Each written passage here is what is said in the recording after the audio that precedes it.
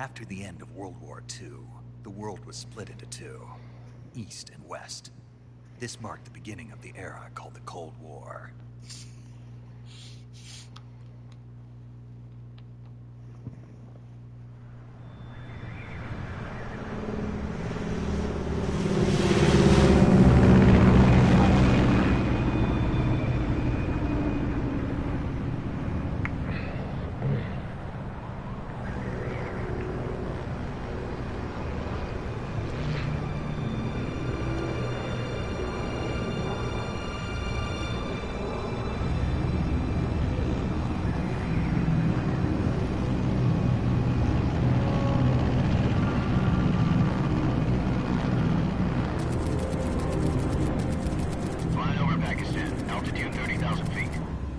Soviet airspace. 20 minutes to drop off. Commencing internal depressurization. Equipment check. Arm main parachute. All right. You ready to go? Drop zone still showing a high pressure mass. Cav okay. Put out that cigar. Connecting oxygen hose to interior connector. Put on your mask.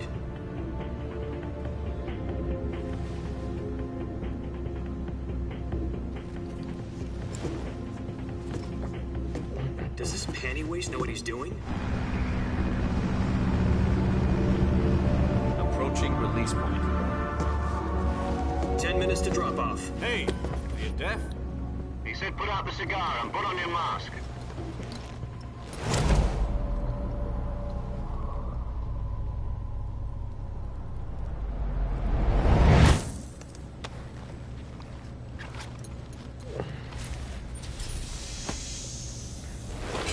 Depressurization complete. Checking oxygen supply. 6 minutes to drop off. Opening rear hatch.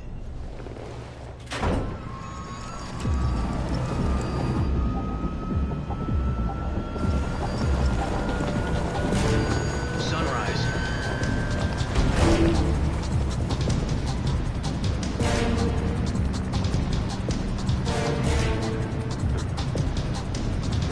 External temperature minus 46 degrees Celsius. 2 minutes to drop off. Stand up. You'll be falling at 130 miles per hour. Try not to get frostbite from the wind chill. 1 minute to drop off. Move to the rear. Activate bailout bottle. This is one for the history books. The world's first halo jump. 10 seconds to drop off. Stand by. Status okay. All green. Prepare for drop off. Countdown.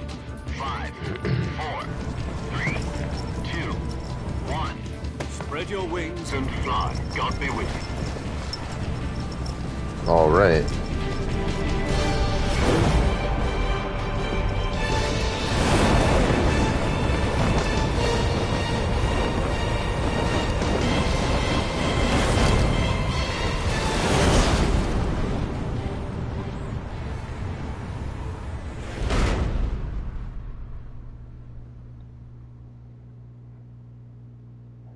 Jack, I've got some important news. The head of the CIA has finally given us the green light for the virtuous mission. Virtual mission?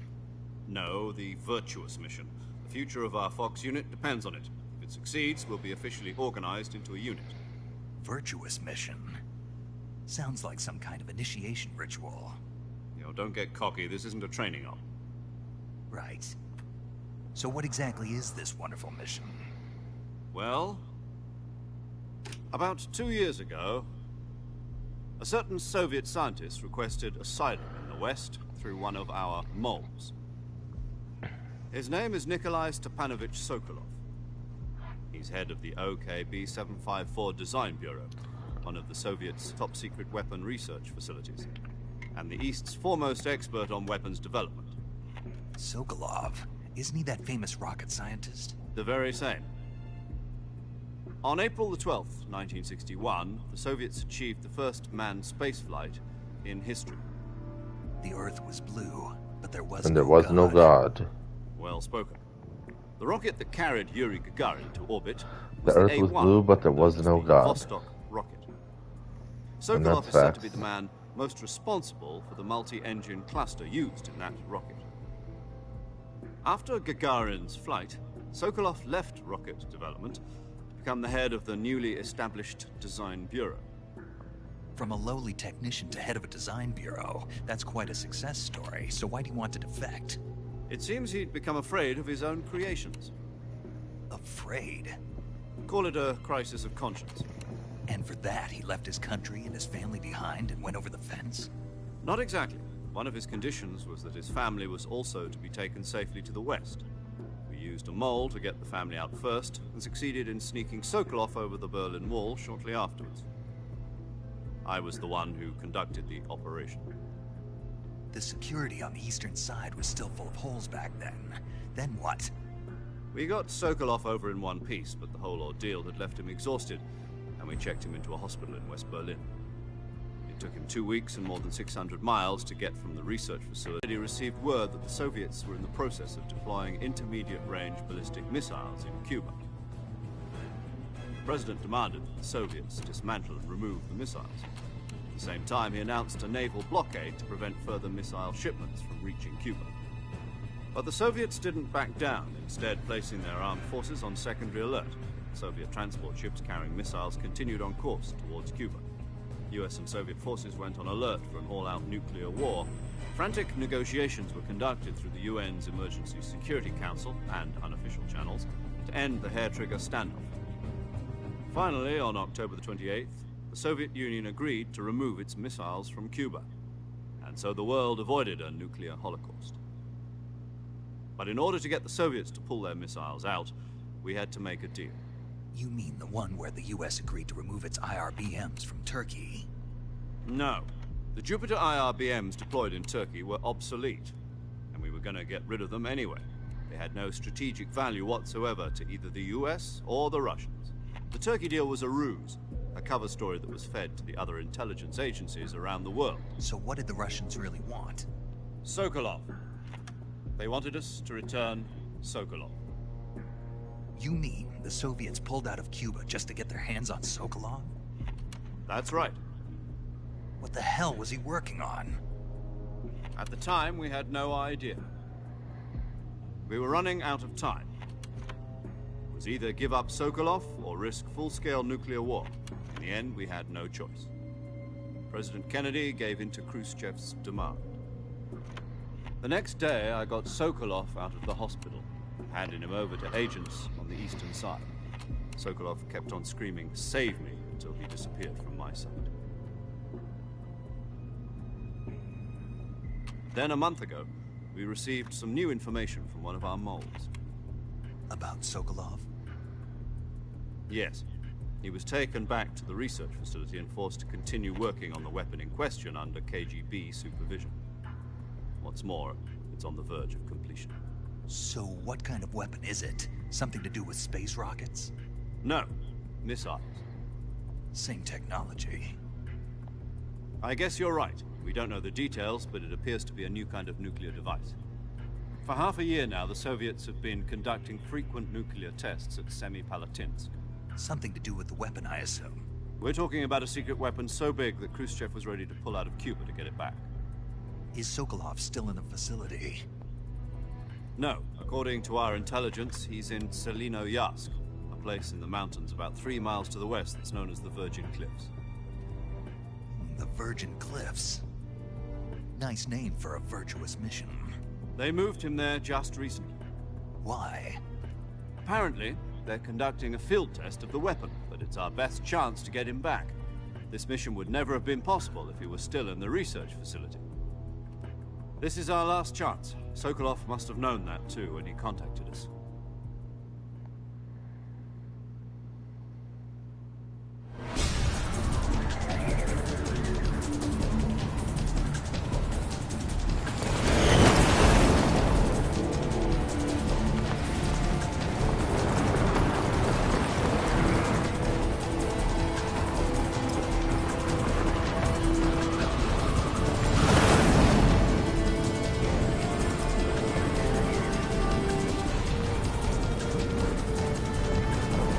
Listen up, Jack.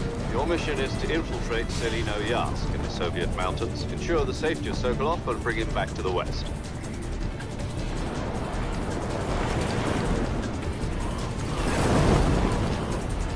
If we don't get Sokolov back before that weapon is complete, we'll be facing a major crisis. The clock is ticking.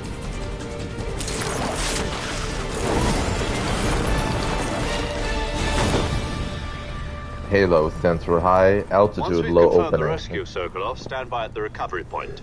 A recovery balloon will be dropped at that point.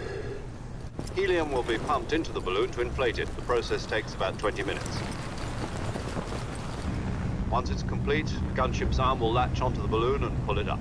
The Fulton surface-to-air recovery system. I'm familiar with the theory. Take it easy. It's been combat proven. Do you think Sokolov is up to it? The shock will be less than during a parachute jump, and the arm can handle up to 500 pounds. So you're planning on going over the border in a single combat Talon? She's equipped with two 6-barrel 20mm Vulcan cannons, as well as two 40mm machine guns. Sounds like she could hold her own against a battalion of tanks. Even with the fuel in the reserve tank, we're facing a 4-hour time limit. If all goes well, it shouldn't take more than a few hours. Home in time for dinner. But if anything goes wrong, you'll be eating dinner, breakfast, and all the rest of your meals in the jungle.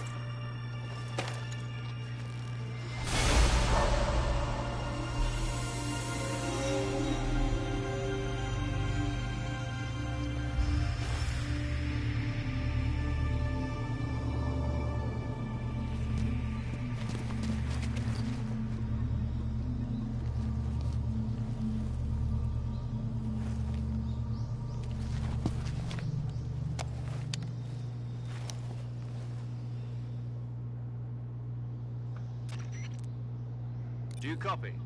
You're already in enemy territory, and somebody might be listening in. From here on out, we'll be using code names to refer to each other. Your code name for this mission will be Naked Snake.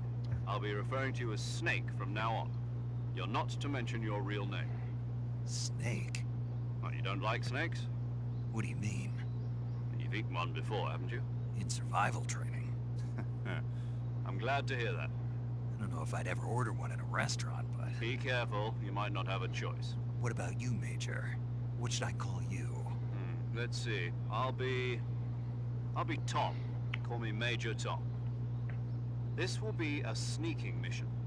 You must not be seen by the enemy. You must leave no trace of your presence. Is that clear? This kind of infiltration is the Fox unit's specialty. In other words, weapons and equipment are procured on site. That goes for food as well. You're completely naked, just as your name implies. Great.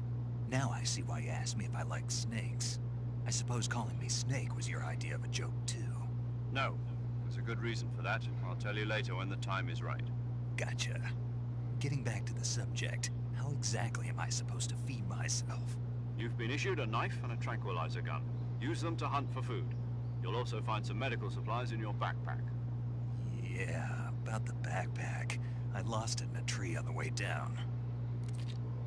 I see. Well, you'd better go back and get it then. You know where it is? No problem. I can see it from here. It's stuck on a branch. Climb a tree, stand in front of a tree that's covered in ivy, and press the action button. I'll be monitoring your progress over the radio. We can't risk violating Soviet airspace, but I'll be in the gunship. My frequency is 140.85. I'll give you a call if I need to talk to you. If you need to talk to me, use the send function. Okay, Snake, go get your backpack. All right.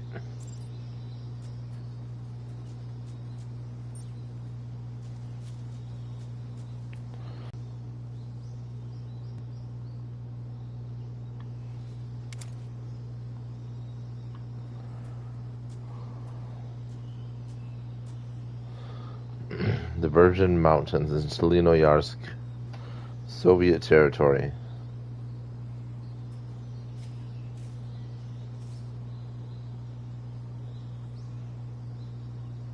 It's pretty incredible.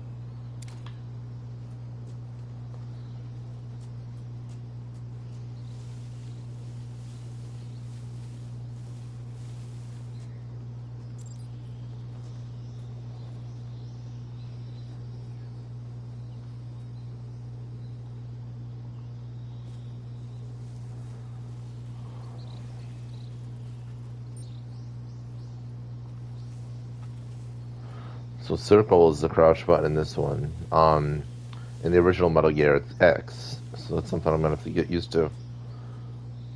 But X is still like the climb button and all that. He does it so effortlessly. Like, any normal person doing this would make so much noise, you know what I mean? But him, he's so careful about it, he makes barely any sound at all, you know? Love the detail of it. Konami definitely went all out. They kind of have to, though.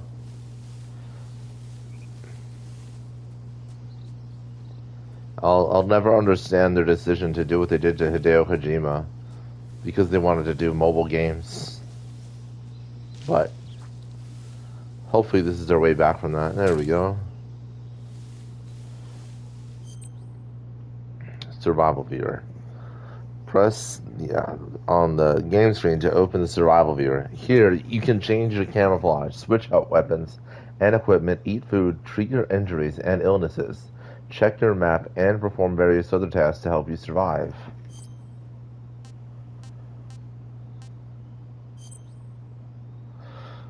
Food. Select food in the survival viewer to eat food that you have procured. Eating food restores your stamina. Depending on the type of food, it may spoil after a certain amount of time.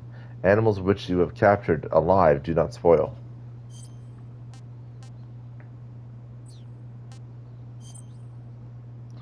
Map. Select map in the survival viewer to view a map of the area Snake is currently in. You can check your objective as well as maps of other floors and adjacent areas.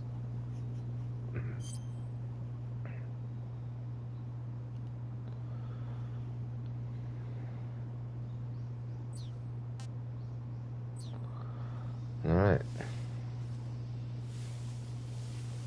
Time to get that backpack.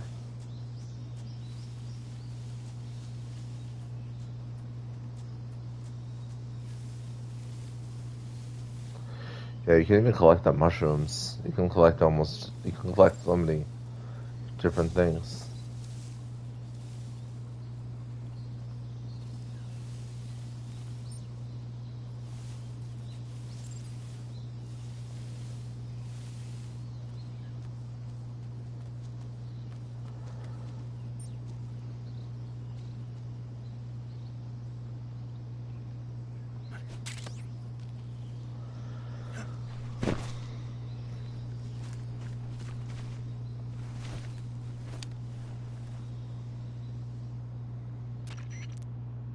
I see you've retrieved your backpack, Snake. To equip a weapon, it's necessary to take it out of your backpack. In the survival viewer, choose Weapon from the backpack. Your available weapons will be displayed in a list on the screen. From that list, choose the weapon you want to equip and press the Enter button. For other equipped items, just do the same thing from Item. Got it. Use the survival viewer backpack. Yep, that's right. Survival is fundamental to this mission. After you've been out in the field for a while, your stamina will start to drop. If your stamina gets too low, it'll affect your performance. You won't be able to shoot accurately, for example, and your wounds won't heal as smoothly. Keep an eye on your stamina so you don't run out. To recover lost stamina, you can hunt for local flora and fauna. You can use either your tranquilizer gun or your knife to hunt. My only weapon is a Mark 22 Hush Puppy tranquilizer gun? That's right, and it's been fitted with its own suppressor. However, the suppressor will deteriorate every time you fire. Once its durability reaches 0, the noise suppression effect will be gone. So don't get too trigger happy with it. The suppressor's durability is shown in the icon. Any weapons and equipment beyond what you're carrying now, you'll have to find as you go. I have to find my own weapons and equipment? Whose crazy idea was this anyway? Solo covert actions are standard Fox operating procedure. You can't leave any traces of your presence. No weapons, equipment, footprints, sweat, or to be any American soldiers in Russia. It could spark an international incident. You can't let anyone see you. You can't let the enemy know you're there. This is a stealth mission. You're a ghost, Snake, in every sense of the word. And there'll be no rescue if you're captured. The military and US government will deny any involvement in the affair. Then I'll just have to take care of myself, huh? I'm afraid so. You've been given a fake death pill for that purpose. SIS guidelines stipulate that soldiers on covert ops like this one be issued a potassium cyanide capsule. Tape it to your body so you can take it when you need to. How generous of you. Use it if you're taken prisoner by the enemy. It'll send you into a state of false death for a short time. Fooling them into thinking that I'm really dead. So how do I come back to life? Just take the revival pill. You mean that thing they put in my tooth before the mission? That's the one. But be careful. If you remain in a state of false death for too long, nothing will be able to bring you back. Remember that. I'll keep it in mind. You said this was a solo mission, right? Right. I guess that means I can't count on any reinforcements. Correct. The mission rests entirely in your hands. A real one-man army. Relax. There's a support team ready to back you up over the radio. Who? I'll introduce them to you. This time, survival is of utmost importance. The first member of the support team will be in charge of monitoring your physical condition, acting as a medic, so to speak, as well as recording your mission data. She's a member of Fox as well, and she's here on the gunship with me. She? Hello, Snake. I'm paramedic. Nice to meet you. Paramedic. As in a medic who comes in by parachute. Aren't you going to tell me your real name? Are you going to tell me yours, Mr. Snake? My name, huh? It's John Doe. And they call you Jack for short. You're a regular Captain Nemo. A name means nothing on the battlefield. After a week, no one has a name. What's your name? Jane Doe. Very funny. I wasn't joking, but I'll tell you my name only if you manage to make it back alive. My frequency is 145.73. She's also in charge of recording your mission data. Whenever you want to save, send a message over the reserved save frequency, 140.96. So saving lets me record my mission data. That's right. It also records the state of your health. Good to know. There's one more person I want to introduce you to, Snake. Huh? Speaking of snakes, you remember the boss, don't you? A legendary soldier and your mentor. Actually, it was the boss that got the DCI's authorization in the first place. She's going to be serving as Fox's mission advisor. The boss is? She also helped me plan this mission. She and I were at SAS together. Jack, is that you? How many years has it been? Boss? That's right. It's me. Talk to me. Let me hear your voice. It's been 5 years, 72 days, and 18 hours. You've lost weight. You can tell just by the sound of my voice. Of course I can. I know all about you. Really? Well, I don't know anything about you. What's that supposed to mean? Why'd you disappear on me all of a sudden? I was on a top-secret mission. You didn't need me anymore. But there were still so many things I wanted you to teach me. No. I taught you everything you needed to know about fighting techniques. I taught you all I could. The rest you needed to learn on your own.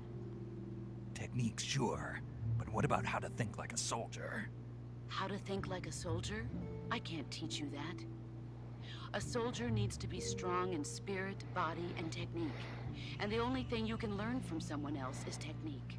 In fact, technique doesn't even matter. What's most important is spirit. Spirit and body are like two sides of a single coin. They're the same thing. I can't teach you how to think. You'll just have to figure it out for yourself. Listen to me, Jack. Just because soldiers are on the same side right now doesn't mean they always will be. Having personal feelings about your comrades is one of the worst sins you can commit. Politics determine who you face on the battlefield. And politics are a living thing. They change along with the times. Yesterday's good might be tomorrow's evil. Is that why you abandoned me? No, it had nothing to do with you. I already told you, Jack. I was on a top-secret mission. A soldier has to follow whatever orders he's given. It's not his place to question why. But you're looking for a reason to fight. You're a natural-born fighter, but you're not quite a soldier. A soldier is a political tool, nothing more. That's doubly true if he's a career soldier. Right and wrong have no place in his mission. He has no enemies and no friends. Only the mission. You follow the orders you're given. That's what being a soldier is. I do whatever I have to get the job done. I don't think about politics. That's not the same thing. Sooner or later, your conscience is going to bother you. In the end, you have to choose whether you're going to live as a soldier or just another man with a gun. There's a saying in the Orient, loyalty to the end. Do you know what it means? Being patriotic. It means devoting yourself to your country. I follow the president and the top brass. I'm ready to die for them if necessary. The president and the top brass won't be there forever. Once their terms are up, others will take their place. I follow the will of the leader, no matter who's in charge. People aren't the ones who dictate the missions. Then who does? The times. People's values change over time, and so do the leaders of a country. So there's no such thing as an enemy in absolute terms.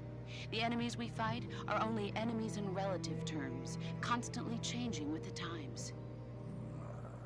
As long as we have loyalty to the end, there's no point in believing in anything, even in those we love. And that's the way a soldier's supposed to think?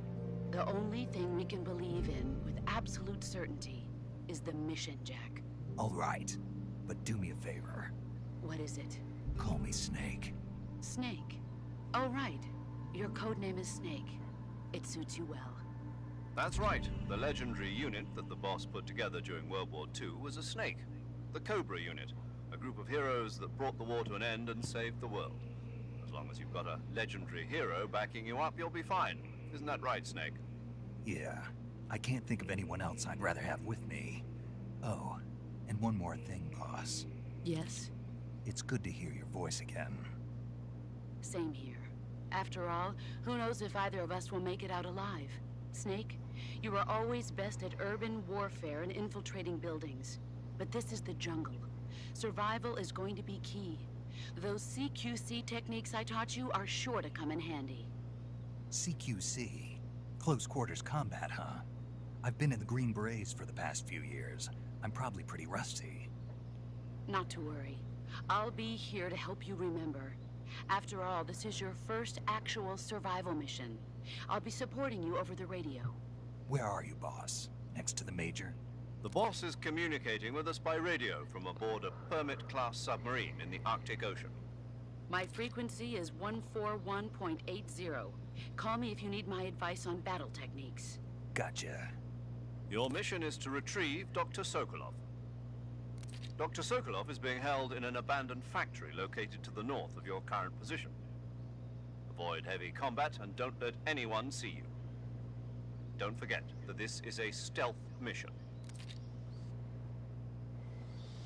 Snake, try to remember some of the basics of CQC.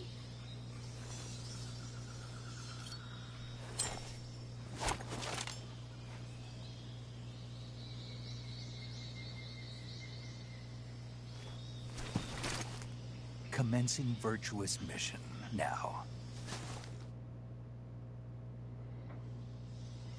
Alright.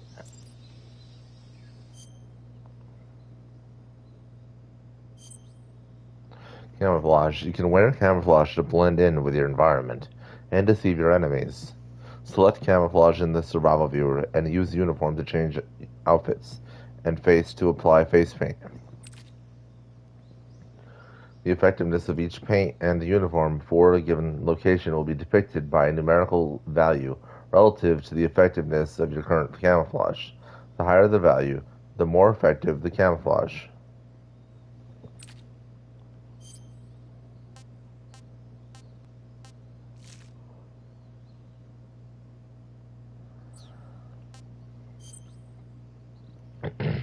Backpack.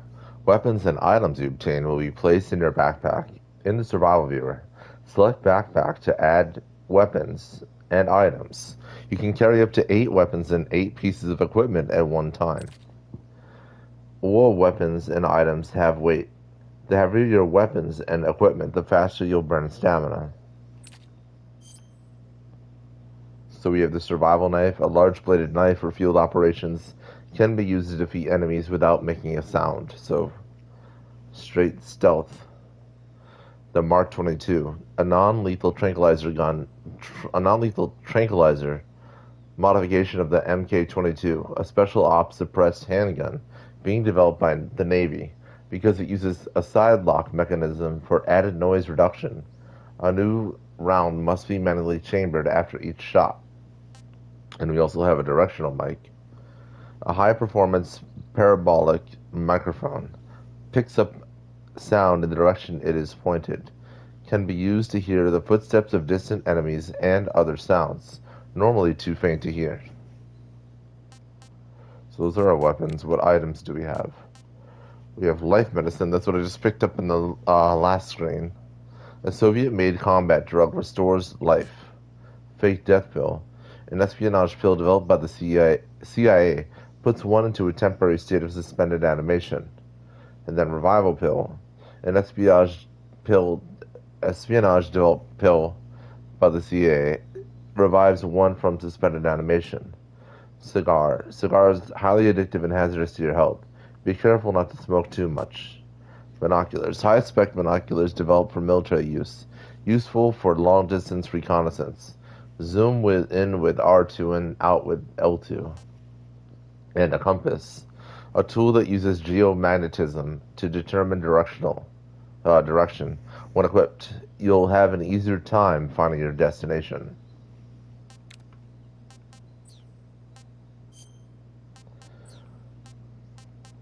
Alright.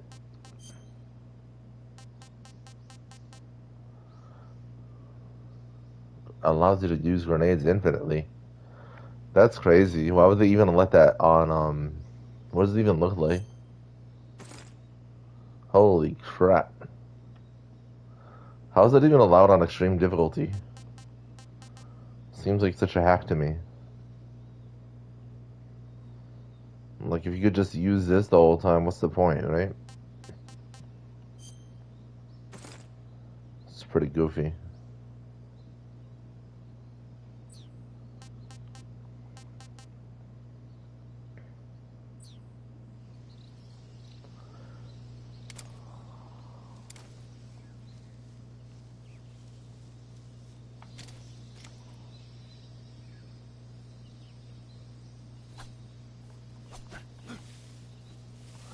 There it is. That's a CQC.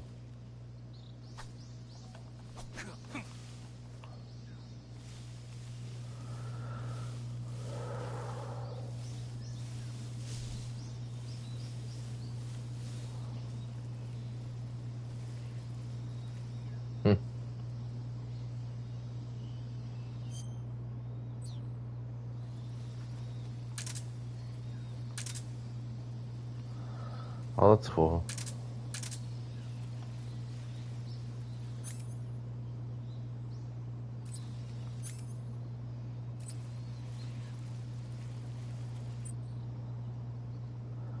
Oh, awesome. So those little shortcuts.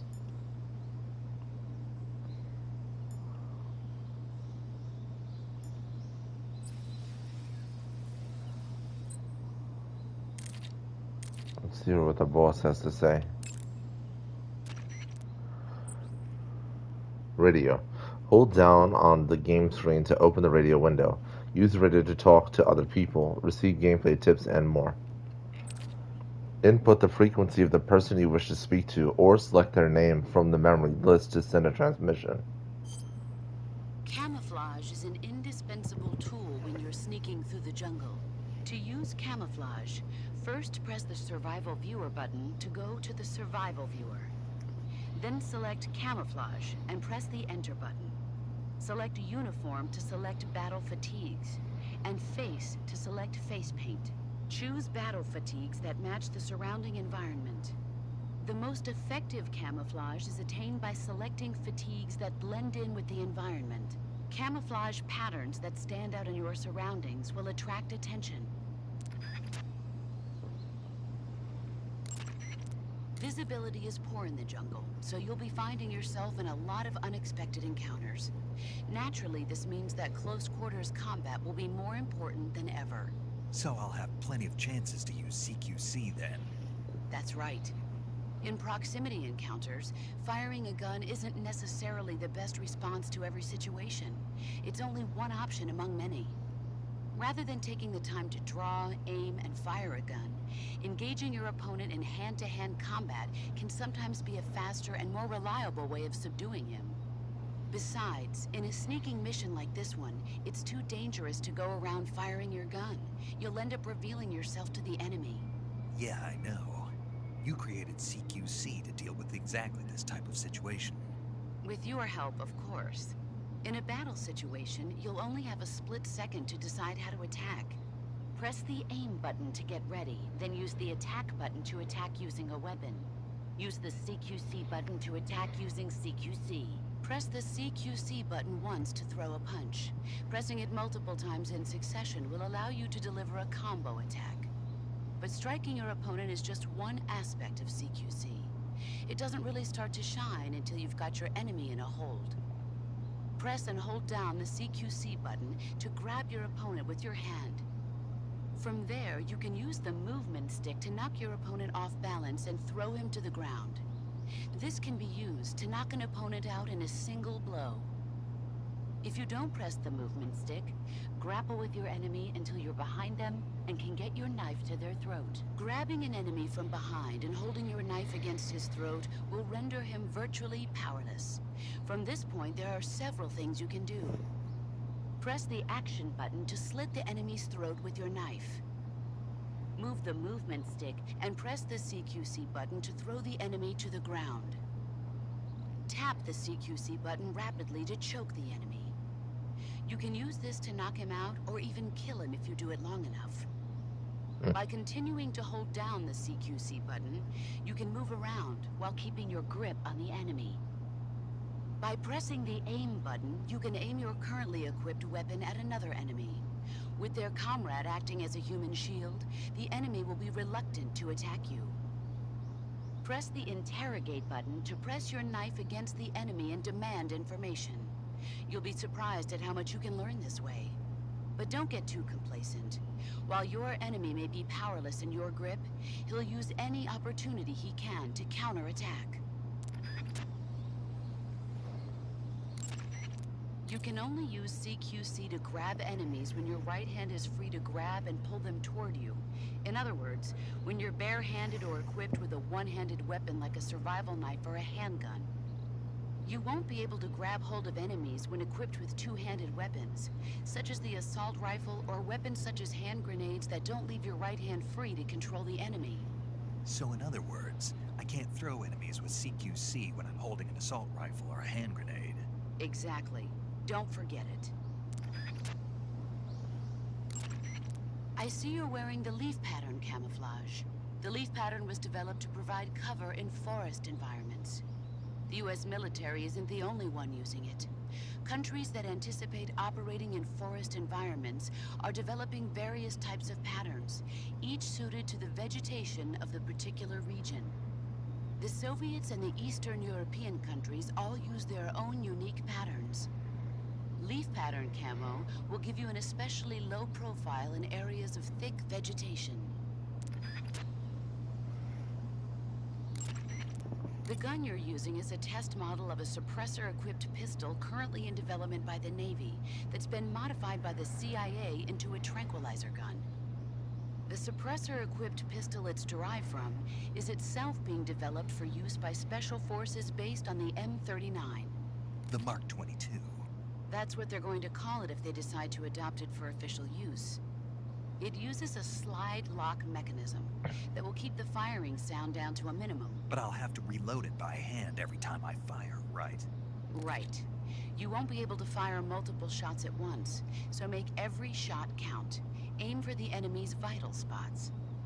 There's talk of designing the Mark 22 to accommodate special subsonic rounds, but for this mission, you'll be using specifically designed tranquilizer rounds. In a way, these tranquilizer rounds are like miniature syringes. When one of them strikes a target, the impact causes a needle contained within to shoot out. At the same time, chemicals inside the round are mixed to create a gas, which pushes the plunger and injects the tranquilizer into the target. You can knock out an enemy immediately by shooting them in the head, but if you shoot them in the arm or leg, the tranquilizing agent will take some time to set in. Aim carefully. You're wearing the woodland face paint, I see. The woodland face paint is designed for use in forests.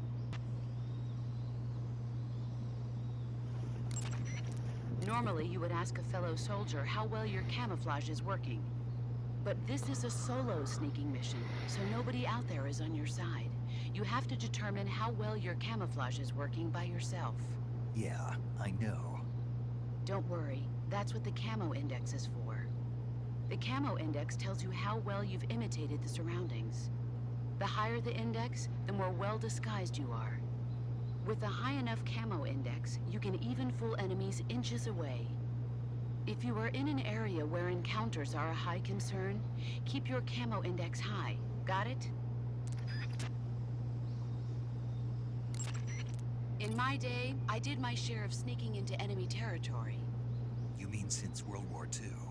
Yeah, mostly snatch missions. Snatch mission?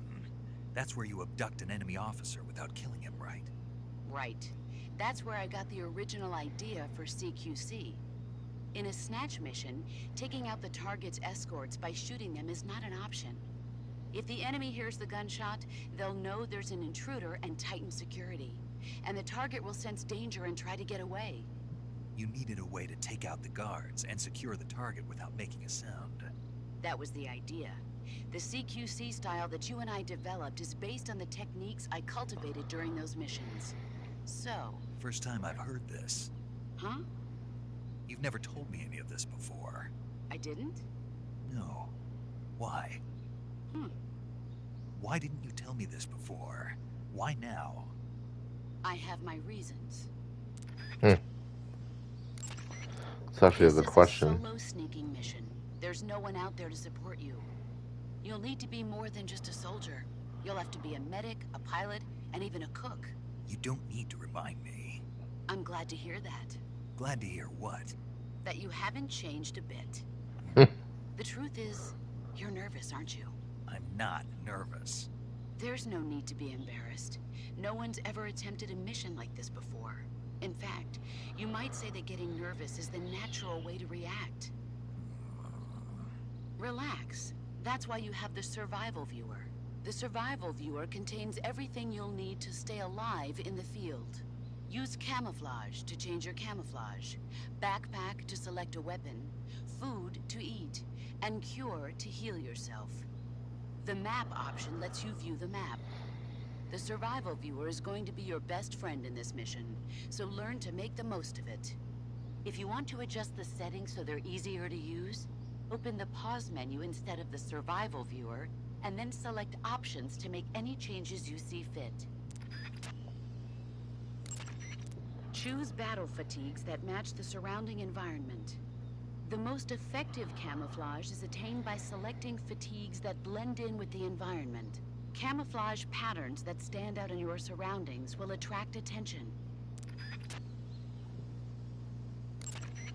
It takes more than just clothes to make a good disguise.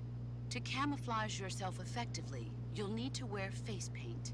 face paint is camouflage applied to the face. Bare skin sticks out like a sore thumb in the jungle, so always protect yourself with face paint. Choose a color that matches the features of your surroundings, and use your finger to apply the face paint. Start by applying a light color, then gradually move up in darkness. That way, even if you make a mistake, you can cover it up with a later, darker color. In order to flatten the appearance of your face, use light colors on areas of the face that recede, and dark colors on areas that protrude. Open the survival viewer, go to camouflage, then select face, and you'll find the selection of face paints. Be sure to select a face paint that makes you blend right into your surroundings, okay? Camouflage is about blending in with nature. To ensure effective camouflage, you have to stay low and keep still. As long as you have camouflage fatigues, face paint that matches the environment, and lay on your stomach, you don't need to be concerned with being spotted by distant enemies. On the other hand, no amount of camouflage will keep you hidden from the enemy if you're running around. So when you need to hide from the enemy, lie as low as possible and stay still. You can check the camo index to see how your movement and position affects the quality of your disguise. Hunters have known about camouflage since ancient times. But it's only quite recently, since the 18th century, that it's been applied to military operations. The first camouflage introduced to the military was a solid-colored uniform designed to blend in with the battlefield. It was really more of a protective coloring than true camouflage. Camouflage in the modern sense of the word wasn't introduced until the First World War. During that war, weapons such as aircraft, cannon, and warships were painted in camouflage colors. But it was almost never used to disguise individual soldiers. The widespread use of camouflage began in World War II. The Germans and the Russians in particular made active use of it in battle. Nowadays, with the Cold War raging, the Eastern Bloc has been hard at work developing all sorts of camouflage patterns. In the West, the French implemented it in their paratrooper corps, and SAS during the Wars of Independence in Indochina. I never saw it used in Korea, though. America has lagged behind other countries in incorporating camouflage. They're only just beginning to consider introducing it into certain units. Why is that? Apparently, there are those in the U.S. military who consider camouflage too passive a technique. Morons. Yeah. You're telling me. Now more and more people are beginning to appreciate how useful and important camouflage can be. I'm sure the brass will see the light soon enough. Sounds about right. To place a weapon on your person, go to the survival viewer, then backpack, then select weapon. A list of weapons will be shown in a window on the screen. Select the weapon you wish to put on your person with the movement stick, and press the Enter button to remove the weapon from your backpack and equip it to your person. However, you can only carry so many weapons at once on your person. Put unnecessary weapons back into your backpack. Select a weapon on your person from the weapon list, and press the Enter button to put that weapon into your backpack. Your situation determines what weapons are most useful. Consider this when choosing which weapons to put on your person. Okay, Snake? The camera can be moved about freely. You can use it to look at your surroundings while standing in place. If you plow ahead recklessly, you put yourself in danger of running into an enemy. You might not even realize he was there. Make regular stops and check your surroundings. Okay, Snake? The first-person view attack is a fundamental part of gunfighting. It allows you to aim at targets that are difficult to hit, such as in between trees. It also makes it possible to aim for your enemy's weak points. When you need to take an enemy out in one shot, use a first-person view attack and aim for the head. The sooner you find the enemy, the better you'll be able to deal with the situation. So be sure to make use of sensors like the motion detector and active sonar. I don't know if those exist on this difficulty setting, so that's fine. When you aim your handgun in first-person view, align the front sight and the rear sight of the gun with the target, then fire. No laser sight? What? A laser sight. I heard the military was developing them, but... You want a laser sight? A well-trained soldier has no use for a laser sight. No training wheels on this mission, Snake. There you go. That's facts. Hashtag Resident Evil 4, bro. Laser sights all day. Why? You don't need that. Like with the handgun, you can press the aim button to ready the assault rifle and certain other weapons. Then press the attack button to fire the weapon. If you're in a close quarters fight or other situation that requires immediate action, fire from that position. Observe the reticle and where your shots are hitting, and correct your aim accordingly. I understand, but that doesn't sound too accurate. Of course not. So when you require pinpoint targeting, like when firing from afar or sniping, switch to first-person view attacks. Carefully align your front and rear sights to concentrate fire and gain a sharper view on your target. Stalking is a movement technique that eliminates even the sound of your footsteps. Stalking involves putting your weight on your rear foot, then stepping forward slowly with your front foot. Before putting down the front foot, use the tip of your foot to check for dangerous objects or branches that might create a noise when stepped upon. Once you've determined the spot is safe to step on, slowly lower your foot to the ground, placing it down from the outside edge first, and then slowly lowering your weight onto the foot. Throughout the entire process, you have to strain your calves to retain balance. But all you need to do is press the movement stick in the direction you wish to move, while holding down the stalking button. When stalking, you can move without creating sound with your footsteps. And since your posture is low while stalking, you are that much less likely to be spotted by the enemy.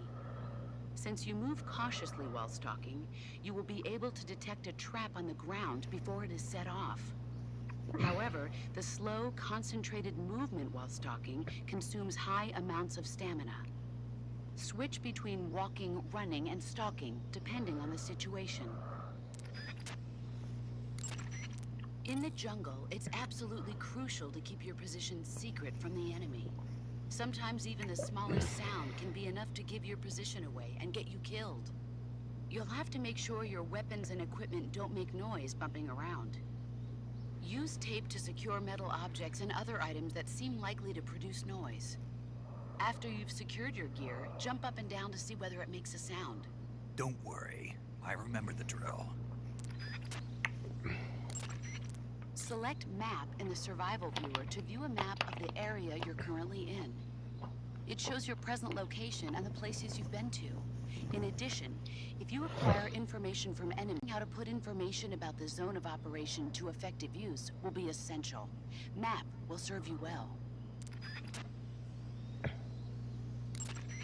Keep in mind that your weapons and equipment each have their own weight. Storing a heavy item on your person will cause your stamina to drain more quickly. If you're getting tired or want to conserve your stamina, it's a good idea to put any items you're not going to use back into your backpack. Let's see if there's anything else. There is one weapon greater than any other in battle. Do you know what that is? Yeah. What?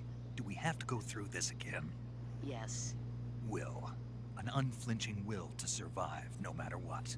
Exactly. The will to carry out your mission and return home alive will see you through even the most desperate of situations. It's the most potent weapon in your arsenal.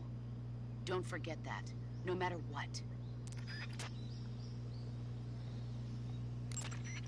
Treetops, bushes, hollow logs. There are plenty of places in nature you can use to hide yourself. Search each area carefully. Use nature to its fullest extent. You'll thank me later. That's the Drake album. If you want to survive in the jungle, you're going to need to hone all of your senses. An unnatural movement in the undergrowth, a tiny shadow peeking out through the trees in the distance. Always keep an eye out for any signs of the enemy's presence. Your sense of hearing is equally important.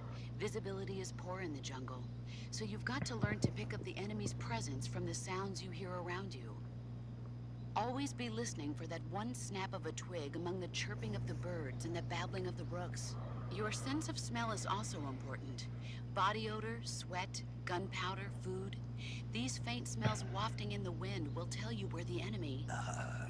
No. No? I can't smell. You? What now? I can't smell. Not at all. Nope. Not even a little bit. Not a thing. Oh. Well then, you'll just have to trust in your instincts as a gamer. That's pretty funny they add that detail in. It's so true. I can't smell the environment. Assault rifle, the recoil of the gun will cause your shots to stray from their intended targets. Firing from a crouched position or while lying on your stomach will stabilize the recoil and keep your hits more consistent. Even while hanging, you can fire your handgun with one arm. And if you're attacked during a hanging maneuver, don't panic and claim the advantage. Equipment captured in the field often needs to be fixed or have its parts replaced before it can be used. But you won't need to worry about that in this mission. Why's that? Because your adversaries are highly trained professionals. They'll no doubt have made sure their reserve gear is in working condition. So in other words, I can use the stuff I pick up right away? Right. One more thing. When you pick up a new item, don't forget to read its description in the window. When you see an enemy, the first thing to do is conceal yourself and watch what he's doing. If you make any sudden moves, your camo index will decrease, and there's a good chance the enemy will catch sight of you. And don't start to panic just because an enemy is acting like he knows you're there. It doesn't necessarily mean he's figured out exactly where you are. As long as you hide someplace like the bushes and stay perfectly still, you'll usually come out all right. Stay calm, keep a grip on the situation, and use clear judgment. Got it? Your ultimate objective in this mission is to find Sokolov and get him to safety, not to slaughter the enemy. So basically, I should avoid getting into battles, right? You don't have to tell me. To avoid battles, it will be essential to scout out the enemy's numbers and positions. That's what your binoculars are for. Tell me, what's the advantage of a solo sneaking mission? It's easier to go in undetected than with a group. Exactly. And therein lies the entire reasoning behind this virtuous mission. This mission into Soviet territory is a violation of international law. If this gets out to the public, we'll be faced with an international crisis even greater than the one 40 years ago. The Bay of Pigs. Ago, the U-2 crash. Failure is not an option. Not a problem. I'll get Sokolov out without them ever knowing I was here. Or even the Cuban Missile Crisis, too. Your objective in this mission isn't to get into fights. But if you're faced with a situation where you have no choice but to get rid of an enemy, attack him from behind. If you use stalking to sneak up behind an enemy and take him out in one strike, the other enemies probably won't even notice. If it doesn't look like you'll be able to sneak up from behind, wait for him to come toward you. Either figure out the enemy's patrol route and get there before he does, or make a sound or throw something to get his attention. And if he does spot you, don't hesitate. Take him out before he has a chance to alert his comrades to your presence. Got it? Enemies pose a greater threat when they patrol in squads. The members of a squad are constantly watching out for each other, making it difficult to take them out without being noticed. If you absolutely have to attack a squad, use CQC or a gun equipped with a suppressor and start with the last one in line, then work your way up. A tactical reload is a change of magazines carried out before the bullets in the magazine are completely used up. It keeps you from running out of bullets near your enemies, so that you can keep up your level of firepower, and you will always have a bullet in your chamber. The trick is, don't lower your gun or your line of sight when reloading. Keep your line of sight up and concentrate on your surroundings while changing magazines. And don't forget to retrieve magazines that still have bullets remaining in them. The actual procedure involves simply pressing the reload button. That will load the gun with a new magazine. You can also rapidly press the weapon window button twice to carry out a quick reload. When you aim your handgun in first-person view, align the front sight and the rear sight of the gun with the target, then fire. Alright, I think that's everything for her. Sokolov should be at the abandoned factory to the north, so head in that direction.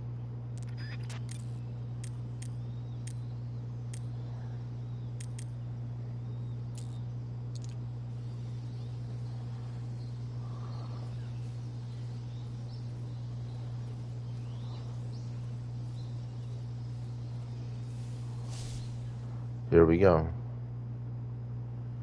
Swamplands with the gators.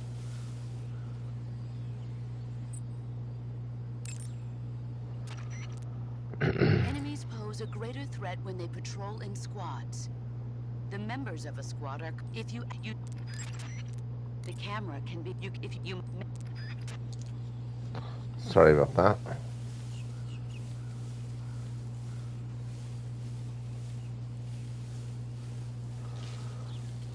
There's never any enemies here.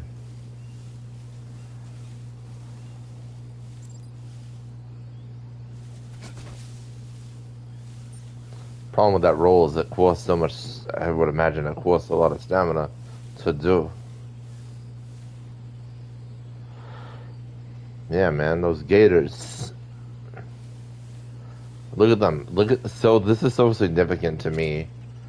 Look at that. It's warning me. You see, it opens its mouth. It's like fuck off. That's what it's saying basically. It's like I'm gonna defend myself if you come any closer. That's what it's telling me. It doesn't want to have to fight me. It wants to be left alone. But if I come close to it, it'll attack me. Every animal ever. Also, we have the bee's nest right there, too. I highly doubt that bees, I highly doubt that bees have much of an impact on, whatever these are. I don't know if they're gators or crocs.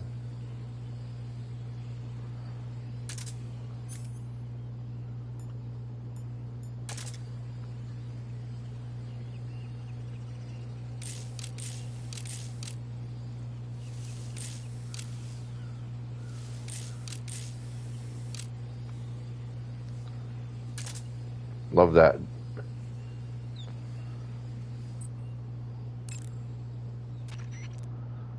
treetops, bushes, hollow log.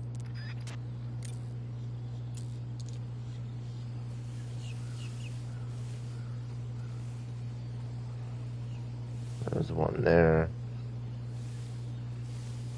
I can only get so close to them before they attack. I thought there was something there. No, there isn't. There's always something on this main island, but there's always two of them on it, too. Yeah, what's that? Oh, I have to get so close to him. Alright, that's ammo. I don't need that. Best to stay away from them. Now, I think the way I leave this area impacts where I am, obviously, in the next area. But one of the things you could do is shoot that down if there were an enemy soldier around, and the bees will attack the enemy soldier.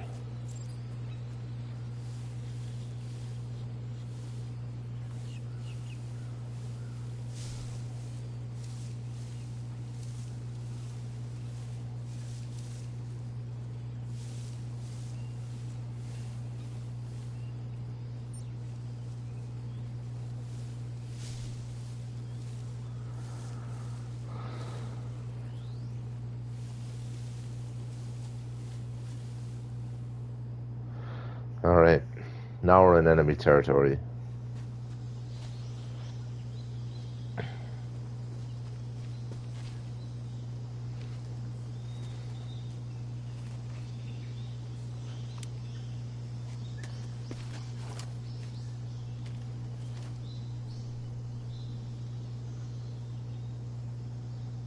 Major, I've spotted 2 enemy soldiers. They're probably KGB troops sent to guard Sokolov. AK-47s and grenades.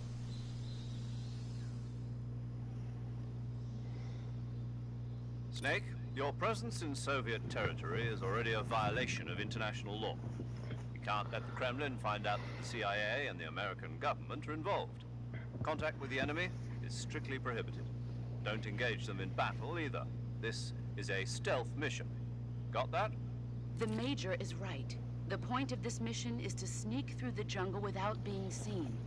The success of the mission depends on how well you use your camouflage. Change your camouflage by selecting Camouflage from the Survival Viewer. The Uniform option lets you pick your uniform, while the Face option lets you change your face paint. Choosing camouflage that blends in with your surroundings will help you conceal yourself more effectively. Also, don't forget that anything that moves will stand out in the jungle. If you just stand up and run around like an idiot, you're bound to be spotted. But if you crawl instead, you should be able to sneak by without being noticed. You can see how effective your camouflage is by looking at the camo index. The camo index shows how well your current camouflage blends in with the surrounding area. The higher the value, the harder you are to spot, and vice versa. The key is to make yourself one with nature. Keep that in mind as you go along, okay?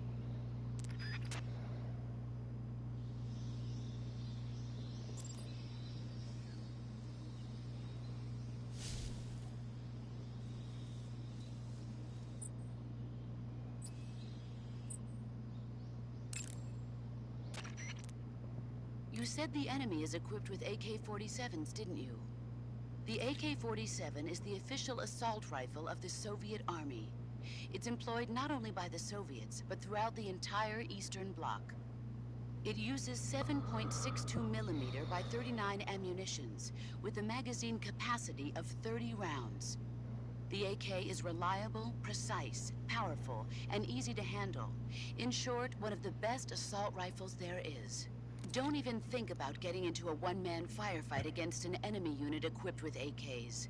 Avoid battle as much as possible. Are we clear? You mentioned the enemy was also carrying grenades, correct? Those grenades are RGD-5s, the standard position. It should reduce the damage to a minimum. Enemies pose a greater threat when they patrol in squads. The members of us... That area is home to the reticulated python. The reticulated python is said to be the longest snake in the world. The biggest ones can grow up to 10 meters in length. Although they're not poisonous, they're still very dangerous, so be careful around them. They have a highly ferocious temperament, and they can swallow whole, even large animals like deer and pigs. Their most distinguishing feature is the mesh pattern of their scales. This pattern acts as a highly effective natural camouflage. If you think there might be a reticulated python about, pay close attention to your surroundings. Otherwise, you could get bitten before you even know it's there. It's a huge snake, but you should be able to capture it alive by using the tranquilizer gun. I'll bet if you capture one and throw it at an enemy, it'll give him a good scare. Right. But how do they taste? Huh? Do they taste good? You're actually going to eat one. Why else would I be asking? Cannibal. What was that? Nothing. Let's see what the guide says. Ah, you're in luck. It says they taste pretty good. Good. I can hardly wait.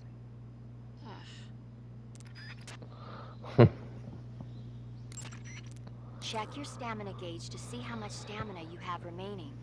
It shows, as the name suggests, your remaining stamina. As you consume stamina, your natural life regeneration is slowed, and your hands shake more. Your O2 gauge and grip gauge also become shorter. Excessively low stamina can often impede your mission objectives. Make sure you replenish stamina before that occurs. Eat food to recover stamina. Capture plants and animals to get food. I have information on the local plants and animals, so don't hesitate to ask. Snake, that area is inhabited by the giant anaconda. The giant anaconda is believed to be the largest snake in the world in terms of weight and diameter. It's not poisonous, but its large size makes it extremely powerful. They say it even eats crocodiles. Its only natural predator is man. And Snake. And It's an snake. apex Giant predator. anaconda is a very large snake, but you should be able to capture it alive using the tranquilizer gun. Got it. So how does it taste? I knew you were going to ask me that. I'm glad I didn't disappoint you. So, Well, the guide says it tastes all right. good. I'll have to try some.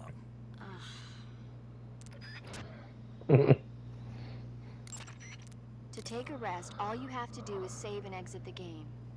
The next time you load your save data and continue the game, your stamina and life will have recovered. How much they recover depends on how long of a rest you take. So the longer I rest, the more I'll recover. That's right.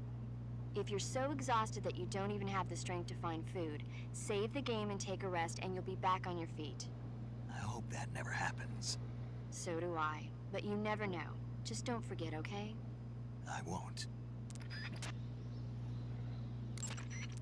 To eat food, press the Survival Viewer button to enter the Survival Viewer. Go to Food to select the food you want to eat, then press the Enter button. Select Eat, and you will eat the selected food. When you eat, you will recover your stamina, but the extent of recovery depends on what you eat. When your stamina is down only slightly, you should save your tastier morsels for later. But don't leave food for too long, or it'll rot. This is where a little planning ahead goes a long way. Paramedic. What's up? Are you a medic or a doctor? I'm a well-respected physician, or I was until I joined the CIA. How is your reputation? My what? Your reputation. Oh, that. How was it? Why? Don't you trust me? That's not what I meant. Fine then. So, So what? your reputation, how was it? My, you're relentless. Hey, I'm a snake. So, My reputation was spotless. I'm highly skilled, patient, and good-looking to boot. Everybody wanted to see me. What else would you expect? No, seriously. Incidentally, her nickname back then was Quack. Major. is that true? Is what true? About your nickname. No. Well, maybe a few people did call me that. So you were a quack. No. Well, yes and no. I mean, in a sense I was, but then again I wasn't. Snake, her skills as a doctor are beyond reproach. You have my word on that. Yes, that's exactly what I was trying to say, Snake. Then why did they call her Quack? It's because she... Never mind that. Well, she doesn't shut up. We've got a job to do and we have to stay focused. Besides, my past doesn't have anything to do with the mission and... Because she never shuts up. Yeah, There you go. that's it. No, that's not it. Snake, tell him that's not true.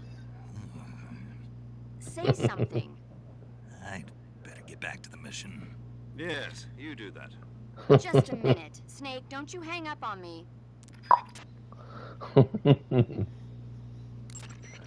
Snake, that area should be inhabited by tree frogs. The tree frog is a green frog that's found throughout Asia. It's arboreal, spending most of its time in shrubs and bushes. Use the tranquilizer gun to catch one alive. I bet you could scare an enemy good if you toss one at him. But the tree frogs that live in that jungle are a lot bigger than ordinary tree frogs. They've got an appetite, huh? You've got a one-track mind, don't you? But seriously, that is one theory. However, there are people who think it's a mutation caused by nuclear testing and waste from the research facility. Do you think they're safe to eat? Is that all you ever think about? What else is there? Lots. Like what? Like why a frog would get so big in the first place. Whether it's a temporary phenomenon created by a unique environment, or a permanent mark of evolution, or a product of the toxic waste coming out of the research facility. If it is the waste that's causing it, then it means humans are interfering with the ecosystem. It really makes you think about the changing relationship between... This isn't interesting. Oh, fine. Be that way. So, how about it? You mean, is it edible? Yeah, Well, I guess it's probably okay. probably. I don't know. The guide doesn't say anything. Pretty useless guide, if you ask me. Well, try one for dinner and you can help improve it. Snake, that area is inhabited by magpies. Magpies are members of the crow family. They're distinguishable by their beautiful dark blue and white bodies and their long tails. Their favorite food is insects, but they'll also eat small fish, acorns, and fruit. They're omnivores, which means... They'll eat anything. Right, just like you, huh? If you use the tranquilizer gun, you should be able to capture magpies alive. Okay, so how do they taste? You always ask me that. Naturally. So? I've never heard of anybody actually eating a magpie, but I suppose there's no reason you couldn't. You don't say.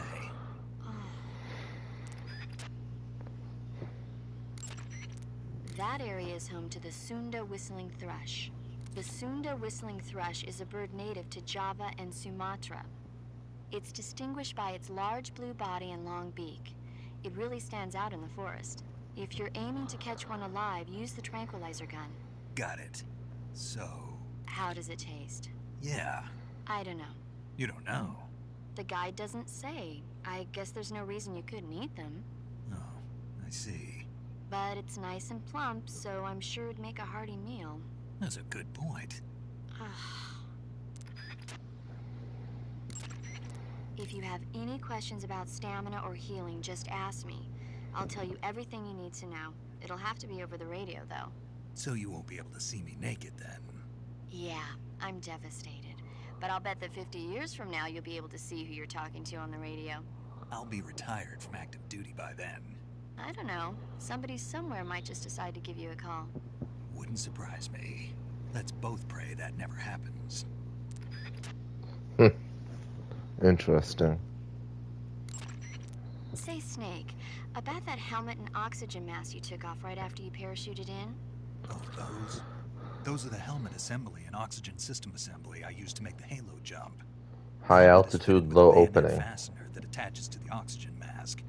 It's also got earphones and a boom mic. I'm not interested in all that stuff. So why did you bring it up? It reminds me of something. Reminds you of something? Yeah.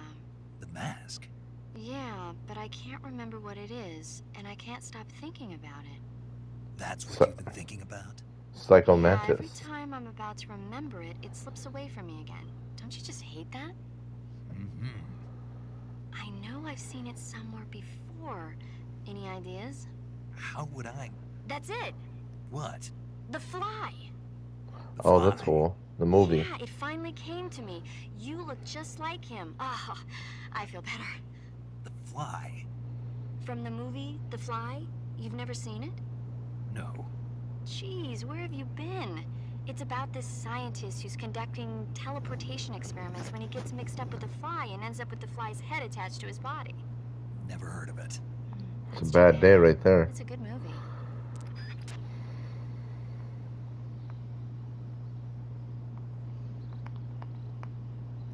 I want to watch all the movies that she brings up in this game. You should be able to find Siberian inkcap mushrooms growing in that area. The Siberian inkcap is a mushroom from the inkcap family. Its life cycle is transitory. As soon as the spores mature, the cap starts to turn black, liquefy, and melt away. And that's why they call it an ink cap? That's right. It doesn't really turn to liquid, but you get the idea. In its immature state, before it melts away, it's valued as a source of food. Just be sure not to eat them while you're drinking alcohol. Why's that? Ink caps contain coprin, which inhibits the function of aldehyde dehydrogenase. This prevents the body from breaking down alcohol, causing a buildup of acetaldehyde. Meaning? Meaning it will give you the hangover from hell. Oh, wait a minute. What? You think I'd drink alcohol in the middle of a mission? Wouldn't you? Hell no. Well, I'm knocking a shot back now. What? Just teasing you. Oh, come on. Where's your sense of humor? I need a drink. When you get hurt, your body will heal itself Acetaldehyde. naturally over time. Cool. However, the speed at which your life recovers depends on how much stamina you have at the time. The more stamina you have, the faster you'll recover. So if you want your wounds to heal quickly, you should eat something and replenish your stamina first. Maloko is milk. Yabloko Maloko. It's a Russian name that roughly translates as milk apple. It's a type of star apple. Or The apple juice milk, is thick and sweet, like milk. if hence you the look at the name. wording. And if you cut one in half lengthwise, you'll see a star-shaped ring radiating out from the center. Hence the star apple. Right. The star-shaped part has a gelatinous texture and is said to be especially tasty. Sounds useful. You're welcome. For once. Did you say something? No, back to the mission. Like he's messing with her. Snake, if you or one of your comrades is wounded in battle, what do you usually do? I call for a medic. What if there's no medic nearby? I don't even want to think about that. Think about it. That's my worst nightmare. Any soldier can perform basic first aid, but it takes a specialist to perform the more complicated procedures. I know a lot of guys who'd still be alive today if they'd had access to a medic. Me too. So I got to thinking, wouldn't it be great if we could parachute medics into the front lines where they're needed most? You bet. That's why you're called paramedic. Yeah. With a unit like that, we could save a couple of lives, huh? No, No. not a couple. We could save many lives. Thanks. I think the Army needs a unit like that. And if no one else will do it, I'm going to create one myself. Sounds like a plan. Will you help me? Count on it. So you could even consider the U.S. Air Force's Special Forces just like that. Pararescue. That is one of the most hardcore Special Forces we have, actually. Aside from, like, the Navy SEALs. What Pararescue has to do is well beyond what most other Special Force ops ever have to do. You're talking about people who have to parachute into the middle of the ocean sometimes to save a pilot that's been shot down.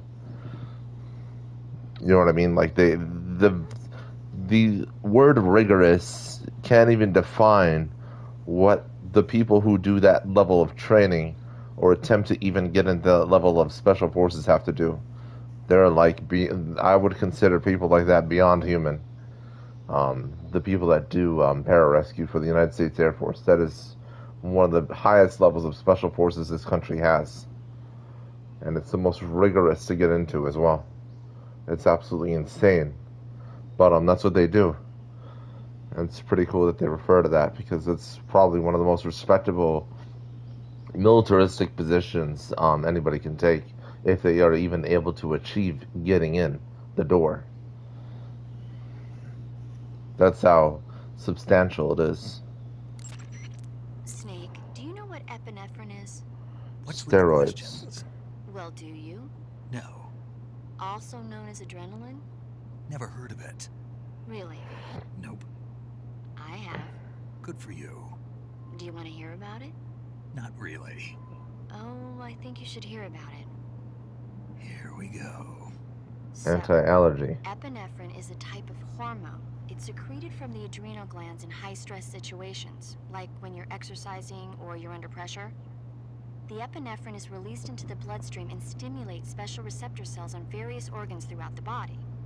This causes the heart to beat faster, the blood vessels to constrict, and the respiratory passages to expand.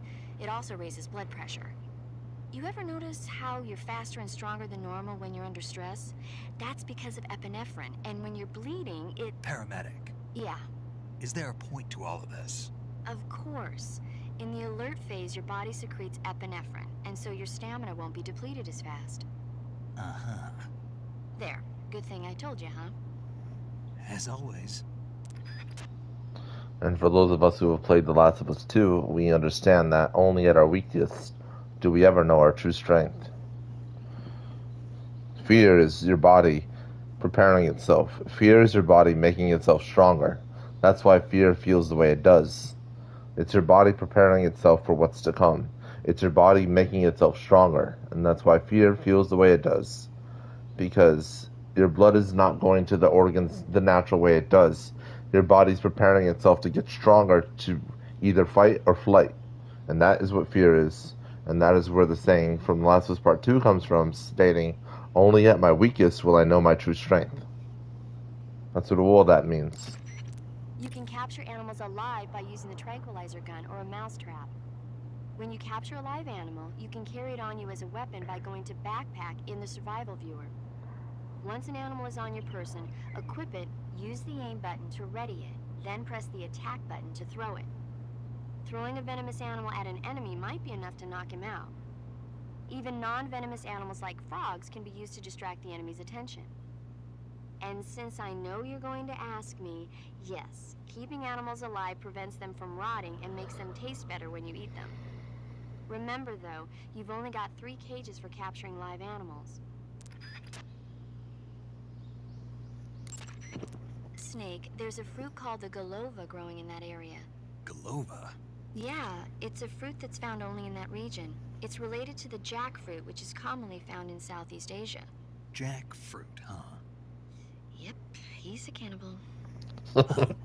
I didn't say anything. No, I'm sure you... I said, I'm sure you'd like it. Oh. Golova means head in Russian.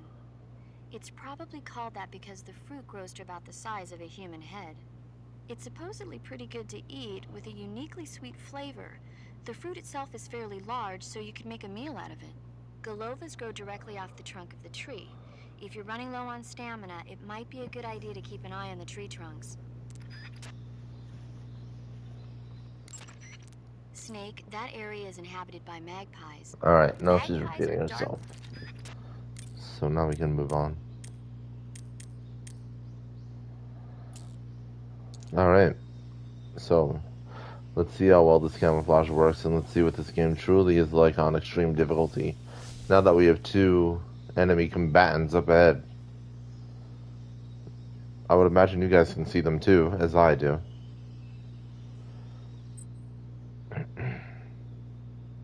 Looks like my camo is at its best. I mean, 90 is pretty good. 90 is probably as high as it gets on this difficulty, honestly.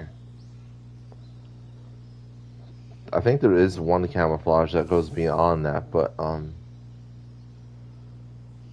think that's an unlockable. So we're gonna watch where he paths.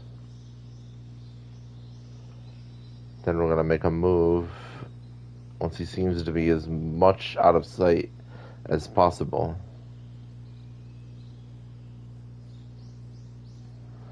Looks like he's approaching right for us, which is fine.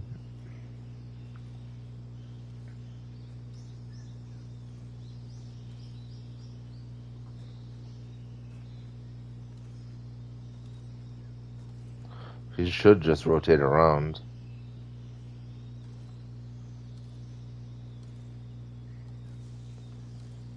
That bit of pathing makes the most sense.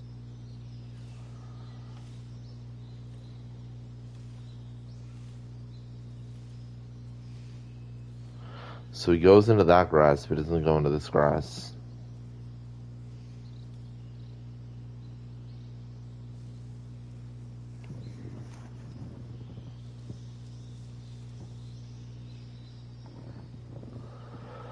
So makes the most sense to actually follow him.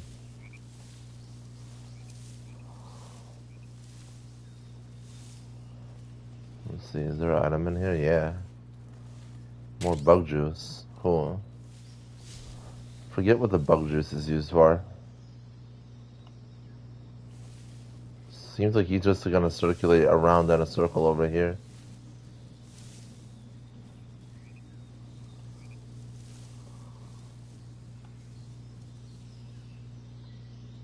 Now that we've moved this far, let's see if he pads back next to us or not. I'm at 90, and I'm against a wall.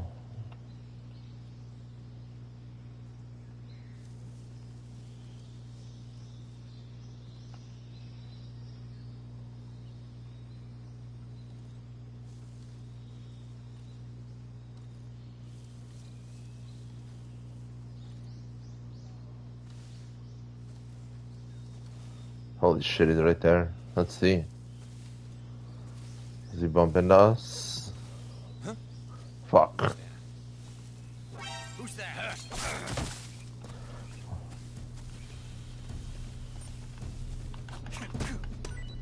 It would be that way. Get fucked, bucko. Patrol here. Enemy sighted. Requesting backup. Oh, great. That wasn't part of the plan.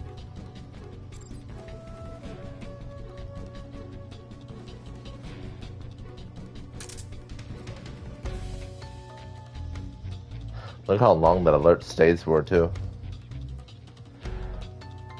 On European Extreme, I would have already failed the entire mission.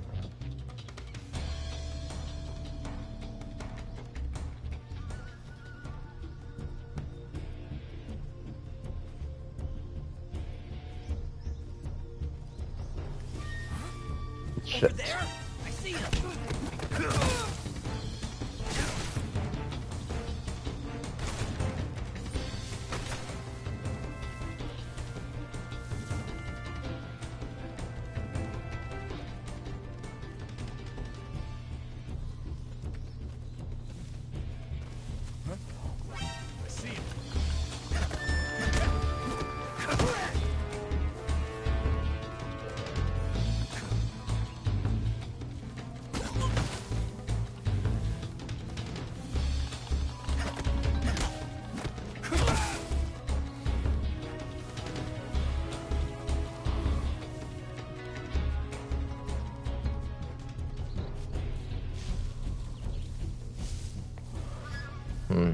Very, very sloppy, but we prevail. With minimal damage, too.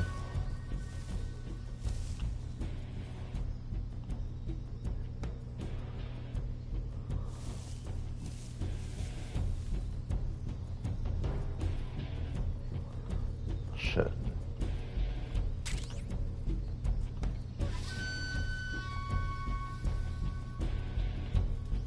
Oh man. He's gonna fucking see me. HQ. This is HQ.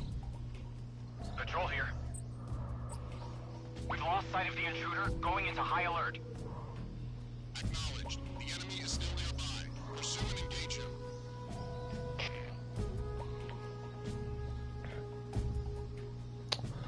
So many fucking enemy soldiers.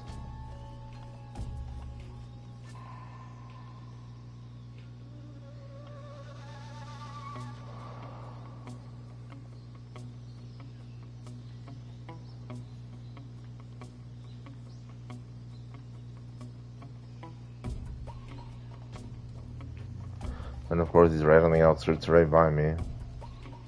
He's gonna spot me.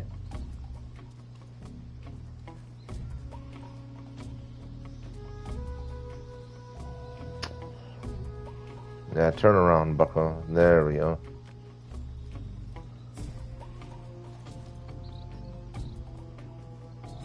Who's that? Right.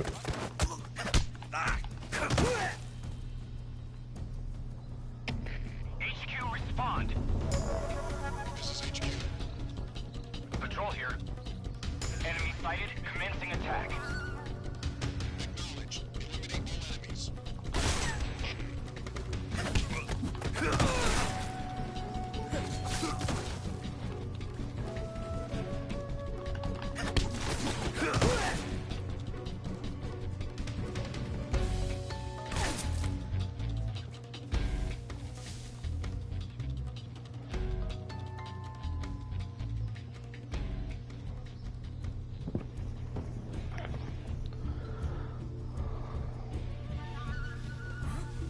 Over there? I see him.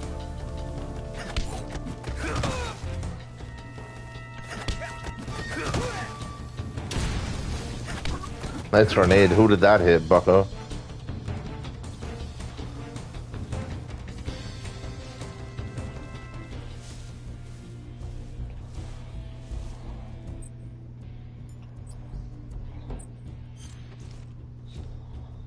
I love being able to fast switch like that with the camouflage.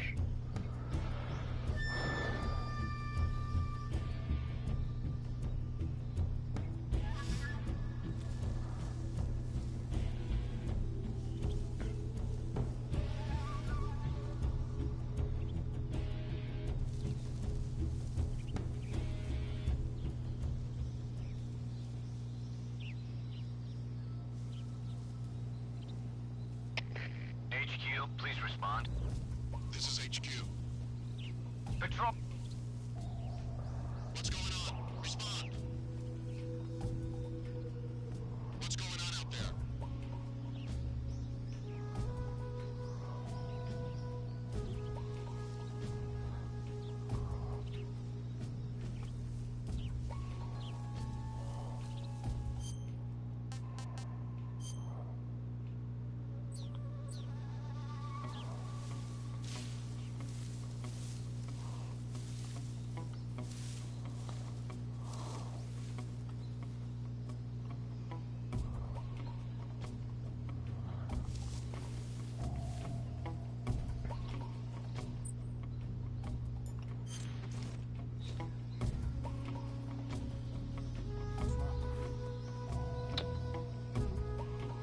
It's not good.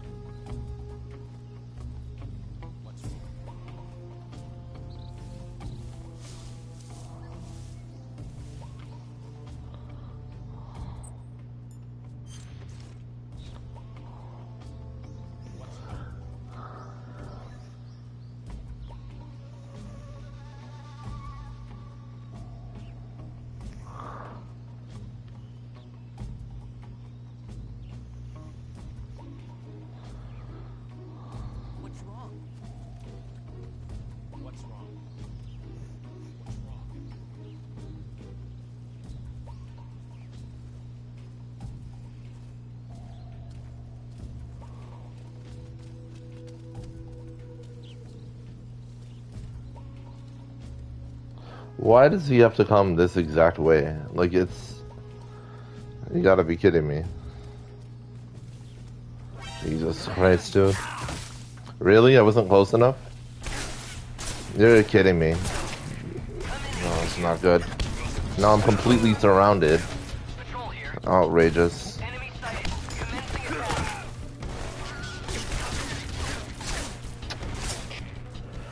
It's really not good.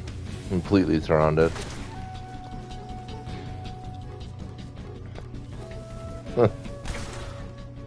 Like, that's just ridiculous, man. It just happens to have to go right where I am. And, like, just happens... They all just happen to be surrounding me.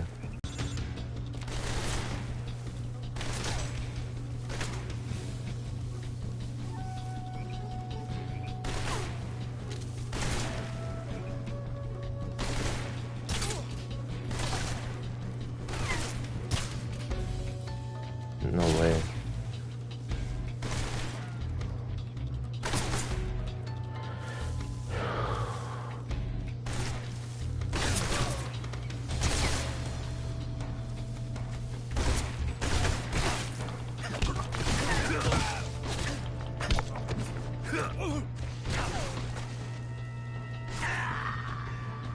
Yeah, that was bound to happen. It's all good though.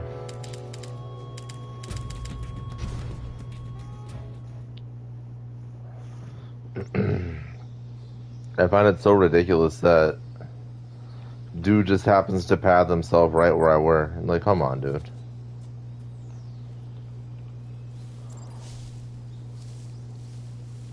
Alright.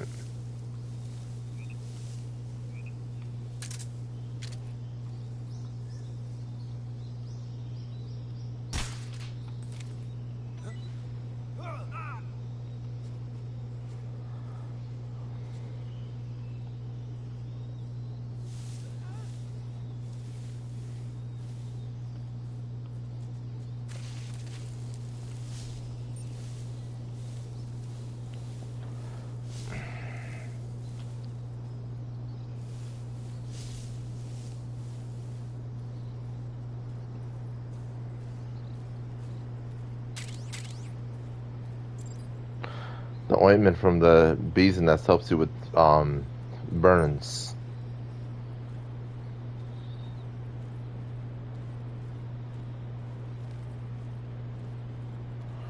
Like triamcinolone ointment or hydrocortisone. Cortisone steroids from bee honey.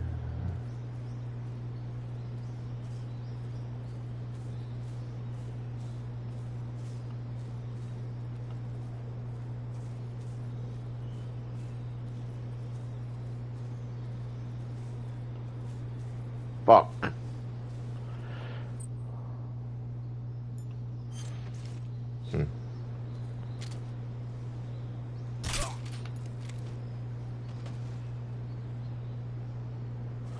The suppressor's a lot more powerful than I thought it would be, which is awesome. I need my health back up though.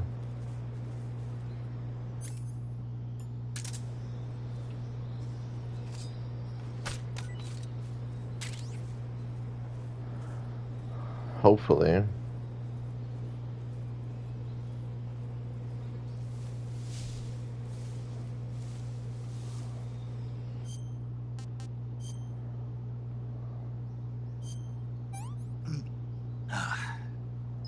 Disgusting. Damn.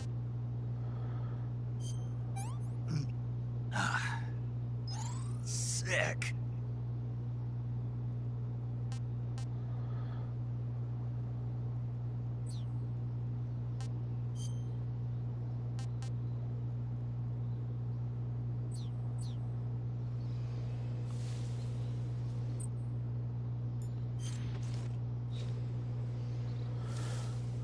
Alright. Shit. Can't have them seeing me. Hopefully this works.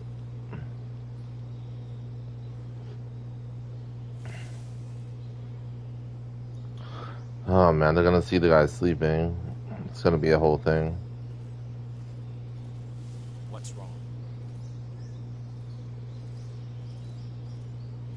3 of them too. What's wrong?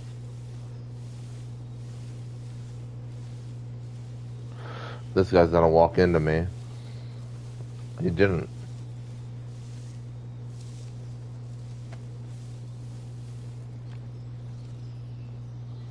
Wow, I get away with that. That's awesome. I'll take it.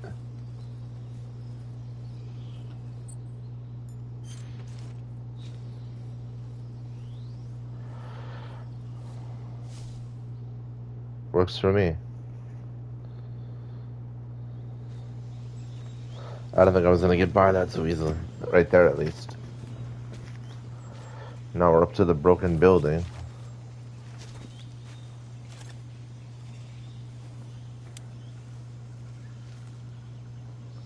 Major, I've reached the abandoned factory where Sokolov is supposedly being held. This place is a dump.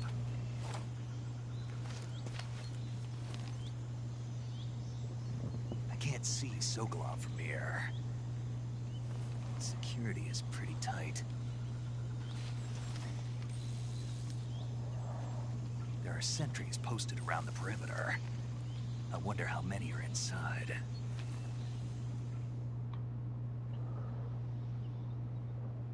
Your objective, Sokolov, is inside the factory. They should be holding him in a room in the northeast section. Northeast section. Wow. Got it. This building's a lot bigger in this Your one than it mission was is in to the bring original. Sokolov back alive. He must not be exposed to any kind of danger.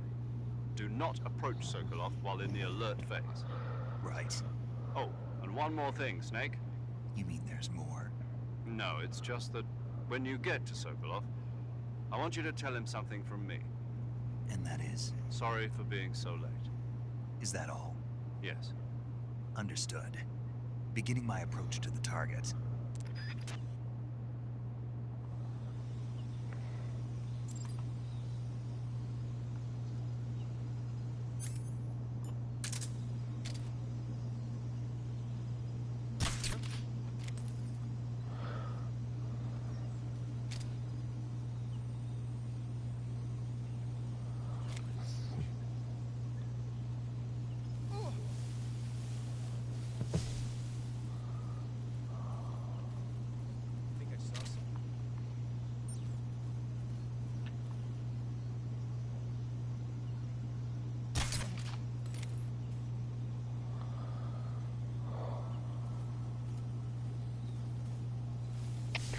HQ, respond.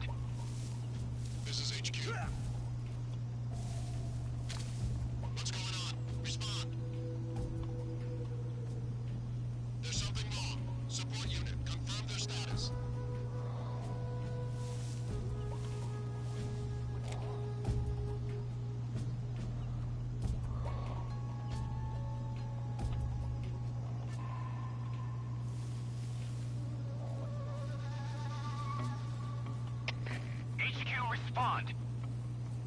This is HQ.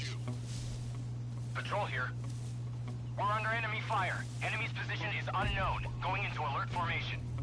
Acknowledged. Keep your eyes open.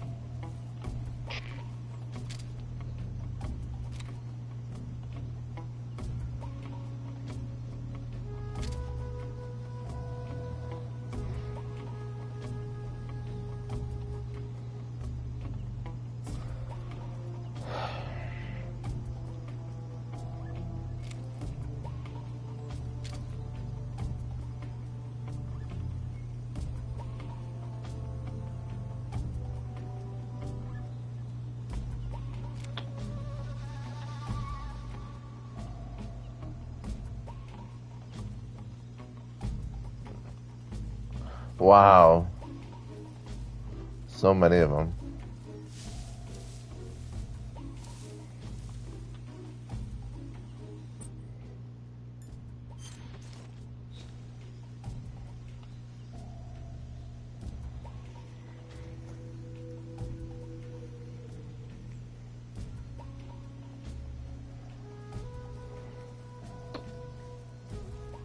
Oh, there's no way, man. Oh, Jesus. HQ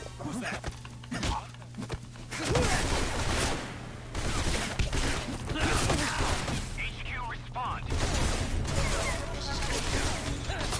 Patrol here. I'm so screwed. Get off. So obnoxious.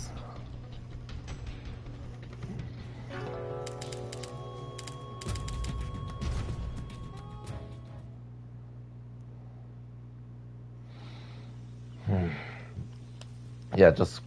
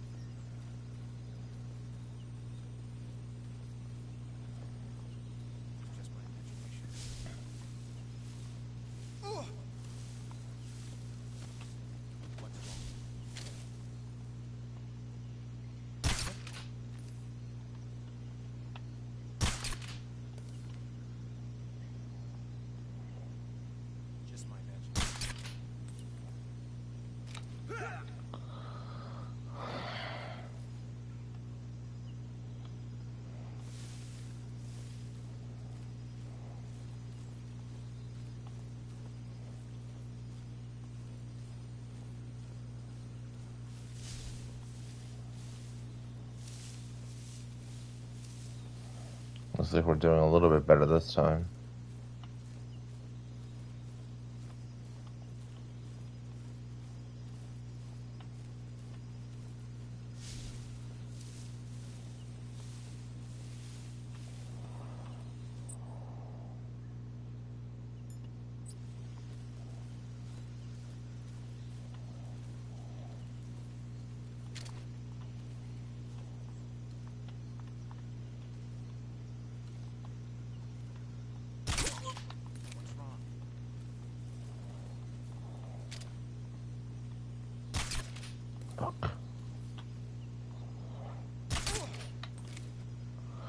Nighty night.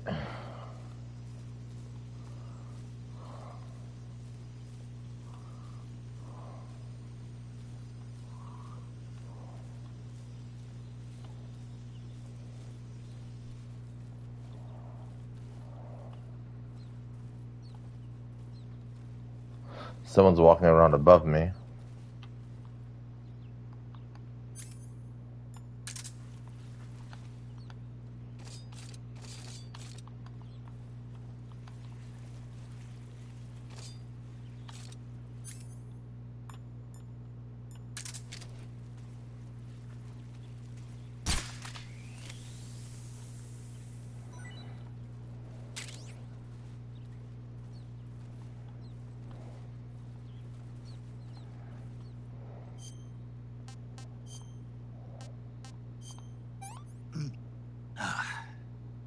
Tasty. SnakeEater, bucko. Alright.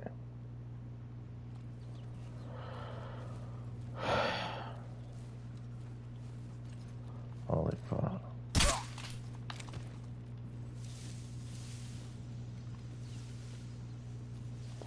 There's one left.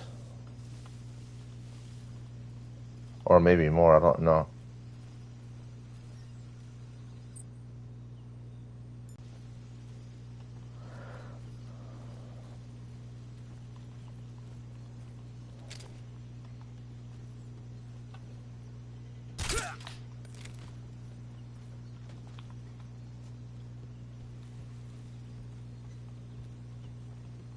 And we're in.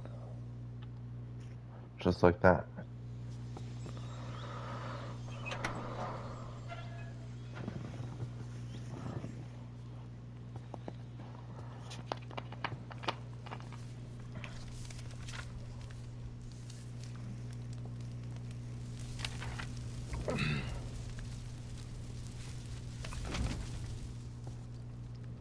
You must be Sokolov.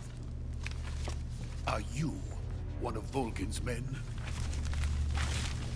You'll never get it from me. No. I'm a CIA agent. I've come to escort you back to the other side of the Iron Curtain. You're CIA? Yeah. I was sent by Major Zero, the man who got you out 2 years ago.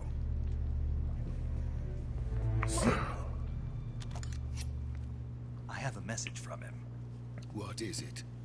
He said to tell you sorry for being so late. Did he now? What does it mean? It means he's a man of his word. But we've got no time for this. You have to get me out of here before they arrive. Who's they? Colonel Volgin of GRU. You in the West know him as Thunderbolt. Thunderbolt? Never heard of him. He's a member of the Army's extremist faction, a man who seeks to seize control of the motherland. Ever since the Cuban Missile Crisis 2 years ago, Khrushchev has been pursuing a policy of peaceful coexistence with the West. Despite resistance and criticism from hawks in the army and the provincial authorities, Khrushchev has managed to suppress the opposition so far. But the failure of his agricultural policies has put him in a precarious position. And on top of that, the tragedy last November. President Kennedy's assassination. Precisely. In a sense, Khrushchev has lost his biggest partner, and his power base is rapidly crumbling away.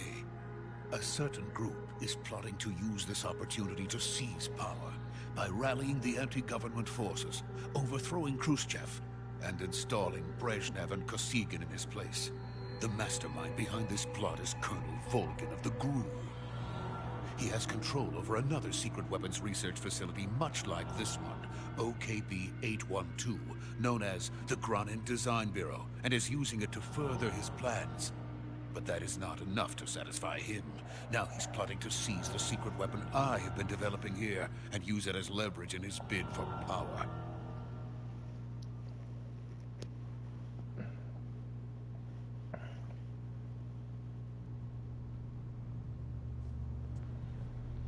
The intelligence says that they are going to make their move during the test. Then, the soldiers outside. Exactly. They wouldn't need that many men just to keep me inside. Their orders were to prevent Colonel Volgin from capturing me. Even if it meant killing me in the process, or so it would seem.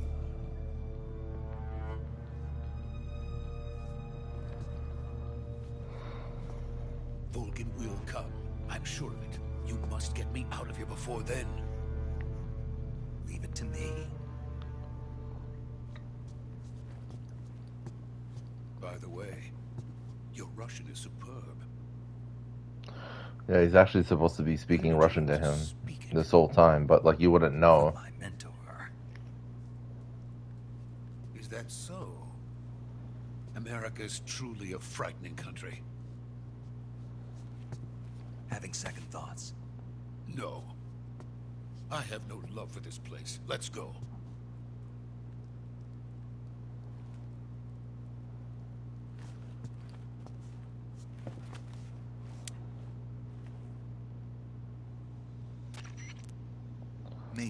This is Snake. Sokolov is safe with me. He's doing fine. No injuries. Good work, Snake. Now hurry up and get Sokolov to the recovery point. We'll rendezvous with you there. Roger. What about the sentries? I managed to get past them. I see. What about the boss? We lost contact with the boss some time ago. What happened? It's probably just a weak signal. Just hurry and get Sokolov out of there.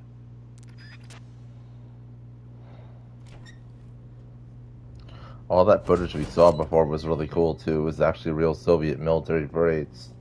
Scary stuff, man. A show of power, a show of force, a show of dignity, nationalism, all that.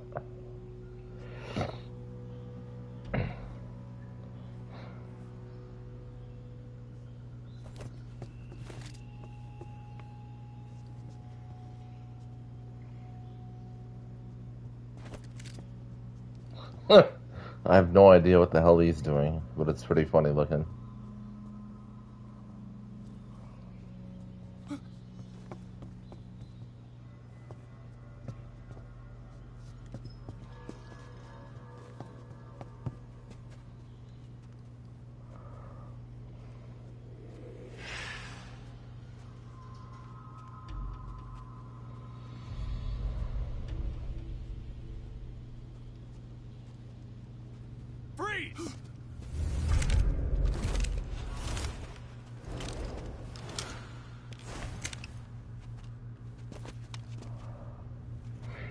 No good, man. No good at all. So this is the legendary boss.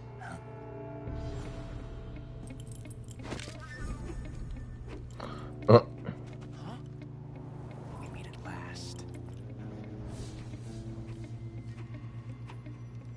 That gunplay, though. You're from the Ocelot unit of Spetsnaz. Huh. What's a crew soldier doing here?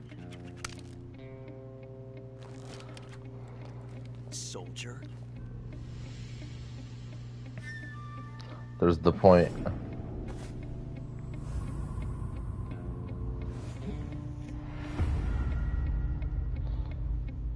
He's the Ocelot commander. That's Major Ocelot to you. Don't you forget it.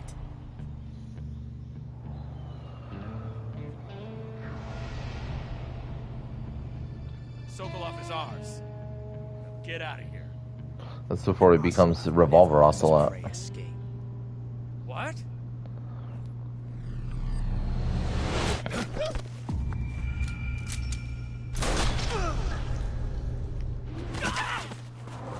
That's wild.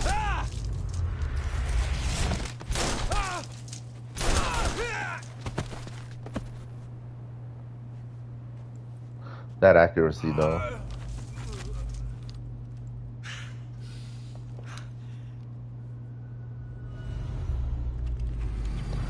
He makes the bullets go where he wants them to.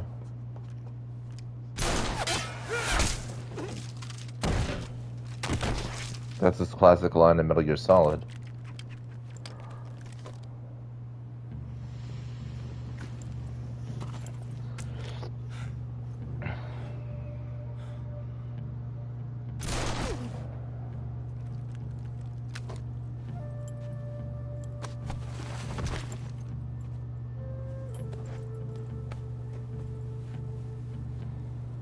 I can't say it feels good to kill a comrade, even if it is for the crew.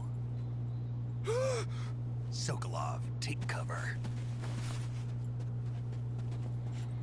Huh.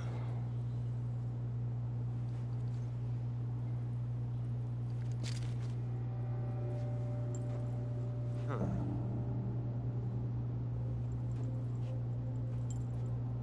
You're not the boss, are you?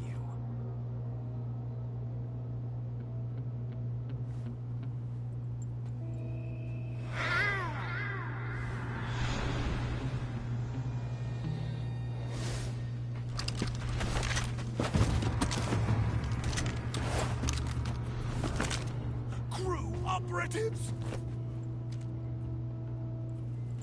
What is that stance? Huh. That gun.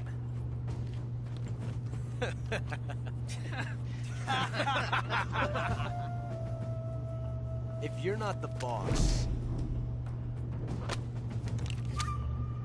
then die.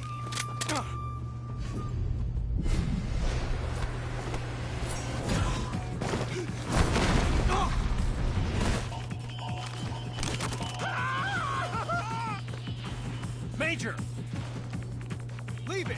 Shoot the other one!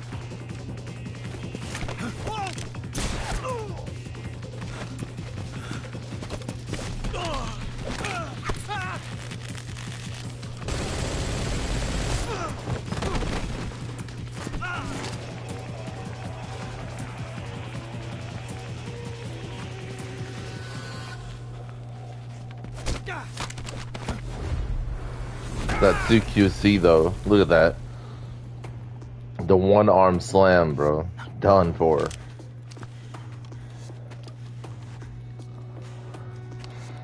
Man's wobbly.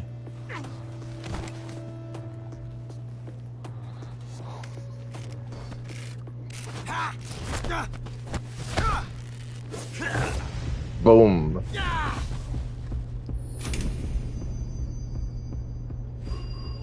The bullet that got jammed.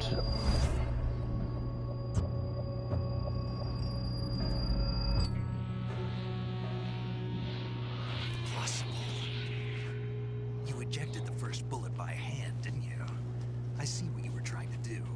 But testing a technique you've only heard about in the middle of battle wasn't very smart. You were asking to have your gun jam on you.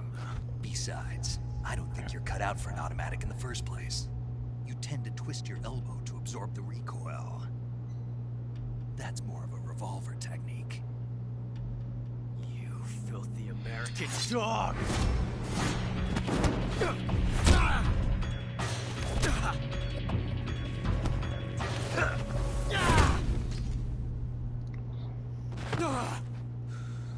Defeated. But that was some fancy shooting. You're pretty good. The classic line. Pretty good.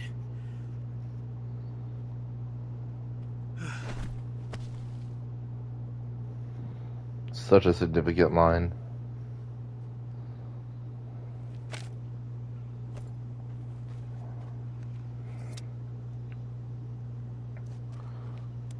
Just owned an entire special ops squad and the commander. Major, do you read me? I read you. Snake, you alright? I've run into a few snags. These guys were after Sokolov too. Apparently they were taking orders from a GRU colonel named Volgan. A GRU colonel? Part of an internal Soviet power struggle, according to Sokolov. Something between the KGB and GRU. Between Khrushchev's supporters and Volgan's. Sokolov was being guarded by the KGB and hunted by GRU? Snake, it sounds like this could be even hotter than Cuba. I don't like it. Something about the whole thing stinks. I agree. You'd better hurry. Sokolov ran off by himself, but I'll catch up to him. We're counting on you.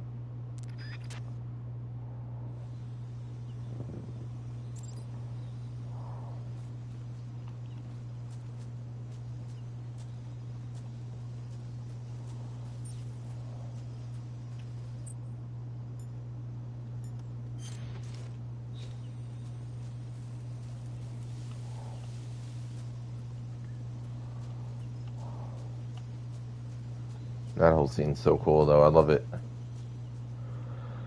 Alright. And now an even more legendary scene.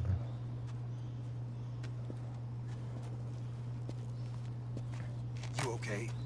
Those men were from the Ocelot unit. Spetsnaz. Yes. The best GRU has to offer. They're coming for me. I'm finished. Calm down.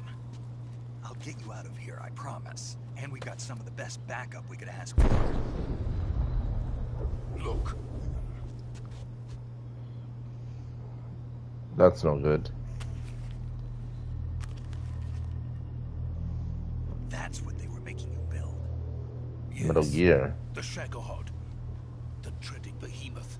A tank capable of launching launching nuclear IRBM. It can launch nuclear missiles from that Intermediate kind of range ballistic yes. missiles, And without IRBMs. support from friendly units. A nuclear-equipped tank capable of operating solo. Metal Gear. Is that thing finished? No, this is only the end of Phase 1. It won't be truly finished until we complete Phase 2. Phase 2. The weapon's true form. If it is completed and the Colonel gets his hands on it, it will be the end of the Cold War. The end of the Cold War? Yes.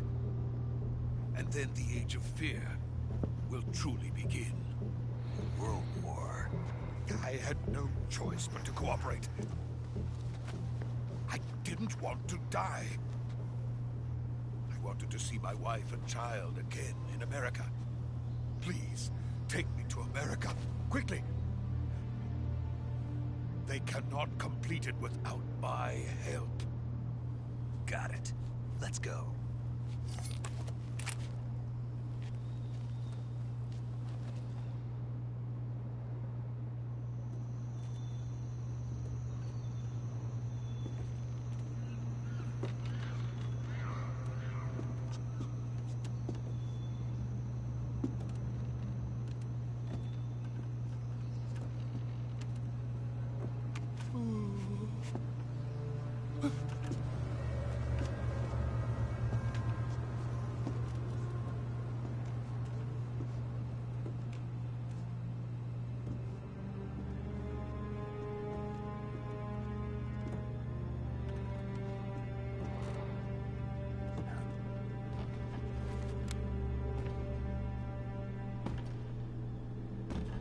As if that's not scary enough.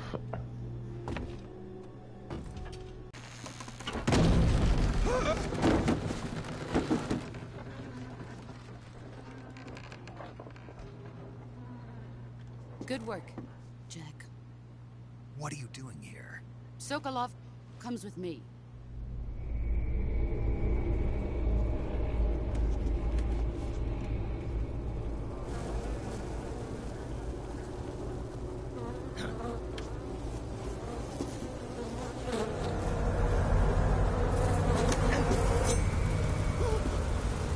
Hornets.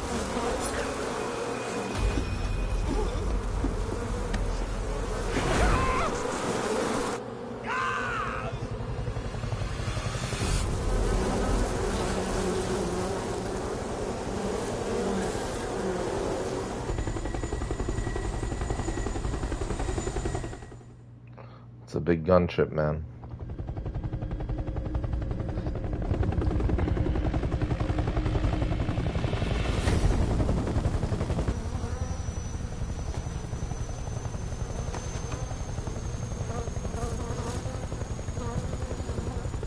My friends, let us fight together again. I have waited long for this day. We will fight with you once more. Welcome back, boss. Now that all 5 of us are together, it's time we go to the depths of hell itself. It rains blood.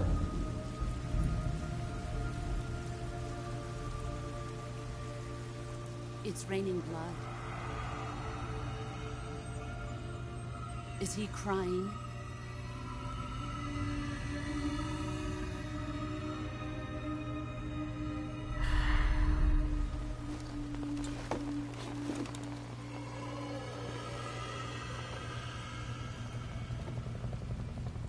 The sadness.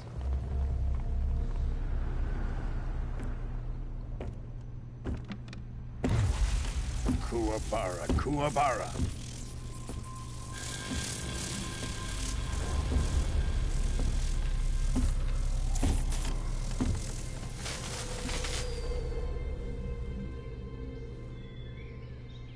Ah, what a joyful scene. Colonel Vogan. Welcome to my country. And to my unit.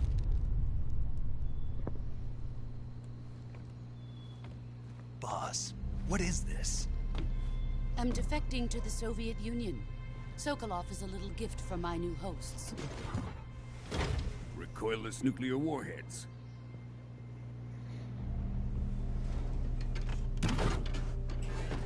These will make a fine gift for me. This can't be happening. Who is he? Another one of your disciples? Are we taking him with us? No, this one is still just a child. Too pure for us Cobras. He has not yet found an emotion to carry into battle.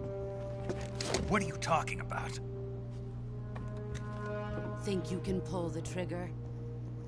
Watch this. Look at the gun, man. Just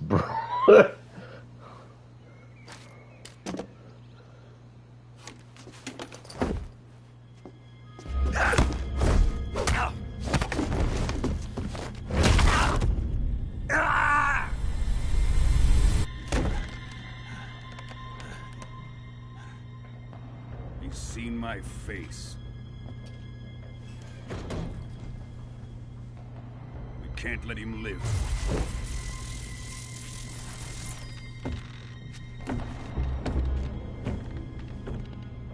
If Khrushchev finds out about this, we're finished.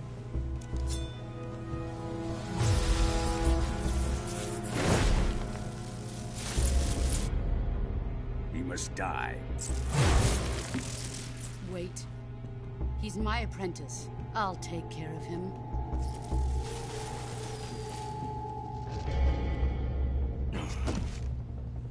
Jack, you can't come with us.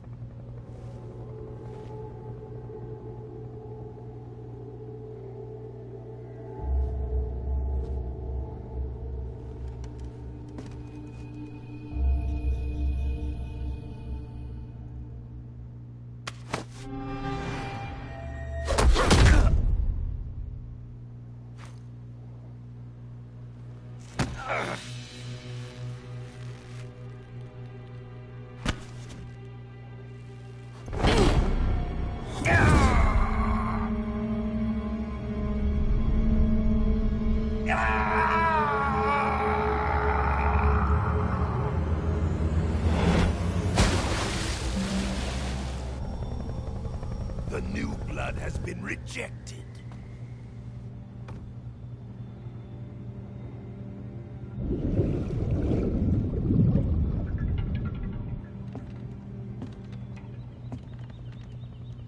Are we done here?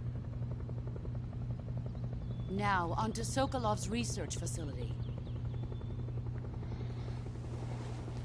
Shagohod is ours.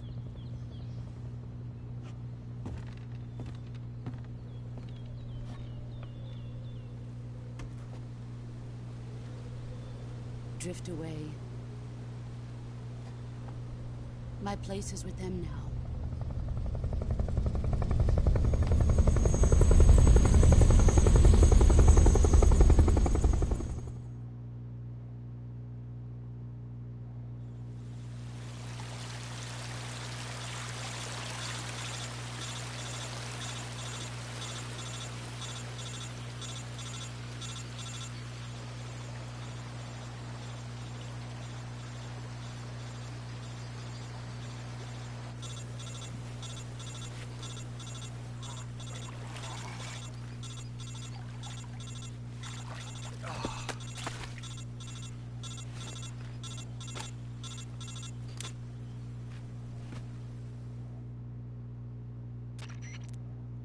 Snake, can you hear me?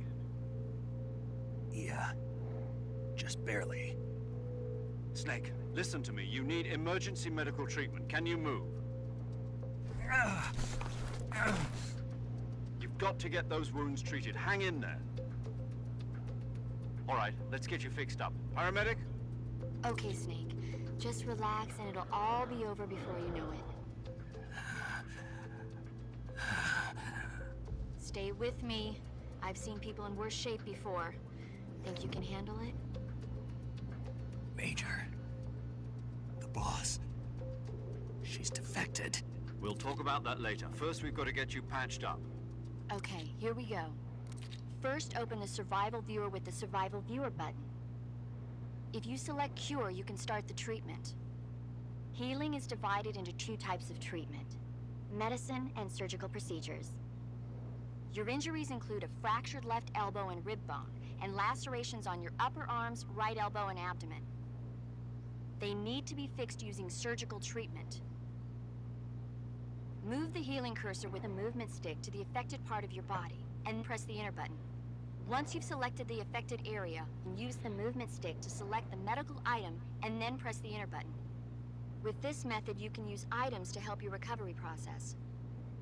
To treat a bone fracture, first secure the affected area with a fastener and then wrap it in bandages. That should do it. For lacerations, you'll need disinfectant to clean the wound, sutures to stitch it up, styptic to slow the flow of blood, and bandages to wrap the wound. If you do everything I mentioned, the wound should heal completely. Understood? Yeah. Stay with me. Go into the survival viewer and treat those wounds.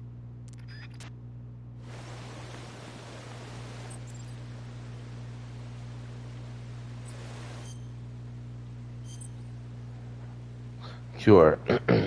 Select Cure in the survival viewer to treat injuries and illness that Snake incurs. When seriously injured, your life gauge's maximum capacity will be reduced. If you don't treat yourself, so see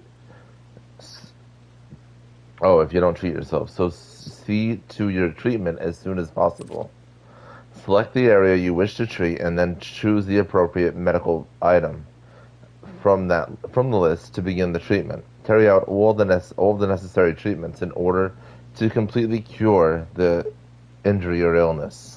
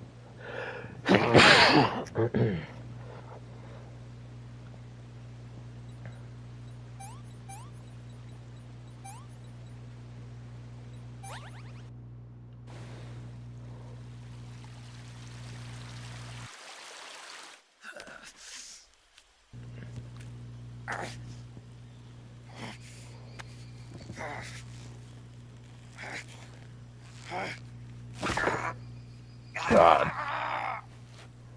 That looks like it really sucks to have to fucking do. But he was able to reset it. It'll be sore, but it'll be a hell of a lot better than it was. Imagine having to reset your own arm. Look at him. Man's destroyed.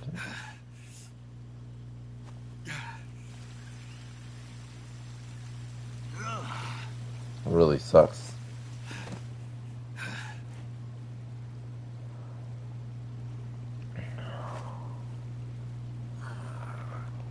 Uses her bandana. Good job, Snake. We're coming to get you now. Just stay where you are. We'll drop a recovery balloon. Can you set it up?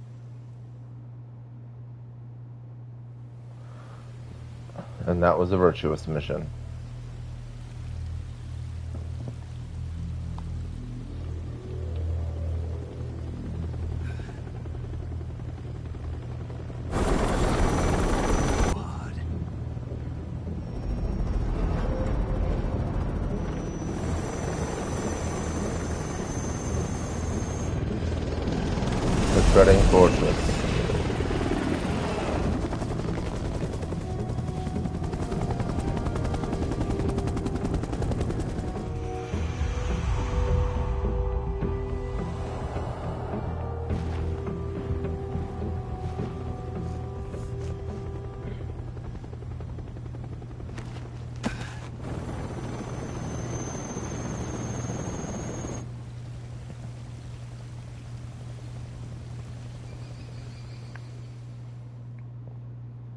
She hates so much what she has to do.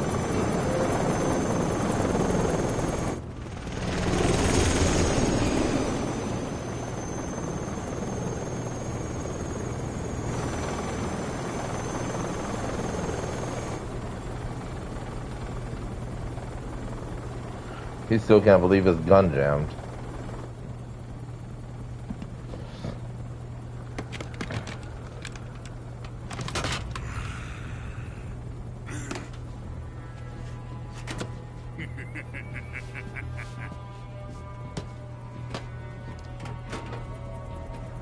Excellent. A great success. Thanks to the boss and her cobras, I have both Sokolov and the Shagohod.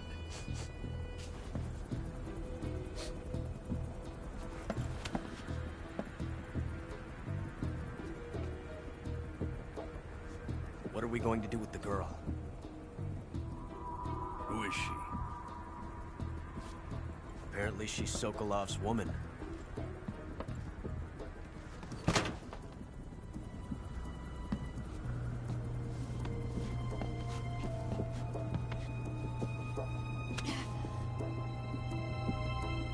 She's a nice catch.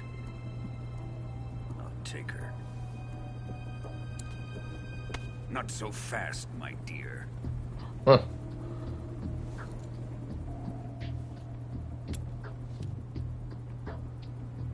The kiss of death. A kiss of death. Are you KGB?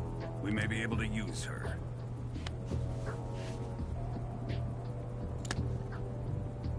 She has spunk.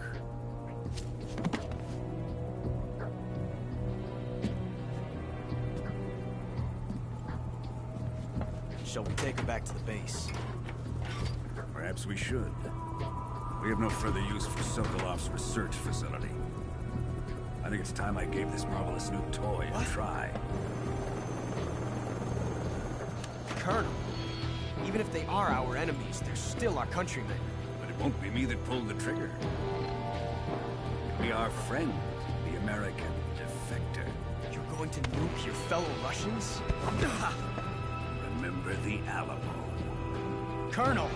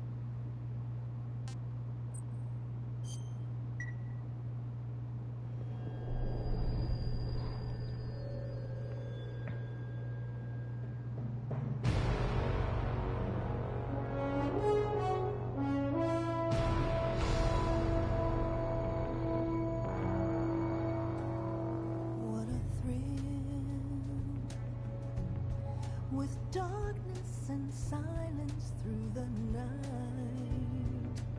What a thrill. I'm searching and I'll melt into you. What a fear in my heart. But you're so supreme. I give my not for honor, but for you. In my time, there'll be no one else. Crime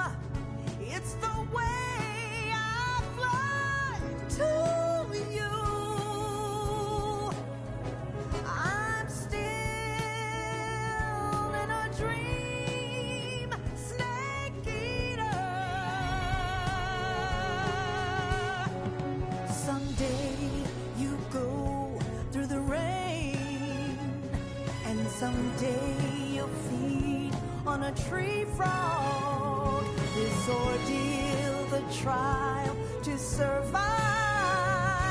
For the day we see new life, I give my life, not for honor, but for you. In my time, there'll be no one else. Crime, it's the way I fly to you. I'm still in a dream, Snake Eater.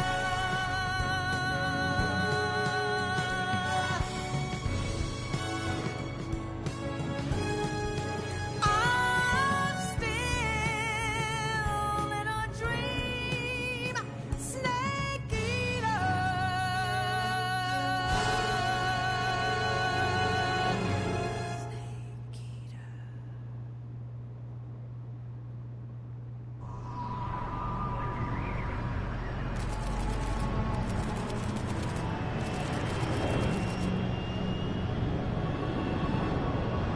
Currently flying over the Arctic Ocean. Altitude 30,000 feet. Approaching Soviet airspace.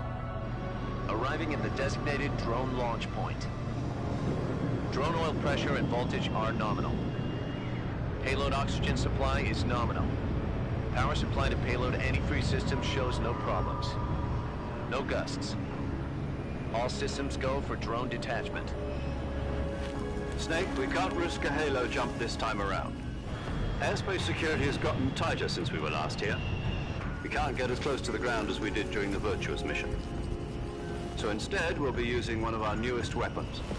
Snake, you're being given an honor on par with Alan Shepard. This is our last chance. Show your patriotism. If you fail, you'll be back in a hospital bed again, waiting for the firing squad.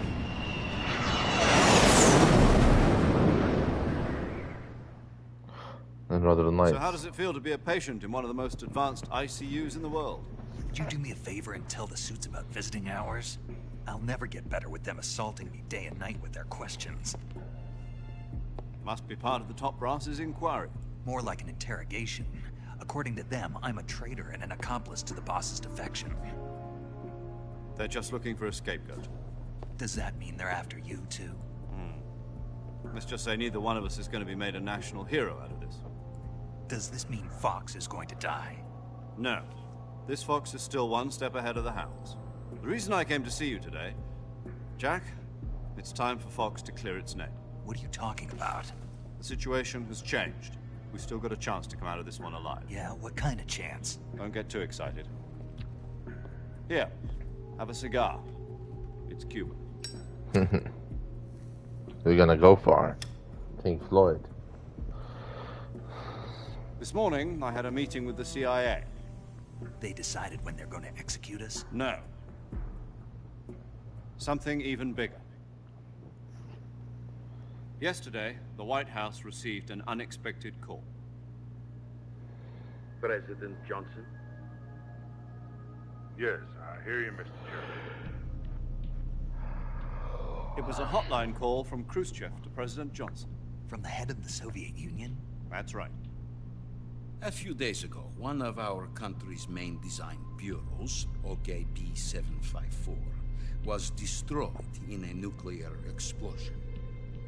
At about the same time, our anti-aircraft radar picked up a signature that appeared to come from one of your military aircraft. Does any of this sound familiar to you? In retaliation, I have placed our armed forces on secondary alert. Depending on your response, I may be left with no choice but to order the military to maximum alert and unleash Armageddon. With the help of your predecessor, I was able to survive the Cuban incident. But my power is not as great as it once was. If I am to survive this crisis, I must have your full cooperation. I should have contacted you myself. Did you know that one of our soldiers defected to your country a week ago? No. So you haven't heard then? The man who arranged the defection was a GRU colonel by the name of Yevgeny Borisovich Volgin. Volgin? Of the Brezhnev faction. Go on. Who is the soldier? Her name is the Boss. She's a living legend. During World War II, she was the one who led us to victory in that war. In Russia, you know her as Voyevoda. You mean the Boss? The mother of your special forces? Yes, that's the one. And she took 2 miniature nuclear shells along with her. The Boss took 2 miniature nuclear shells? I'm afraid so. I believe they were a gift for her new hosts. The Davy Crockett Atomic Battle Group delivery system was completed 2 years ago. Serious problems were found with the launcher's range and precision. Although they were mass-produced, they've never been deployed in battle. But Sokolov's research facility was completely wiped out. The whole area is polluted. I can only offer you my deepest condolences over this terrible tragedy. So, the Boss, with Colonel Volgin's help, stole 2 experimental nuclear shells and took them with her as gift when she defected. Then, shortly thereafter, Sokolov's design lab, a top-secret military research facility, was destroyed by one of these weapons. Am I right so far? Yes, that's correct. And the American government denies any involvement in the affair. Is that right as well? That's correct. We were not involved in any way. Then what was a U.S. military aircraft doing on our radar screen? It was clearly in violation of our airspace. And yet you say it was not acting under your orders. That's correct. You expect me to believe that this was all the work of a single soldier? I don't know what else to tell you. The army insists that this is all a ploy on your part. I've said it once and I'll say it again. Our government had nothing to do with it. And I would like dearly to believe you. However, I'm afraid my power over the military has weakened since the Cuban incident. I will need some kind of proof that this was not the action of the American government. You have 1 week. You must catch the Boss yourselves and recover the remaining nuclear device. Then, you must find some way to prove your innocence. Prove our innocence? Yes, preferably something painful. Prove to me that this is not merely another one of your tricks. The Boss should be close to Colonel Volgin. How about a little co-action? I would not expect too much if I were you. The political situation here is unstable. And Colonel Volgin is a member of the Brezhnev faction, which seeks to topple my government. 1 week. You have only 1 week. And if it is not too much to ask, do something about Volgin as well. What is that supposed to mean? Nothing. It means nothing. Call it a modest gentleman's agreement to ensure our continued relationship. What if we can't prove our innocence?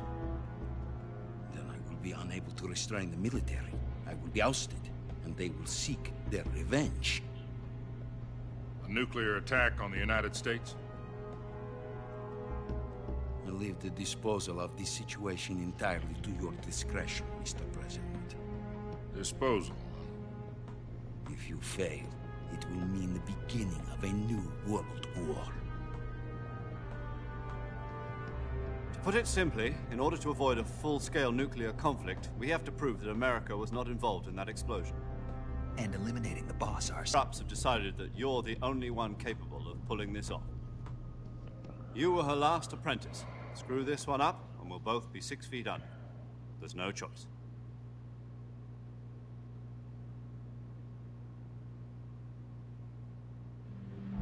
Are the Russians going to be helping us? KGB has promised to lend us one of their communications satellites so that you and I can talk to each other. That's it? They've also put us in touch with a couple of insiders. Insiders? There was a defection in September 1960. Do you remember it? You mean the two NSA codebreakers who went over to the Soviet Union? Precisely. Since then, they've apparently been training with the KGB for exactly this kind of situation. Their code names are Adam and Eva. I've been told that Adam has infiltrated Volgin's ranks. We've also arranged for him to provide you with an escape route. You'll need to rendezvous with him when you get there.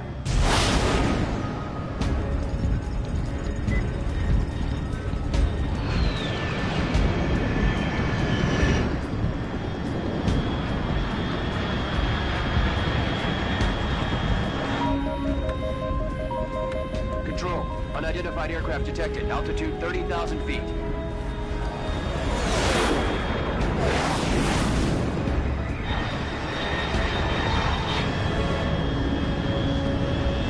It's fast. Estimated airspeed exceeding Mach 3. Bearing south. I'm about to lose it.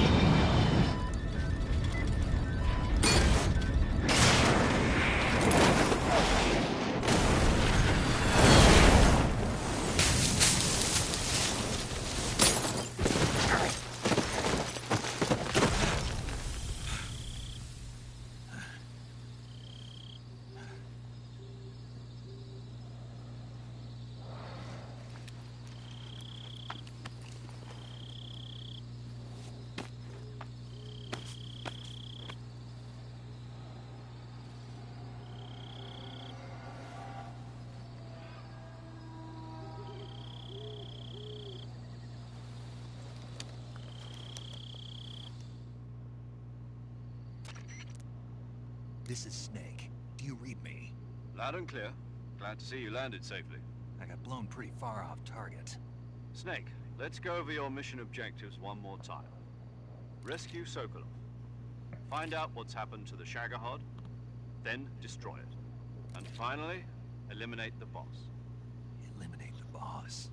This mission will be codenamed Operation SnakeEater. Because I'll be taking on the boss in our Cobra unit, right? Don't forget about Colonel Volgin. I'm not a hired killer. I know, but that was the Kremlin's demand. Demand? You mean it wasn't just a request? What's it to us if the Khrushchev regime is threatened by the Colonel and his faction?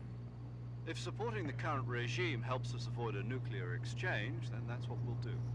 And what are the CIA's demands? Our priorities are the rescue of Sokolov and the destruction of the Shagohod. Roger that, Major Tom. Hold on, Snake. What now? I'm changing my codename. It turns out Tom wasn't the most auspicious choice. What do you mean?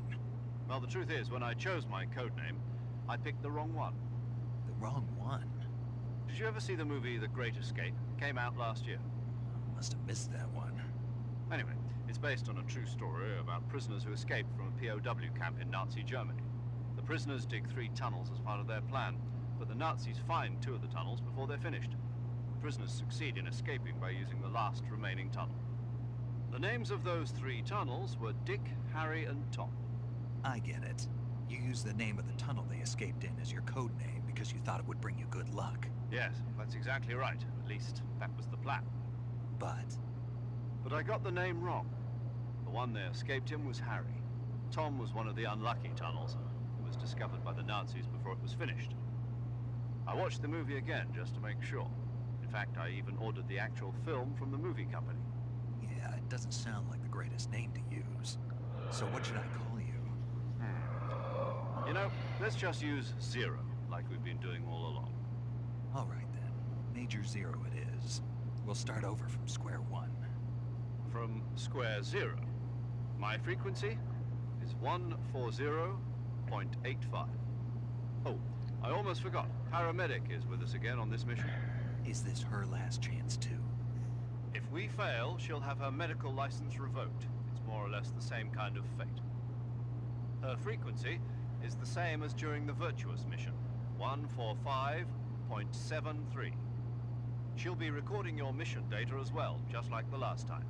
That frequency is also the same, 140.96. And there's one more person on your support team. His name is Mr. Sigint. He's an expert on the latest in weapons and equipment technology. You'll be going up against some of the world's most advanced weaponry when you infiltrate the research facility. If you have any questions, just ask him. His frequency is 148.41. Mr. Sigint. Got it. Adam, your KGB contact, is waiting for you at the abandoned factory up ahead. The same factory Sokolov was being held in last week. Yes, meet up with Adam first. He's cleared the way for you to rescue Sokolov. How will I know this Adam guy when I see him? You'll know once you reach the factory. The whole area's been polluted by the fallout from that nuclear blast. No one else would dare come close. The password is, "Who are the Patriots?" and Lali Lulelo. Lali Lulelo. Gotcha. You've been equipped with a 45 for this mission. Be careful, it's noisy. I thought standard Fox procedure was procure on-site weapons acquisition. The circumstances are different this time. You're now on an official mission for the United States government. It will be necessary to make your presence known to a certain extent. To the Khrushchev regime at the very least. But remember, this is still a sneaking mission. Snake, if you fail this mission, it will mean an all-out nuclear war. Keep that in mind and proceed with extreme caution. Understood.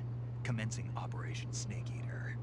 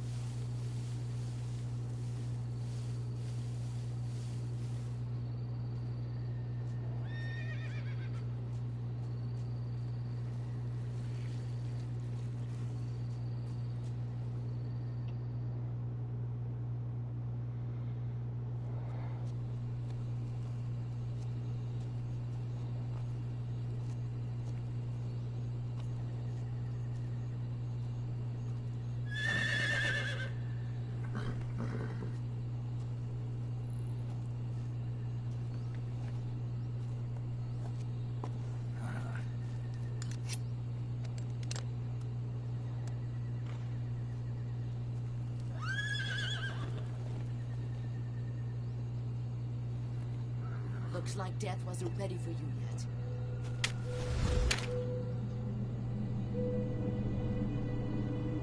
Boss. That arm still hurt?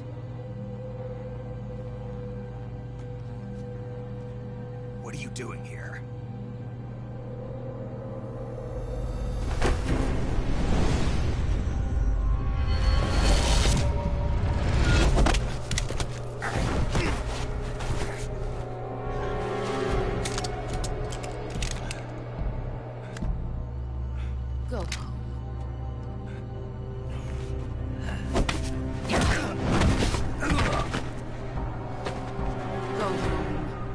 Sons are waiting up ahead.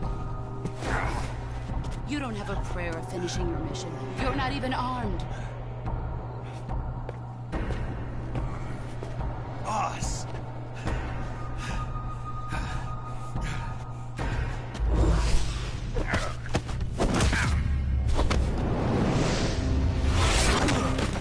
just manhandles him like he's nothing. I'm not your boss anymore. There's nothing for you here. Go home. Go There back it to your is. boss. The Patriot. There's no need to prove that you are virtuous here. This isn't America. The bullets come out backward.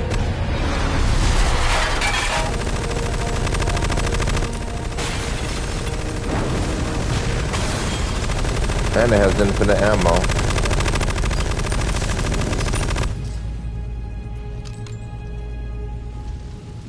That should stir things up a bit. You'd better hurry.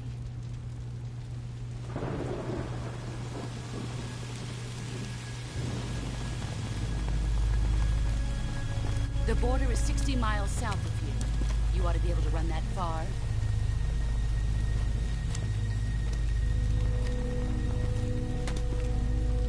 Why'd you defect? I didn't. I'm loyal to the end, to my purpose. What about you, Jack? What's it going to be? Loyalty to your country or loyalty to me? Your country or your old mentor? The mission or your beliefs? Your duty to your unit or your personal feelings?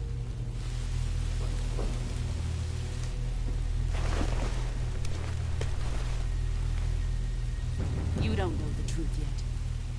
But sooner or later you'll have to choose. I don't expect you to forgive me.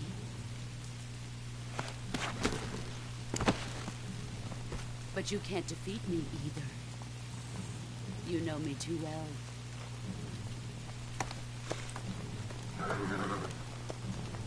Just look at that bandana. If you can't put the past behind you, you won't survive long.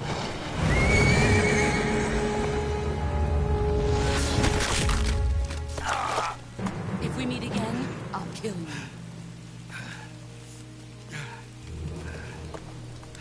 Now, go home.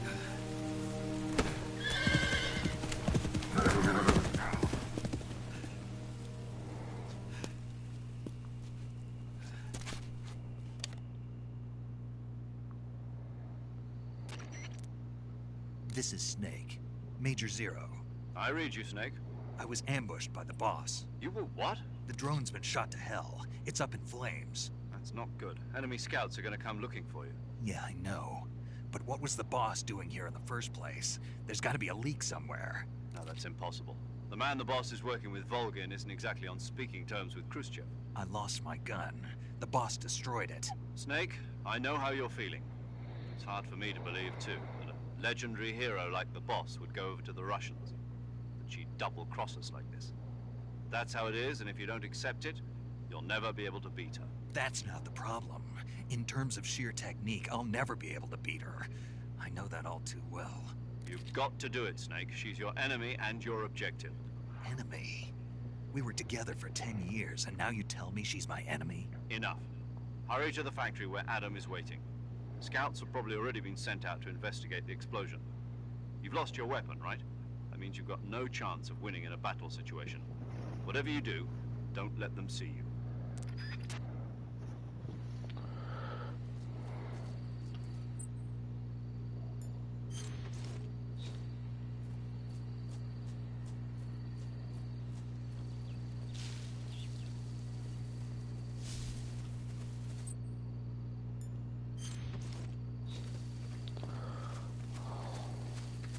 Huh? Who was that just now? Is it him?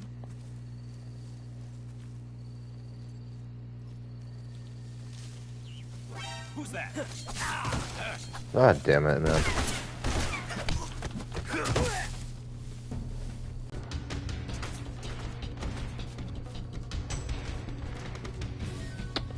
And I've got damage too.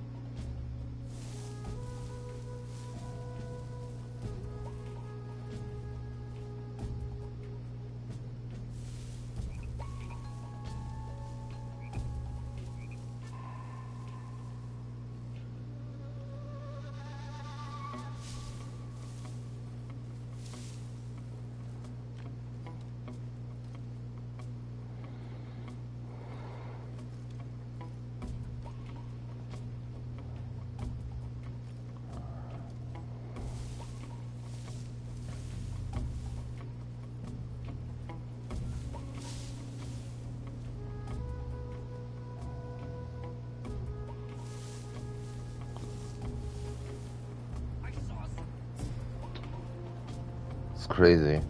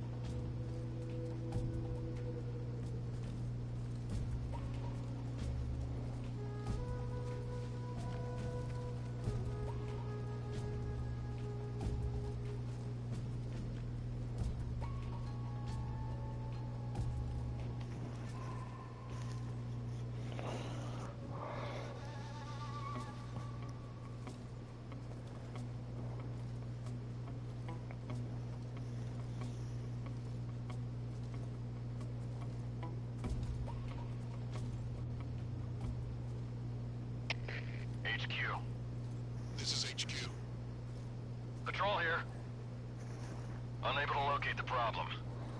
Understood. Return to your position.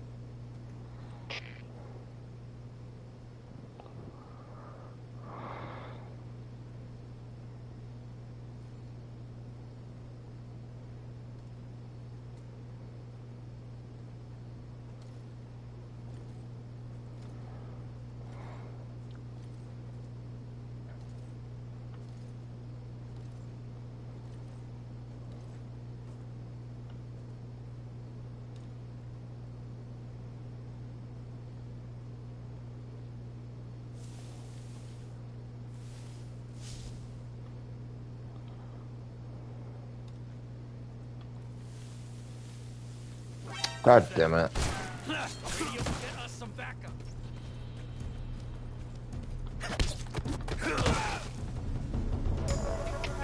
Come in, HQ. This is HQ. Patrol here. Enemy sighted. Requesting backup. Acknowledged. Sending reinforcements.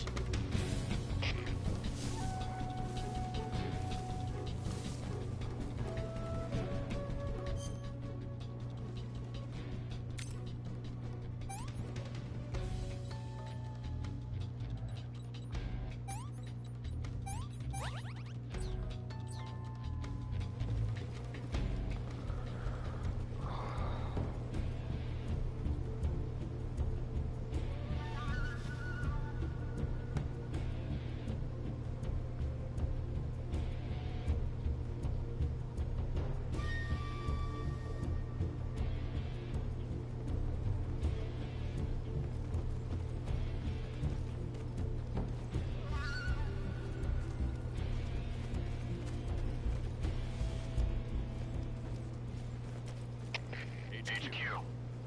This is HQ. Patrol here. We've lost sight of the enemy. Commence alert formation. Acknowledged. The enemy is still nearby. Pursue and engage him.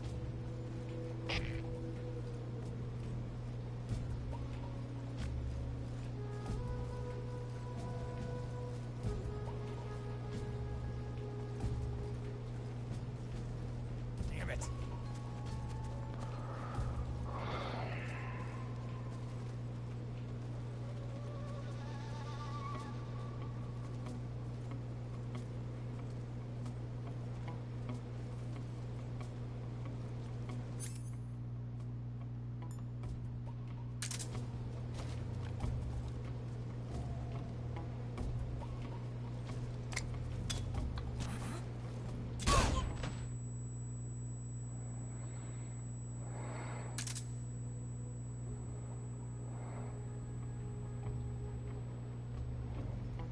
I think I got more of that myself than they got any of it. Intruder. He should be around here somewhere. What's wrong?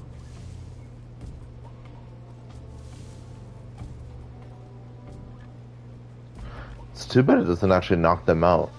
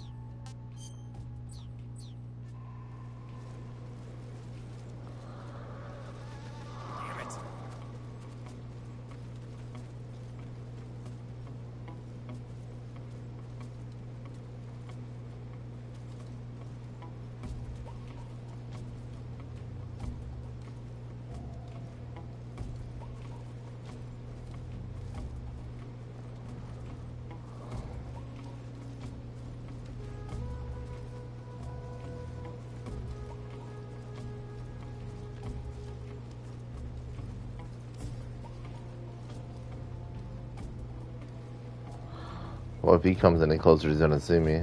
Let's see what happens.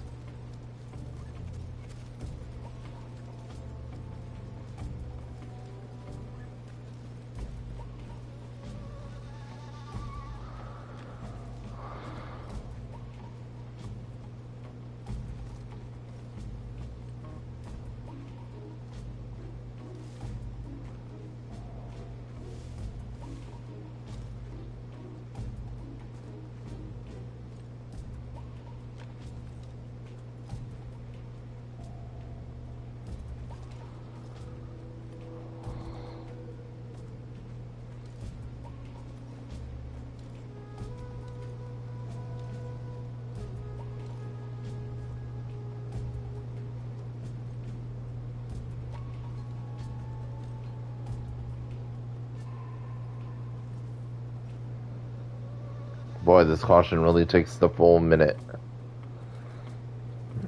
There's no shortcuts around it on this difficulty.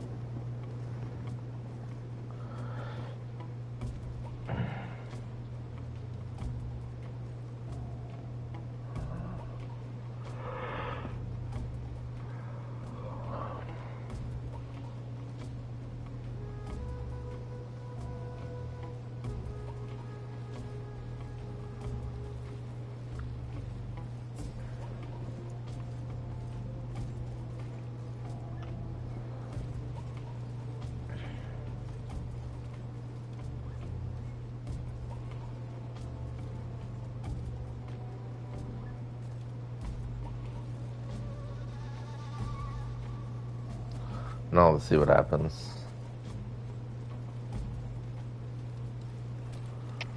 HQ. This is HQ. Patrol here. Unable to locate the problem. Understood. Return to your position.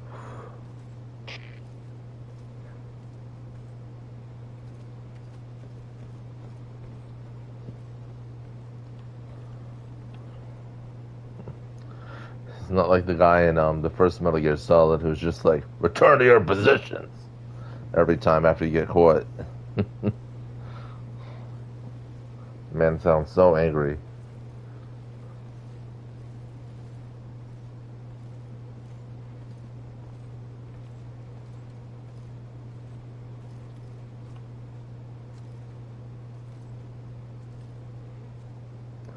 See, if I had a gun, I'd just be able to shoot the beehive and make them all cross the bridge.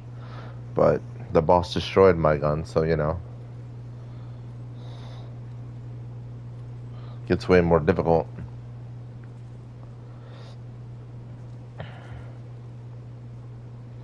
And I don't really know.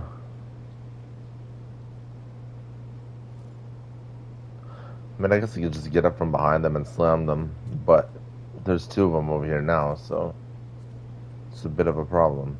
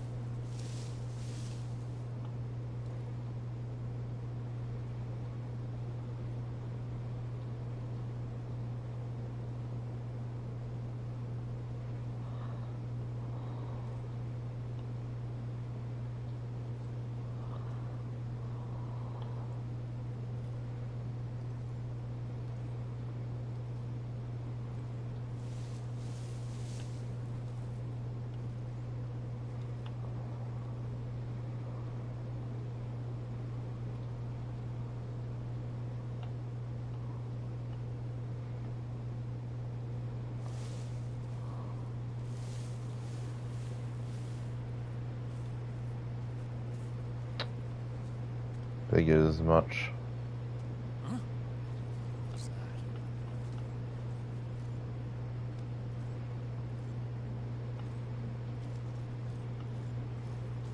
Who's that?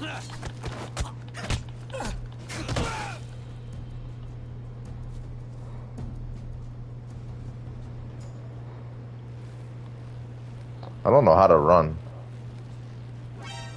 But screw it.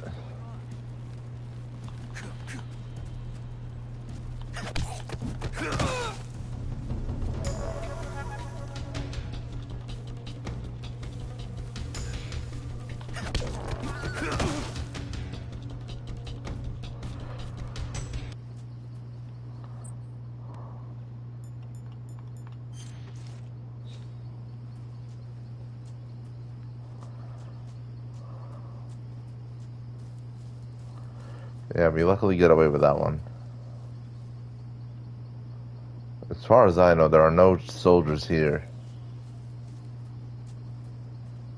I mean, if there are, they're not really well placed, so I don't think there are any.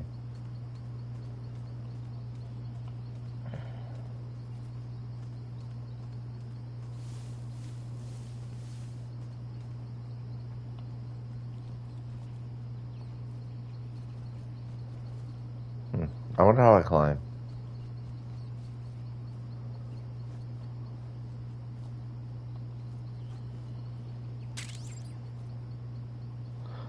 The legendary cardboard box.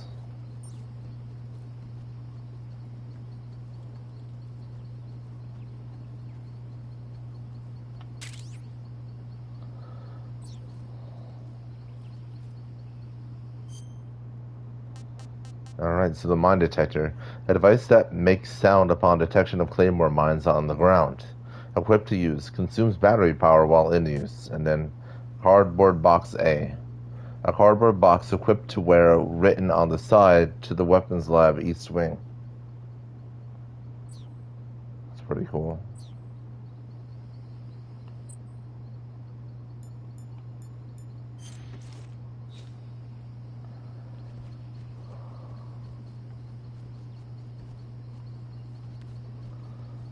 Let's see if there's more items around here. Might as well, right?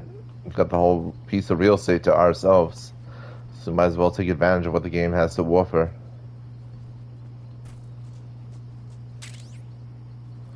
Because we'll seldom have times like this where there's just a complete open space and nothing, no one watching me, you know?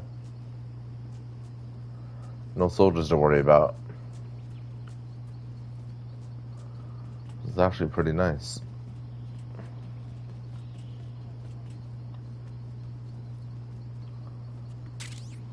Oh, we got the AK-47, nice. At least we're somewhat armed. So now, we can learn all about the AK-47 from Mr. Sigint.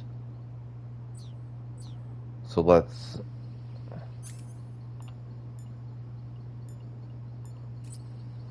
Oh yeah, I have to do this now.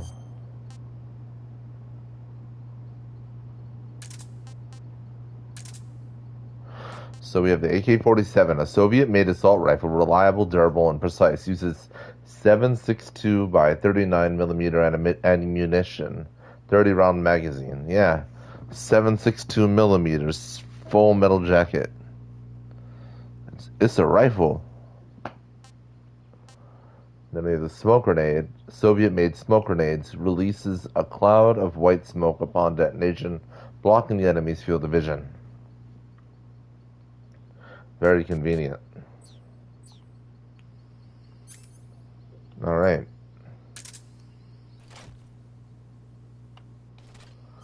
Let's see what we can learn.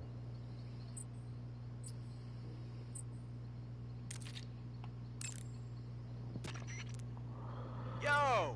You're Snake, aren't you? And you're Sigint? None other.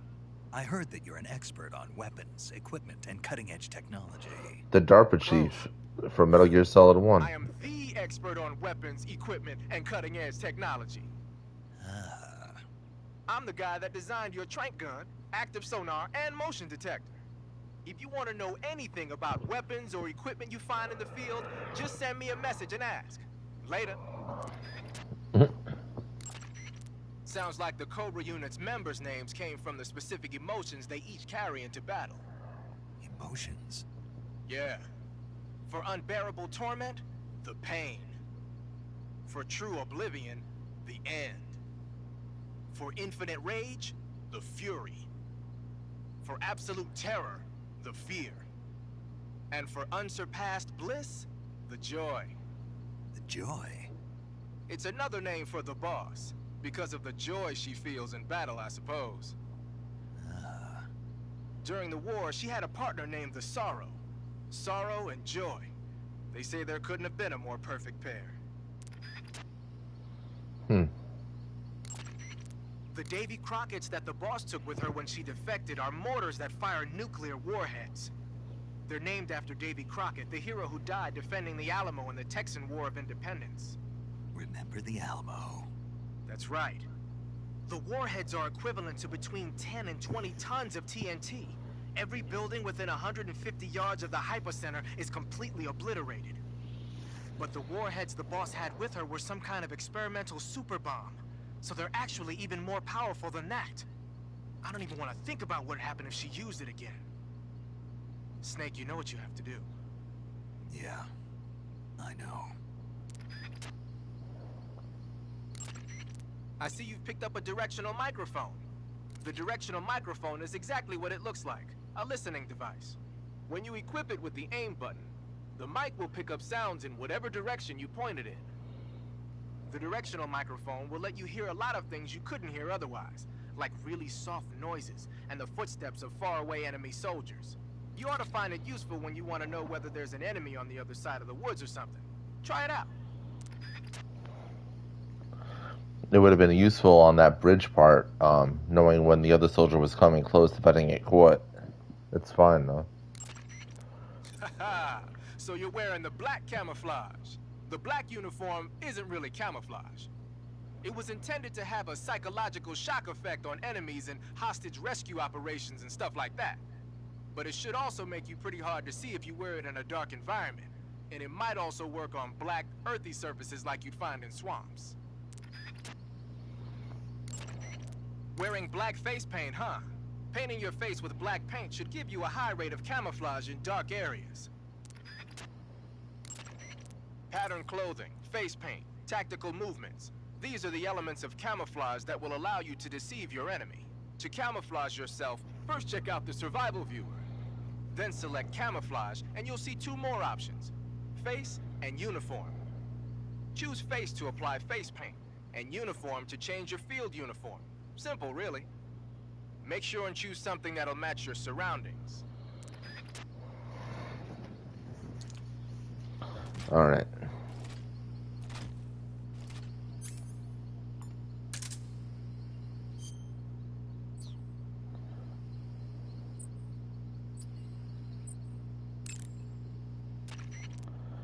Ah, you're using the survival knife.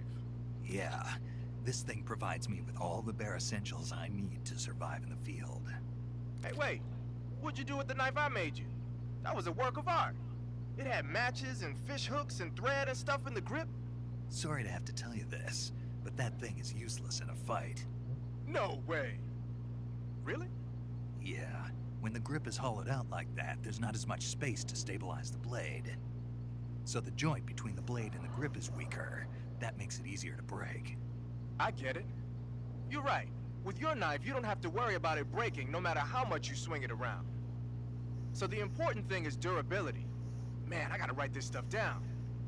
Next time, I'll make it so the matches and fish hooks go in the sheath instead. Pretty cool, huh? Let's see. What else can we learn?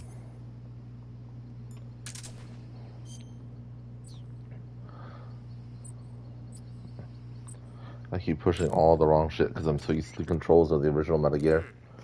I've never seen a grenade like that one before. There are two basic types of grenades. Fragmentation grenades, which use shrapnel to kill or maim the target, and explosive grenades, which use the blast from the explosion as the offensive means. But the grenade you've got there isn't either of those. My best guess is that it's meant to knock the enemy out without hurting them. Most likely it's an entirely new kind of weapon developed exclusively at Groznygrad. I've heard that the SAS is working on a low-impact grenade for training purposes, but I never thought they'd be used in an actual battle. The flash of light that occurs when the grenade explodes is probably produced by magnesium. It's the same stuff that's used in camera flashes. I'm thinking they cut down on killing power by reducing the amount of explosives and made up for it by making the flash and bang so strong that it overwhelms the enemy's senses. I guess you could call it a stun grenade. If I'm going to be stunned, I'd rather it be by a woman. Snap out of it. Anyone around when that thing goes off will be laid out. It ought to come in handy when you're trying to storm a room or when you don't want to kill the enemy.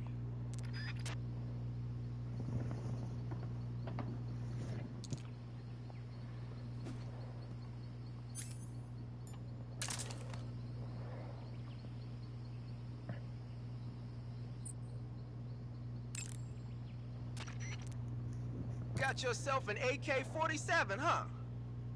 The AK-47 is the official assault rifle of the Soviet Army. The first model was completed in 1946, and in '49, it beat out all its competitors to become the standard assault rifle of the Soviet military.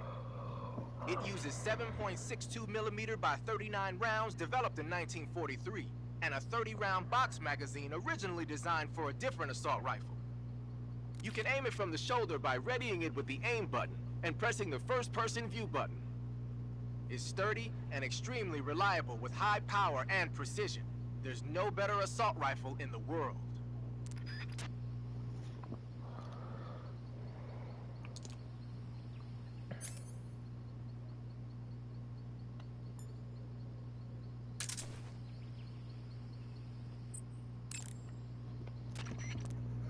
Thinking of using a smoke grenade, huh? As you might expect, smoke grenades can be used to create a smoke screen. The combustion agent is a mixture of zinc oxide, ammonium chloride, aluminum, and some other stuff. When it explodes, it releases a thick cloud of grayish-white smoke that resists dispersion. That should provide some nice cover.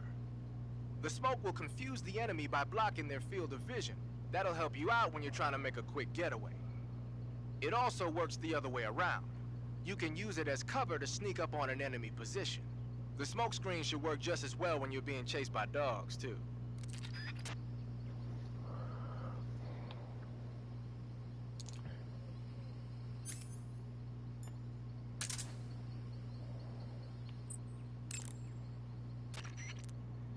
I heard you fought against KGB troops in the Virtuous mission, but this time you're up against Spetsnaz. Spetsnaz is the Special Forces unit of GRU, the intelligence wing of the Soviet Defense Ministry's General Staff Office. Spetsnaz troops undergo rigorous training in all types of special ops, from a... I heard the enemies you encountered in the Virtuous mission were only carrying weapons like AKs and grenades.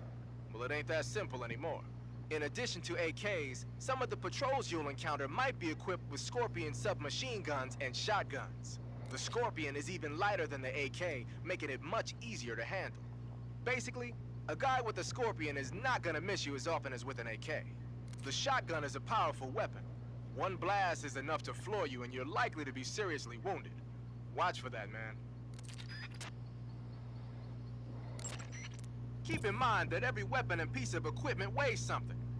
The heavier the equipment you're lugging around, the faster you'll burn up stamina. You can see how much your equipment weighs by going into the backpack screen in the survival viewer. If you're trying to conserve your stamina, make some cuts and toss the equipment you don't need in your backpack.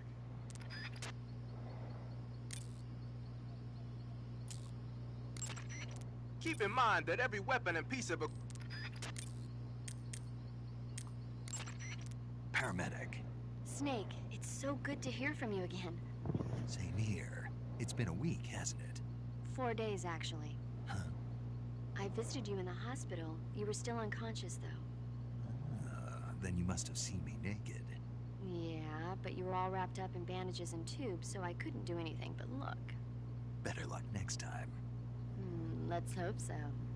But seriously, don't forget that you were like that until just yesterday. In fact, you really shouldn't even be on this mission. Keep an eye on your stamina gauge. If you start to run low, don't push yourself. Eat something to replenish your stamina. And try not to get yourself hurt. If you're wounded or get bitten by a venomous animal, go into the survival viewer immediately and treat yourself using cure. Yeah. I can see you still know how to nag. You're welcome. And I can see you still don't know when to keep your mouth shut. Maybe so. By the way, I heard you're going to lose your medical license if this mission fails. Yes, there was talk of that, but the mission won't fail, will it? Of course not. Good. I believe in you. But you know what? I really don't care about my medical license. Didn't they use that to force you to participate in this operation? No, I volunteered. Why? So that I could watch over you. Snake, you're the best agent I've ever seen. But you push yourself too hard. You're reckless. Someone has to stop you from getting into trouble, to make sure you and the boss don't kill each other. So that's why I volunteered. I mean, you couldn't ask for a better guardian angel than me, right? Thanks. Stop right there. You can thank me when you get back. All right. Snake, unlike the Virtuous mission, this is a night operation. You'll be encountering nocturnal animals that you didn't encounter your last mission. Some of them are venomous, like the king cobra, so be careful. If you get bitten by a venomous animal, the poison will spread through your body and rapidly drain your life gauge. If that's the case, go into the cure screen in survival viewer immediately and inject yourself with serum. Got it? Snake, there are rats living in that area. The rats in that area are the descendants of wild Norway rats that were domesticated by humans as pets and lab animals. They're not poisonous, and I don't think they'll attack you, but they're quick little creatures, so you might have a hard time catching one. So how do they taste? Snake? What? They're rats. I know what they are. Do they taste okay? The guide says they're not that bad. Good enough for me. Ugh. Snake, unlike the Virtuous mission, this is... You've arrived at the factory, I see. Yeah. Now to meet up with this Adam guy. Good. Go to it. So, where is he? We weren't given an exact location. How about a time? Nothing was specified. A physical description? I'm not sure. How am I supposed to find him then? You won't need to. Huh? He'll find you. Why don't you try the room to the northeast where you met Sokolov? Adam might be in there.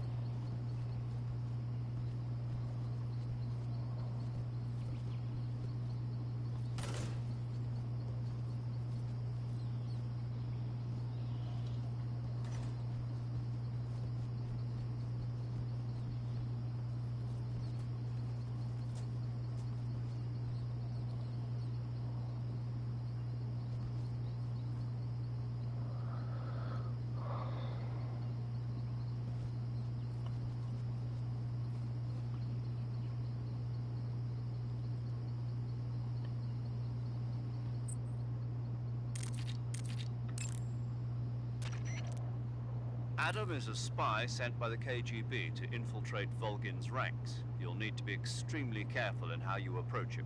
Obviously. He can't let Volgin know he's meeting me. That's right.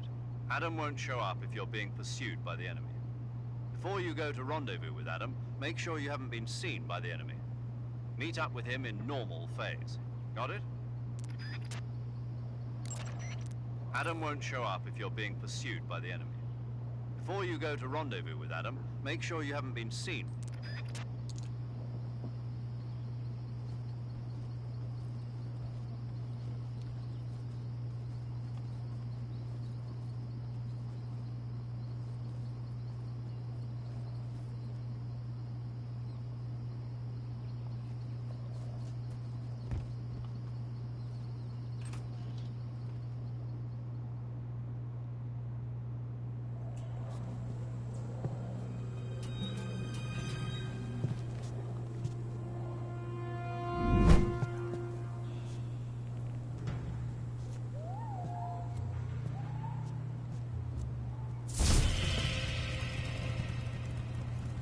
Sorry I'm late. Cut the engine. They'll hear us. Are you the agent they sent? Are you Adam? I thought you were supposed to be a man. Adam couldn't make it. All right, say the password. Who are the Patriots? Who are the Patriots? Answer me.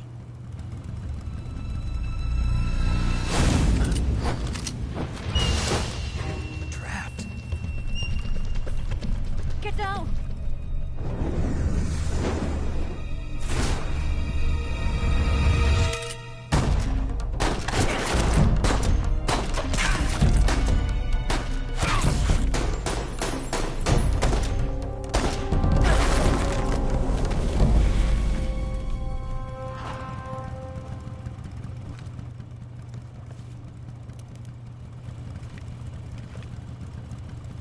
There is your answer.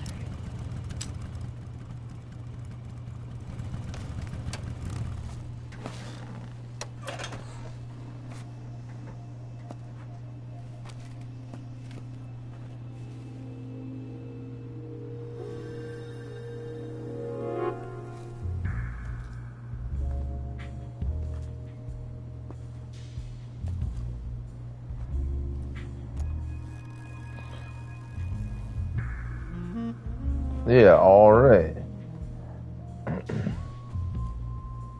The name's Eva.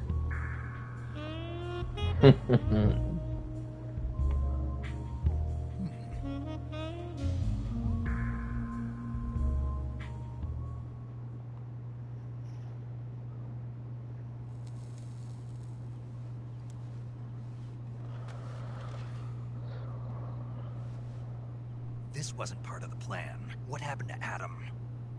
What's your code name? It's Snake. Snake, huh? Well, I'm Eva. Are you here to tempt me?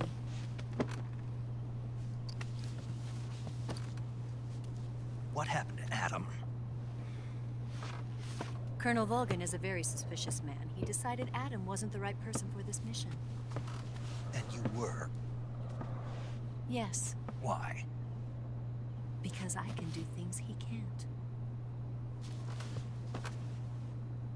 I heard you used to be a codebreaker for the NSA. I was. 4 years ago, I defected to the Soviet Union with Adam. Mauser military. The broom handle. It packs quite a punch. Nice to have when you're on a bike. You held it sideways and used the muzzle jump to create a horizontal sweep. That was impressive. Bet you've never seen that technique in the West. It's imitation, isn't it? Yeah. It's a Chinese Type 17 pistol. Around here, even that's hard to come by. Don't worry, though. The one I've got for you is American-made.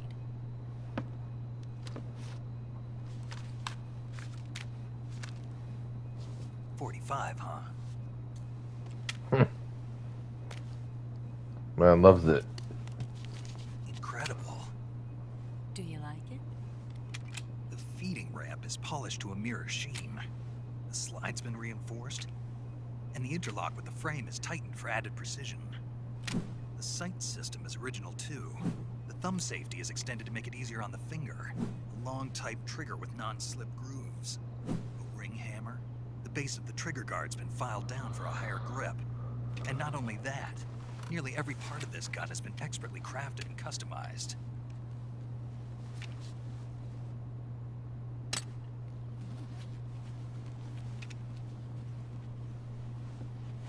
did you get something like this? Man, it's all about I the grabbed two-way. it from a Western munitions armory.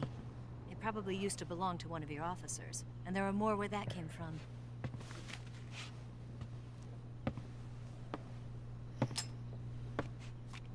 You had this with you, didn't you? Better take this too. What's that? A disguise to make you look like a scientist. A disguise? Yes. You're here to rescue Sokolov, right? Sokolov's still safe then? Yes. He's being forced to continue his work on the Shagohod. Where? At the lab. They've got a whole army of scientists there developing new weapons. Security is tight, but if you disguise yourself as a scientist, you might be able to sneak in. Can we get Sokolov out of there?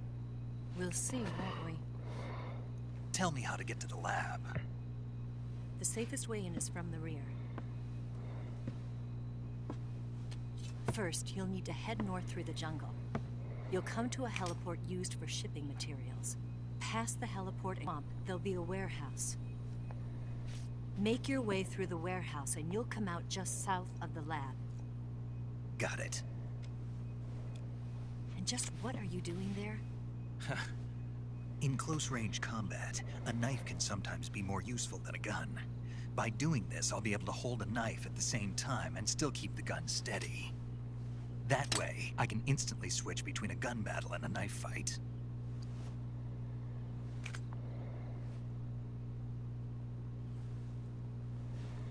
Right, let's get going. Wait a minute. What now? You must be tired. Why don't you take a little rest? I'll be fine. You'll never make it in your condition. It's a jungle out there. There's still an hour before dawn. It's dangerous to be out in the jungle at night without a guide. What about you? I have to get back. I can't be gone for too long. They'll start to suspect something.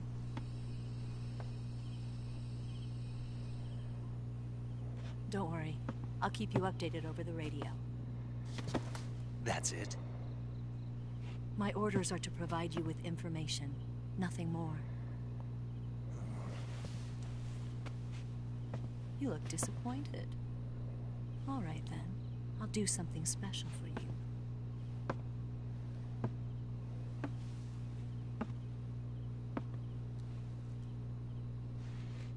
I'll stand watch until dawn. Now be a good boy and lie down.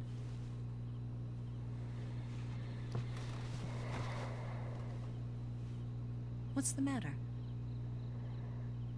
I don't know you well enough to trust you. How well do you have to know me to trust me? I don't know if I can trust anybody.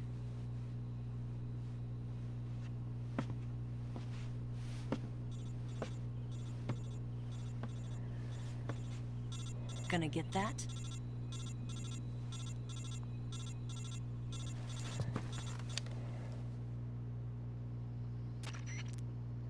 She's right, Snake.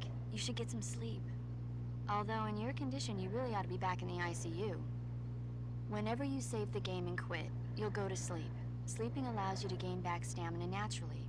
Depending on how long you sleep, you may also recover naturally from sickness and injury. When you're tired or hurt, the best thing to do is just get some sleep. So do yourself a favor and take a nap. Doctor's orders, okay? Yeah, okay.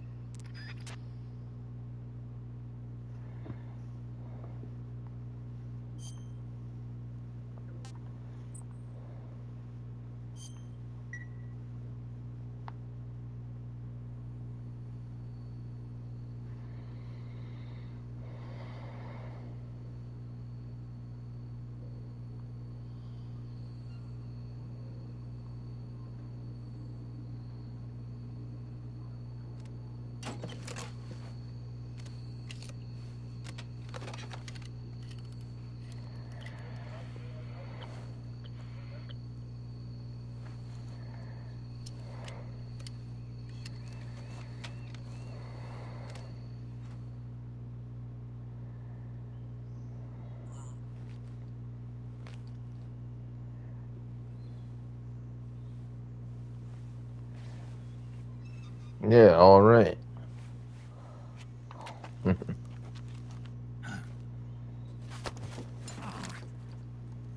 What's the matter? We're surrounded. I see 4 of them.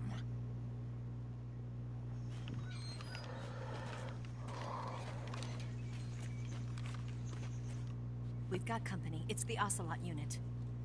Let's get out of here. Hurry. Don't forget your gear. Here, give me a hand.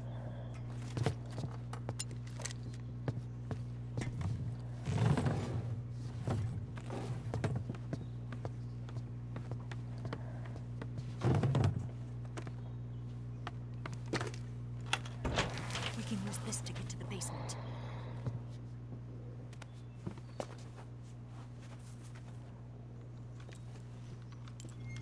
Damn it, Ocelot. I'll get past them on my bike. I'll call you later. Okay, I'll keep them busy. Huh? Don't go dying on me now.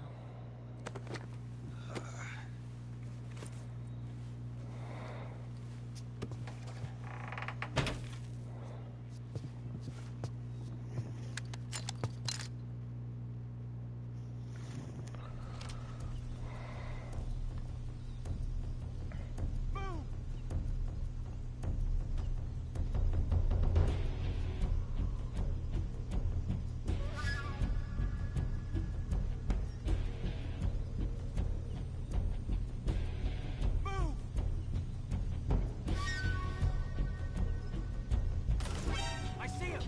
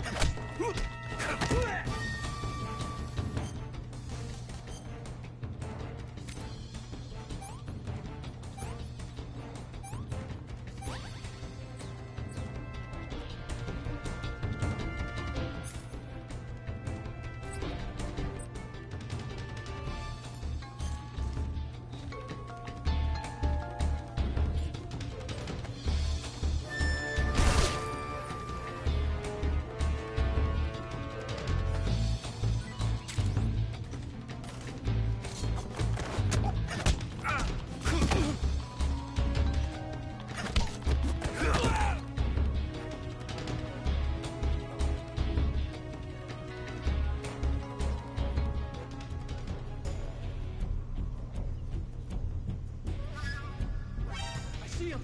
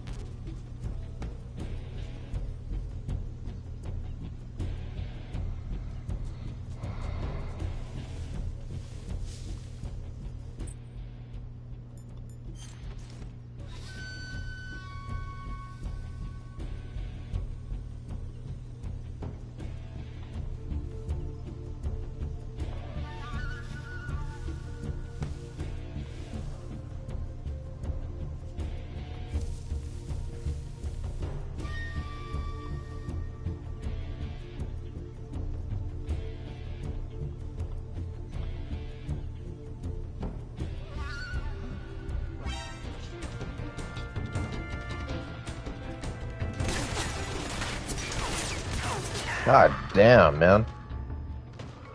It's just ridiculous.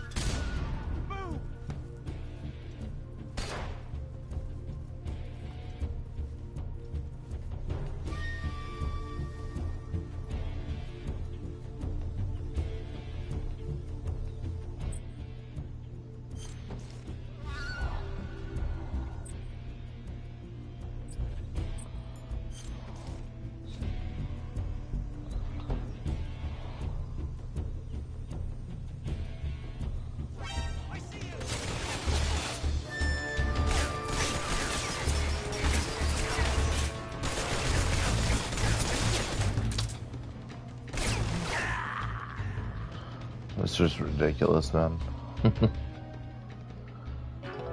Alright.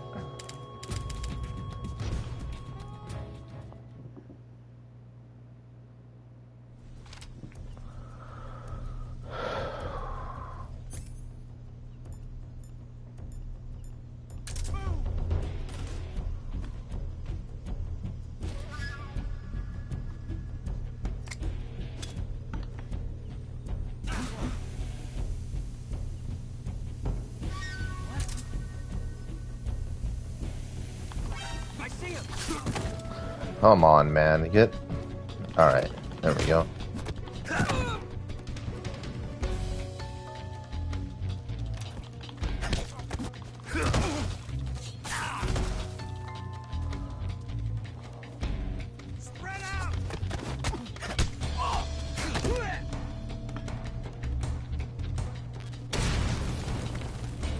He blew up his own men.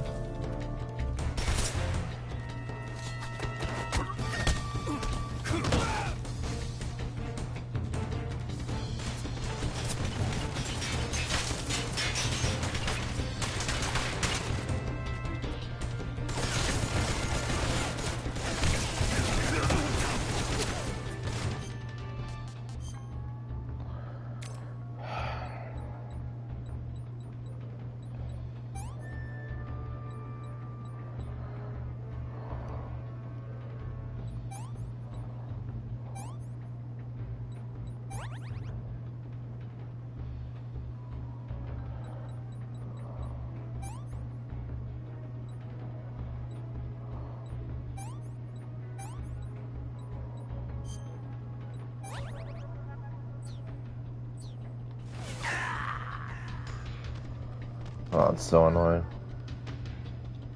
I gotta hit them with a stun grenade. The smoke helps hit me out, but then the stun grenade on top of that will work. Alright.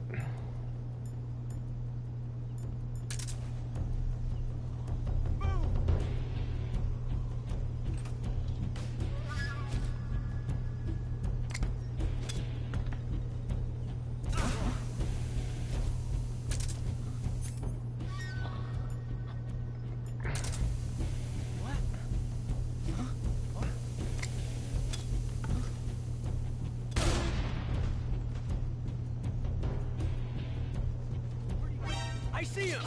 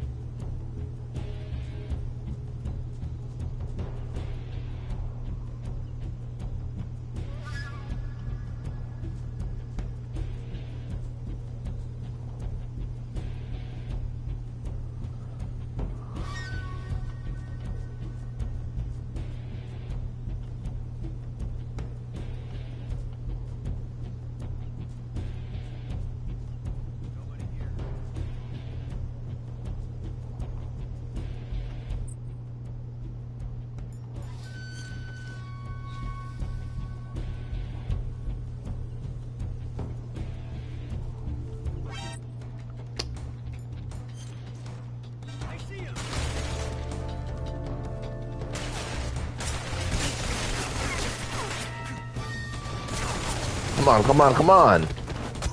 There we go. Alright.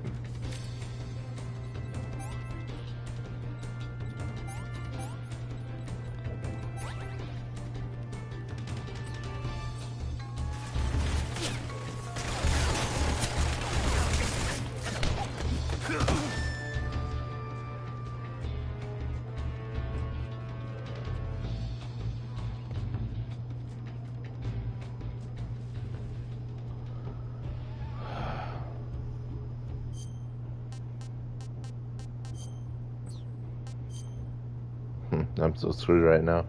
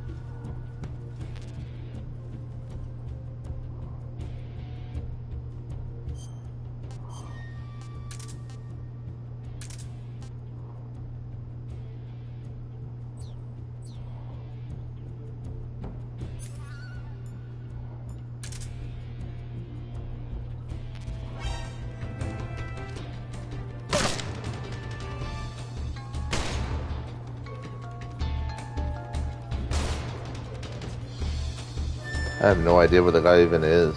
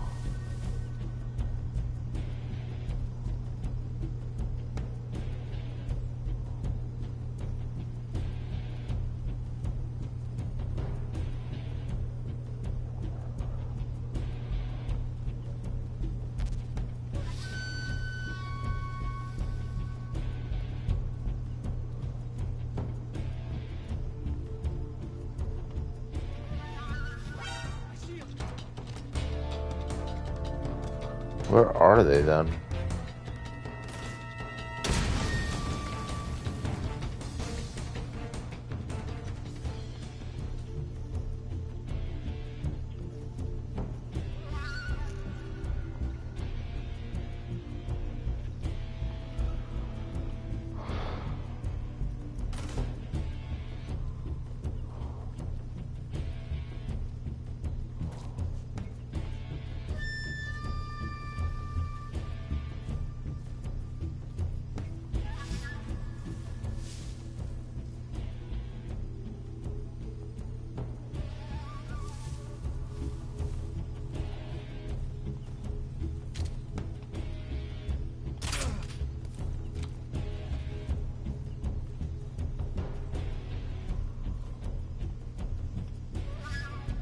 Let's sit on the roof.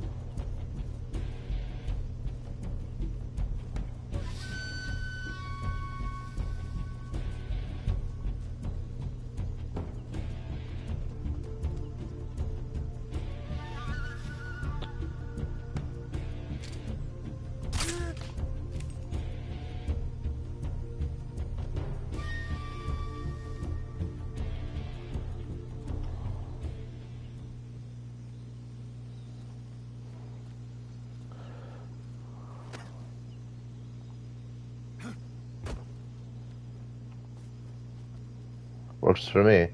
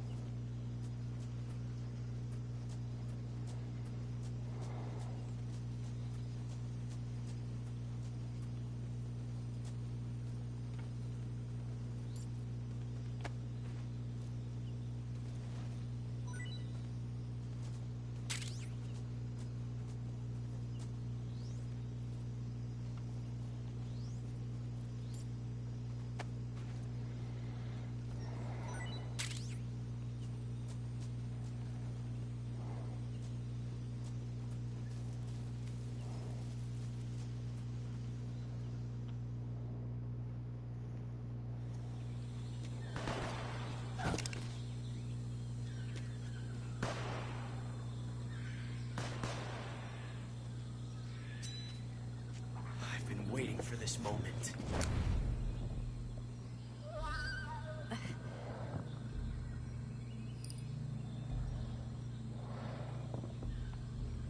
That's it. That's the stance. I don't think so. What? A female spy?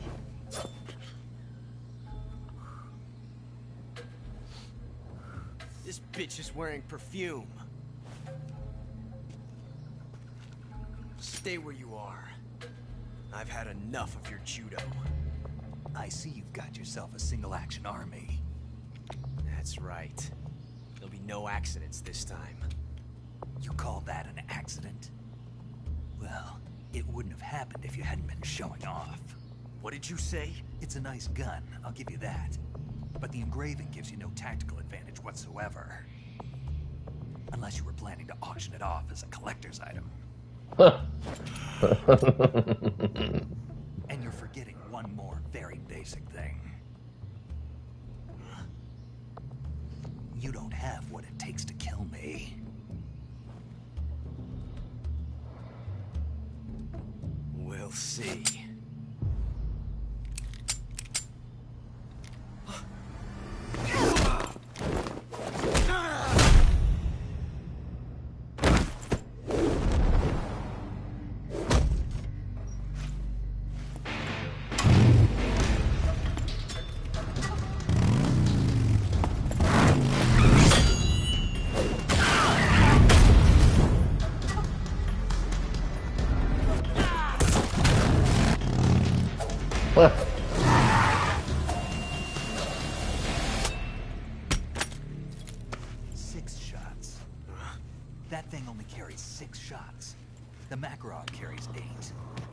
You have to get a feel for how many you have left.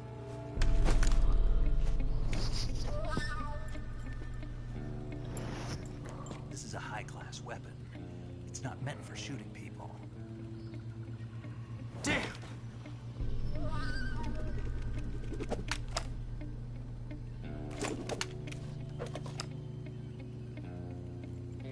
This isn't over yet. Don't. Why? He's still young. You'll regret stopping me. Nope. Damn it! I've got to get back before he does.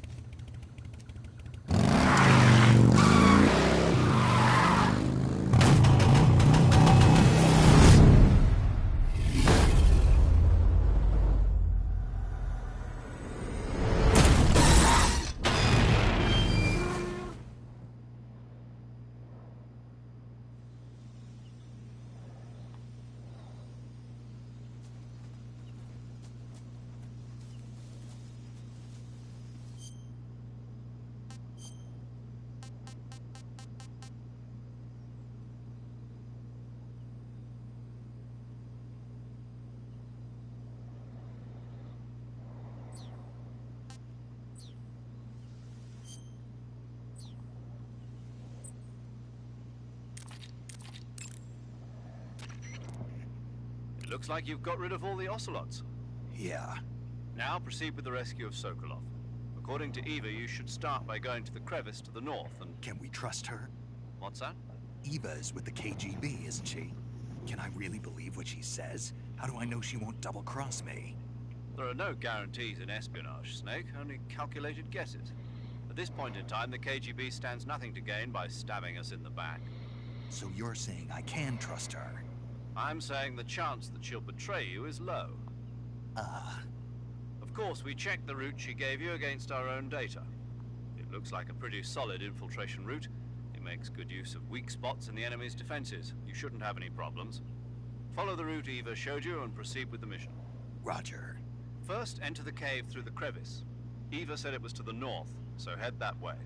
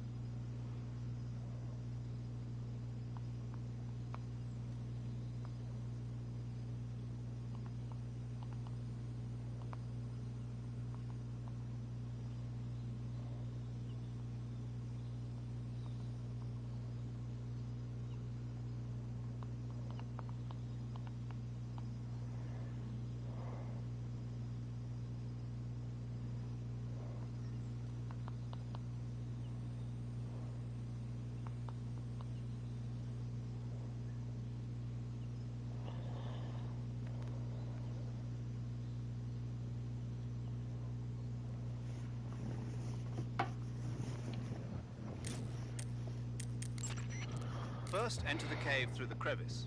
Eva said it was to the north, so head that way.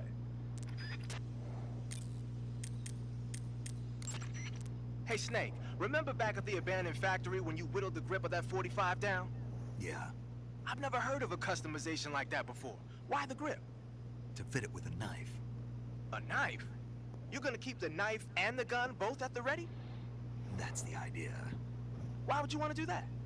Sometimes a knife works better in close proximity encounters. So I equip both at the same time. That way I can switch back and forth in an instant. Badass. So that's that. CQC.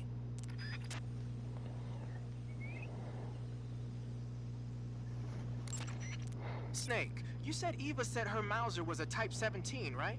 Yeah, what about it? That Type model shit. was produced in the 1920s in a weapons lab in the Shaanxi province in China. The cartridge part sticks out lower than the original to accommodate 45 caliber rounds. The barrel and chamber are a little bit thicker too. But most telling of all, it's got Chinese characters engraved on both sides of the frame like you saw. And that firing stance Eva was talking about where you hold the gun horizontally, that's a trademark of the Chinese.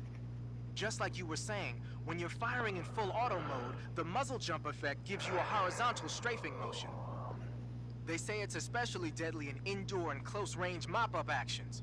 The Japanese called it bandit shooting and used to dread it. Makes you wonder where she learned to shoot like that. You know that army motorcycle that Eva was riding? That's a factory, machines and all. And then they took it back with them and started producing replicas? Exactly.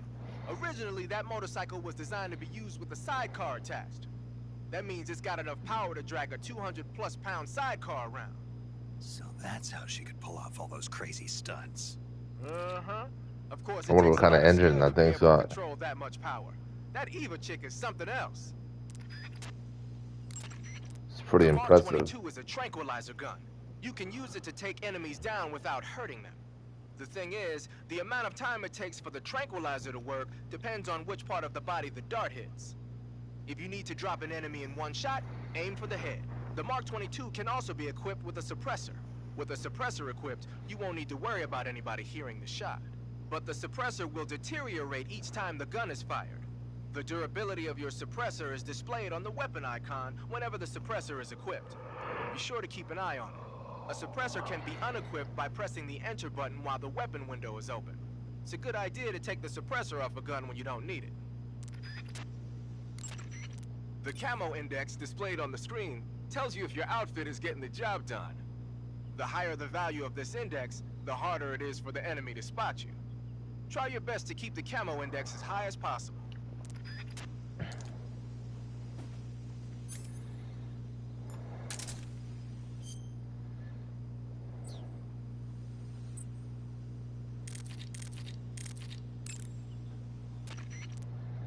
Hey, you've got an M19 11A1. Yeah, a 45. 50 years since the Army adopted the first model, and they're still using them. It's a real gem of an automatic pistol. But aren't you gonna need more than just one little handgun? Not at all. When you're in a tight spot or fighting in close quarters, sometimes a handgun works better than a rifle. And if I equip a knife at the same time, I can instantaneously switch over to hand-to-hand combat. I see. That 45 you've got there is a lot different from the original, though. Looks like someone did some serious work on it. It's more than a little. First of all, the feeding ramp is polished to a mirror sheen. It's not going to have any feeding problems. The slide's been replaced with a reinforced version, and it meshes perfectly with the frame. The frame itself has been iron welded and scraped down multiple times for maximum precision. The front strap part of the frame has been checkered to make it dig into the hand. That prevents any slipping. The sight system's original too. It's a 3-dot type.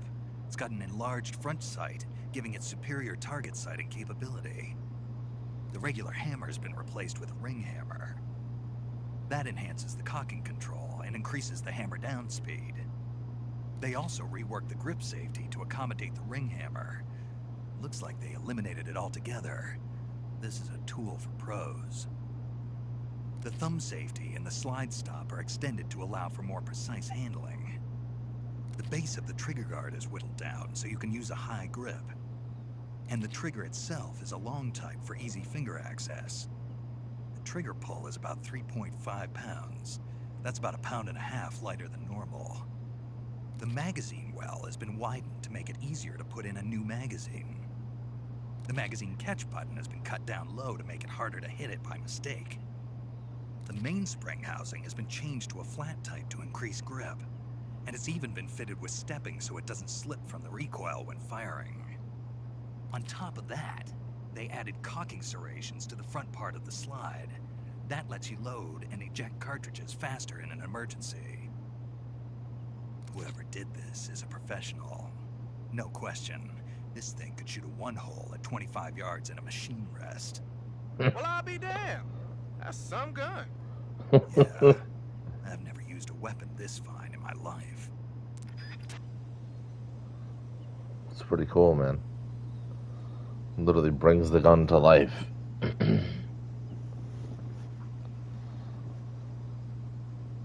Imagine researching all that. Imagine researching all that about a gun in a game like this, right? Just imagine doing all that research, everything you can, just to bring that gun to life.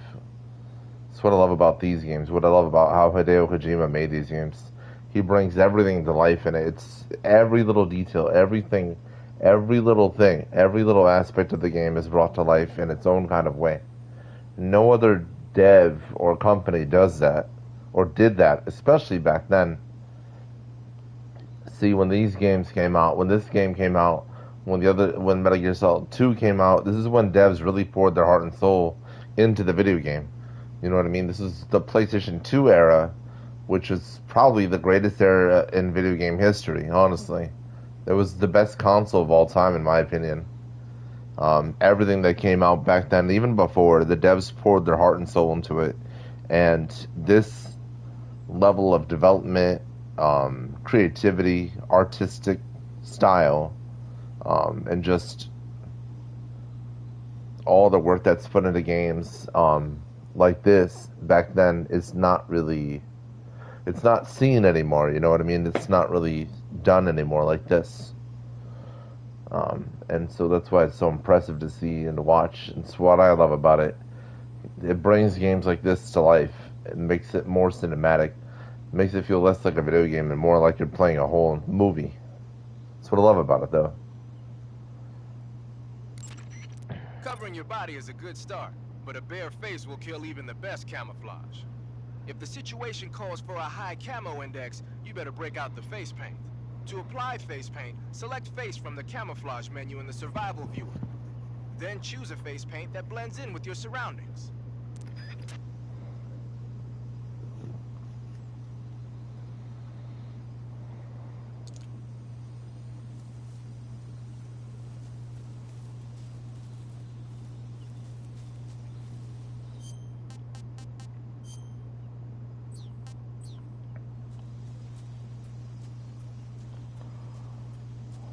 Stamina's getting low. It's not getting low, but I just don't like it to be low.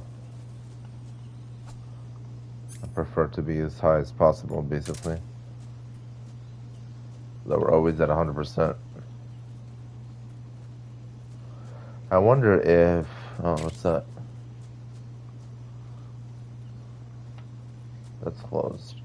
I wonder if those snakes are back underneath here now that everything's done with. So I can consume one. Let's see.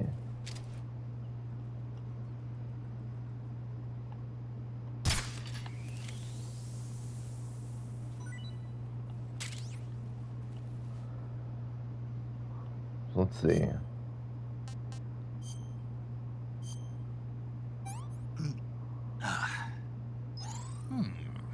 There we go.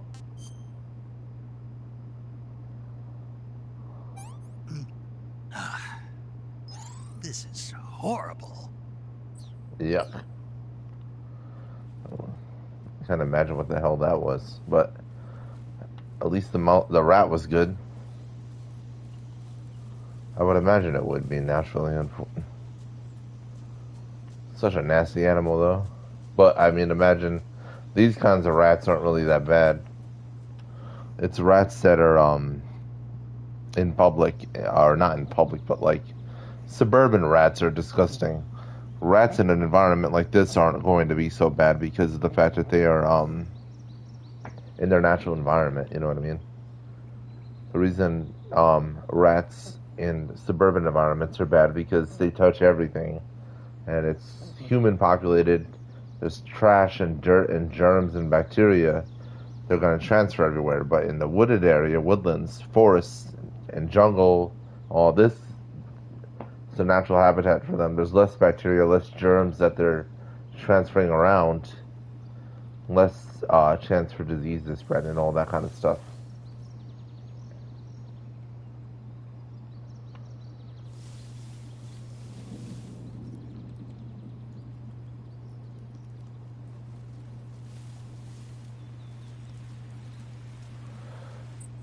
And just like that.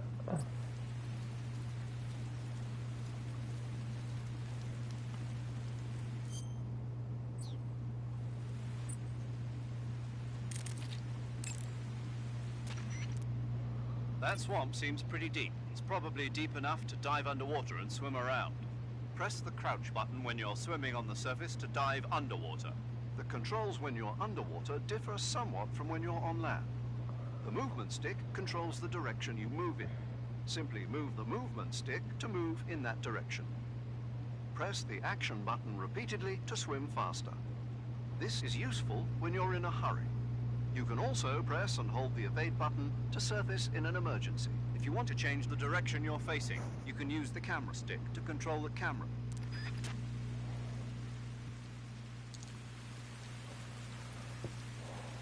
I think the main problem here is these freaking crocodiles.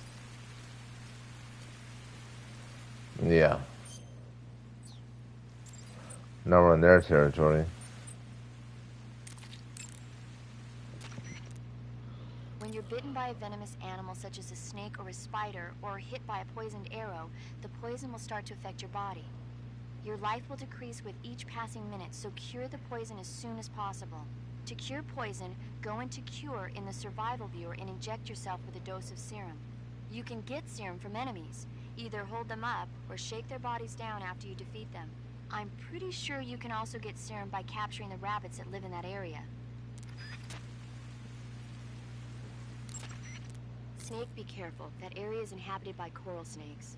The coral snake is a venomous snake that originally hails from the Americas. Its venom is a very potent neurotoxin, so don't let it bite you.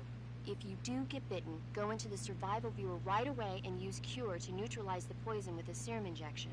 The colorful red and black patterns on the coral snake are a warning sign. Apparently, the bright flashy colors and pattern let other animals know that it carries a deadly poison that keeps them from attacking. There are many animals that mimic the colors of known poisonous animals as a defense. See, by mimicking other poisonous creatures, they increase their chances of survival. There is another non-poisonous snake called the milk snake that borrows its coloring from the coral snake. You're not even listening, are you? No. Okay, we'll talk about something you're interested in then. The taste? Yes. It says here that coral snakes are pretty good in a snaky kind of way. A snaky kind of way, huh?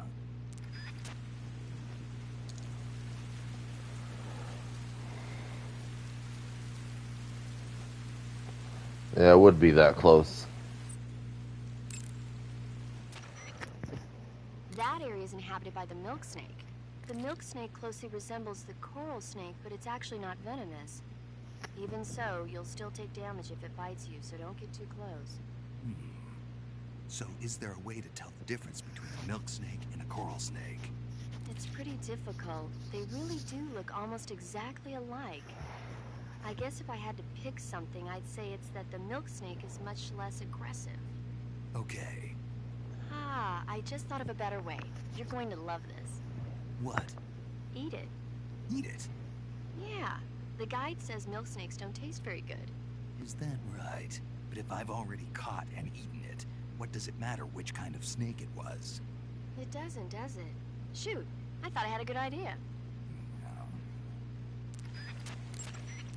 That area is inhabited by Indian gavials.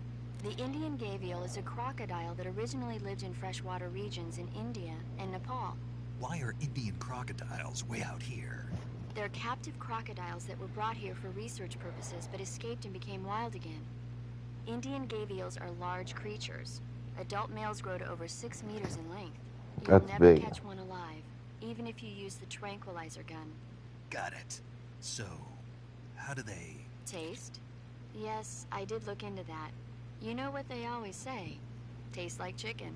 Sounds delicious. But be careful when capturing an Indian gavial. Normally they're cowardly creatures, but the ones in the forest there are belligerent. Apparently they attack humans. What do you mean? They weren't the direct subject of any serious research, but some think they may have become violent as a side effect of the atomic research that was conducted nearby. Snake, that's the home to the Otten frog.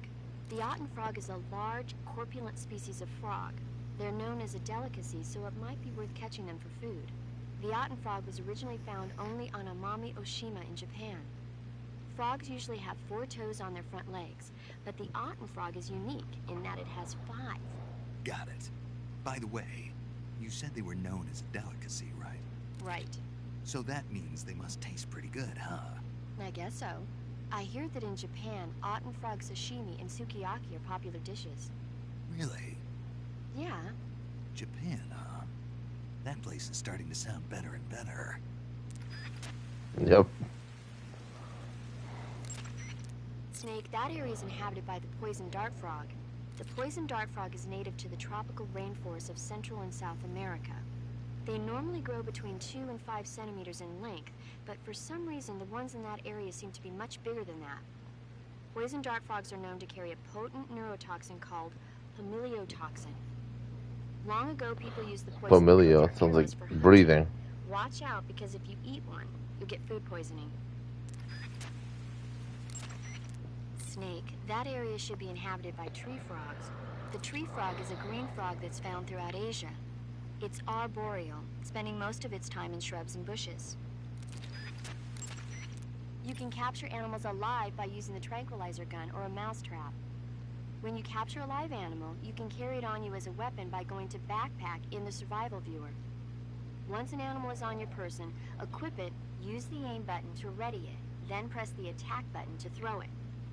Throwing a venomous animal at an enemy might be enough to knock him out. Even non-venomous animals like frogs can be used to distract the enemy's attention.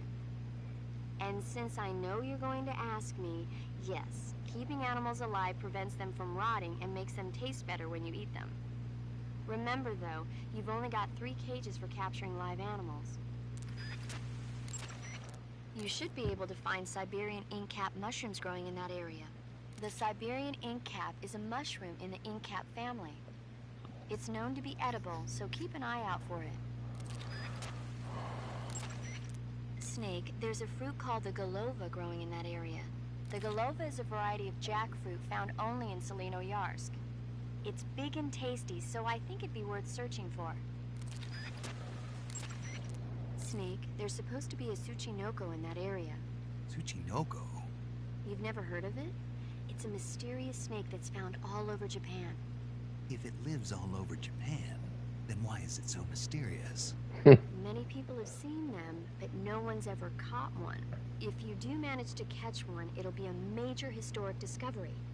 I think you should look for it. If I have time. So what kind of snake is this Tsuchinoko? The body is about as thick as a beer bottle, and the tail tapers off to a Wow, point. it's so weird. It doesn't slither around like other snakes, but rather goes in a straight line like an inchworm. Sometimes it even jumps several yards at a time. It's got sinister-looking eyes, and it can even blink and move its eyes around. It's also been known to snore, cry, and stand up straight on its tail. What the? This is an actual snake. Of course. Then how come you seem to know so much about them? Is it in that guide of yours? No. Then maybe you saw it in a movie like Curse of the 50-Foot Tsuchinoko or something. There's no such movie. I heard about it from Sigint. Sigint? He's an expert on UMAs. UMAs? Unidentified mysterious animals, dummy. Oh, excuse my ignorance. An unofficial group called the UMA Watcher Club. The UMA Watcher Club? Yeah, just the other day he was working on the newsletter at his desk. At the office? How does he get away with that? Well, the Major is the chairman of the club. They're all about it. So if I catch one, it's like a big deal. That's pretty cool, though. That's the home to the Otten frog. The Otten frog is a large, corpulent species of frog. They're known as a delicacy, so it might be worth catching them for food. Treating serious wounds will require you to use additional medical items besides your knife and cigar. That's why it's always a good idea to carry as many medical items with you as possible. If you start to run out of medical items, find some more as soon as you can. The enemy should be carrying medical supplies as well. You can get them by holding up enemy soldiers and shaking down their bodies. Snake, that's the home to the Otten frog. I want to find this freaking snake. No.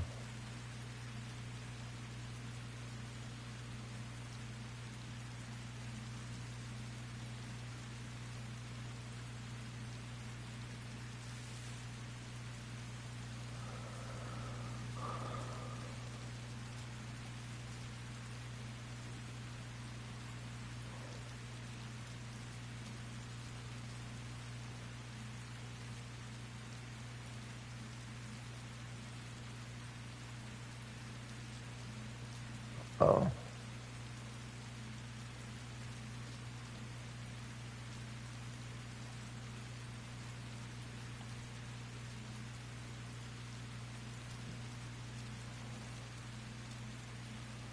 I'm pretty sure if the snake is just going to go in a circle when I approach it, it's not very afraid of me and it's going to bite me. And I'm sure that's the venomous one, so I'm not going to deal with that.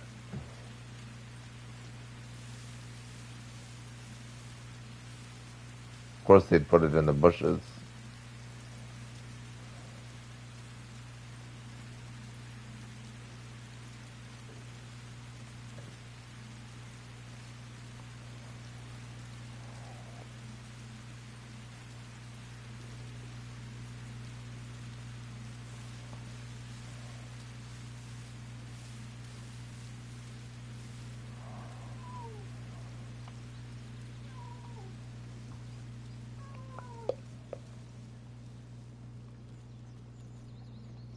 Oh, the storm stopped.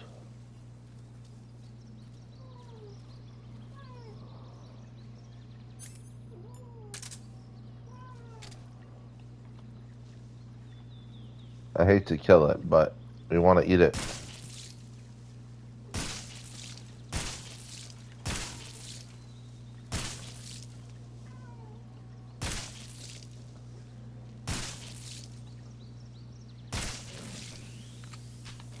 It took so many shots, man. Holy crap.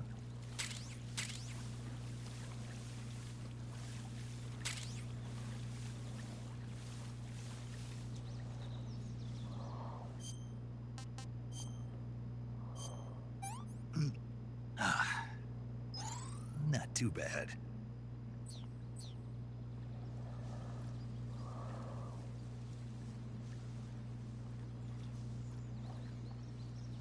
So I wonder if this one snake floats.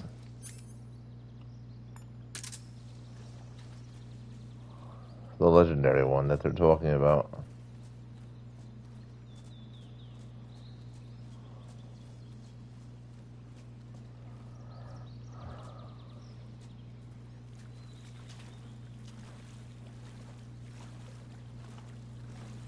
Yeah, of course this shithead would come to attack.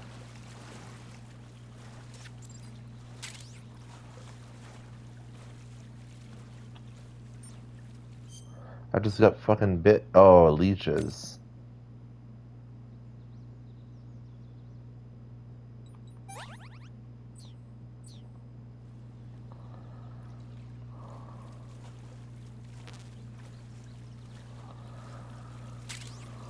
Pretty cool, there's just random ass ammo over here.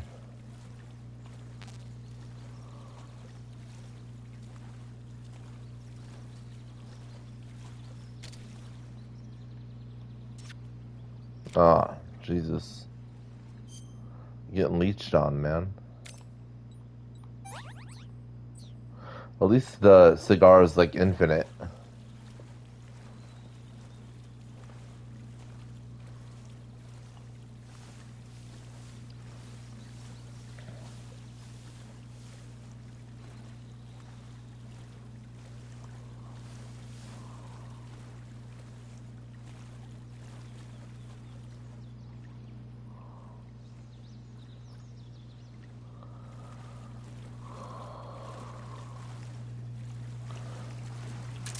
Looks like as soon as I start swimming.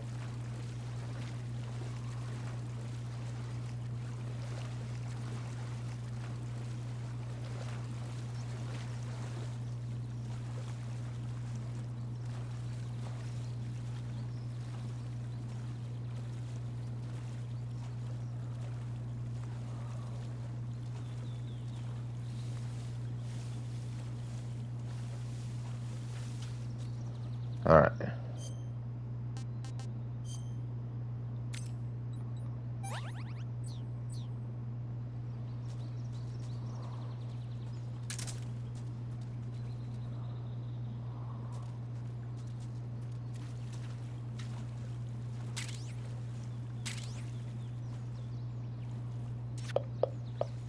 Goddamn leeches, bro.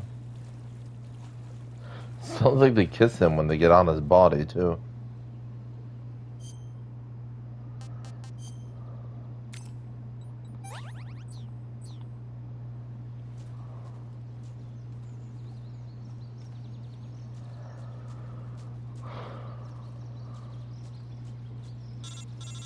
Oh. see that. Snake, are you there? Eva, Did you miss me? did you make it without any trouble? No one saw me. So you're back with Vulcan. In a matter of speaking. What about the boss? Yeah, she's here too. Better be careful. Thanks, I will. The boss and I get along pretty well, though. I guess we traitors have a lot in common. Why would anyone want to defect? Betraying your country like that, I just don't get it. Are you talking about the boss? Why do you do it? Weren't you born and raised in America? Yes, in a small rural town. I never even knew there were other countries, other cultures, other ways of thinking. Until I went to work for the NSA. And one day, I'd found I'd lost faith in the things I'd been taking for granted. What did you see? What was it that made you want to change sides? You wouldn't believe me if I told you. Try me. I saw the universe. The universe? Not the actual universe. The universe as the intelligence community sees it. I realized that the gravity in this universe was holding me back. That's all. People and countries are both changed by their environment. And by the times. That sounds like what the boss was saying. There's a world of difference between this country and America. But it's only a difference of position, a difference of perspective. Coming here made me realize something. Half of what I'd been told was a complete and utter lie. The other half was a conveniently constructed lie. Where's the truth, then? It's hidden in the lies. Are you lying, too? Who knows? I've been trained to make even the most severe falsehood sound like the honest truth. Weren't you? No.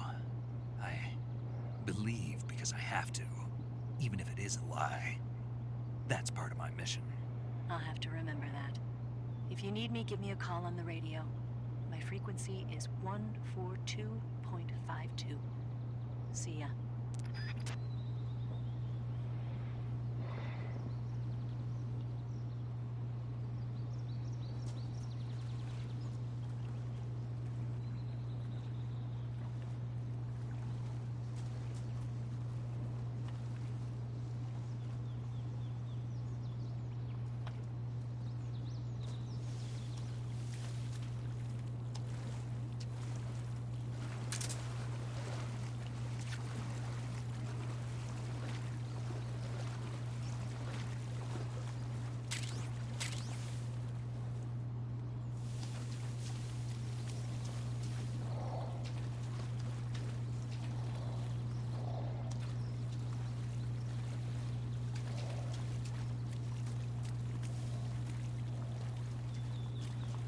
You mean to tell me you can't climb this?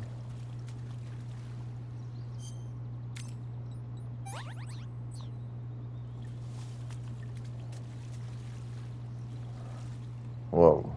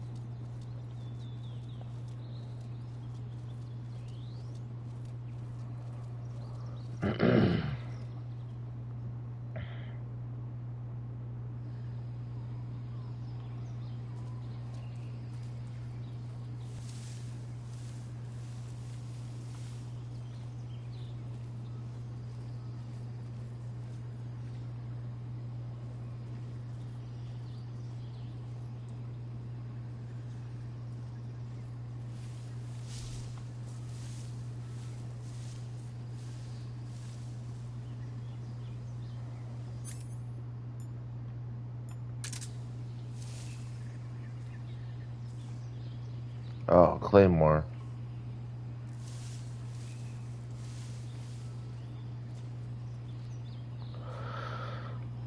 I don't think this is like Metal Gear Solid 1 where I could just crawl over it either.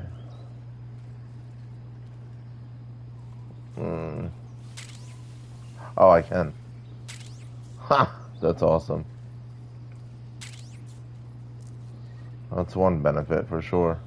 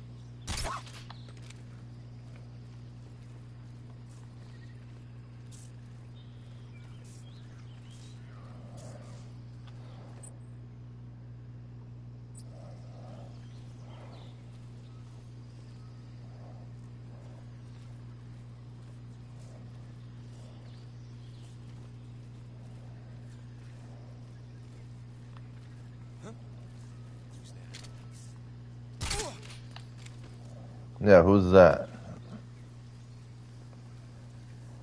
That's what I want to know too. What was that noise, you know?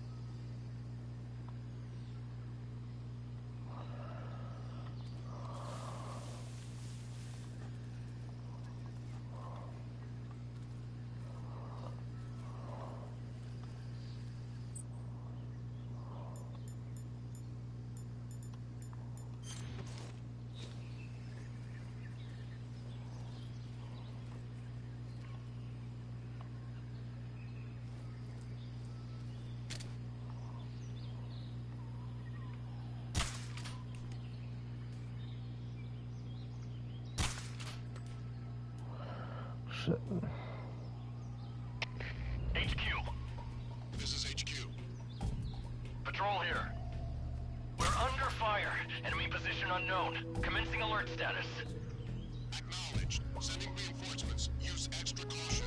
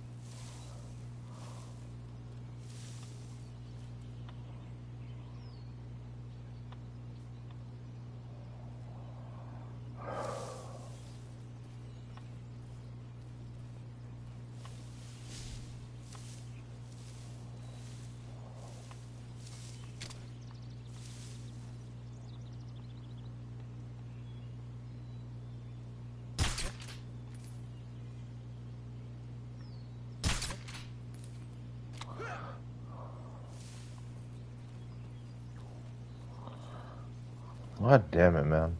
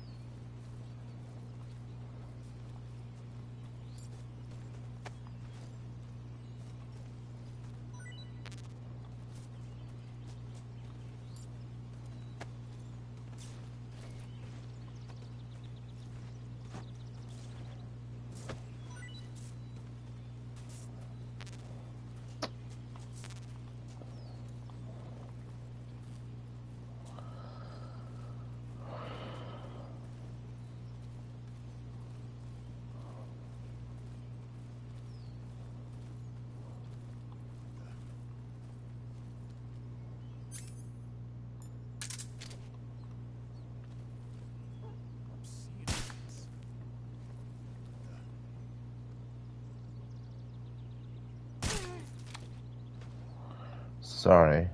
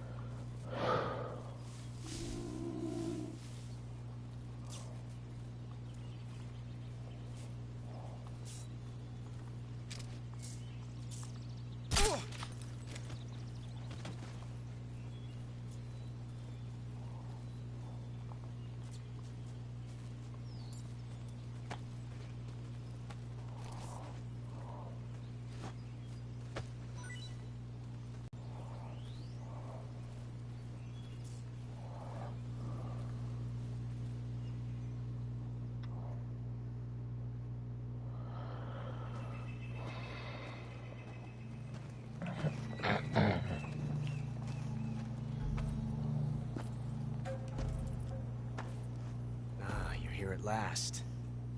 Looks like the boss's info was right.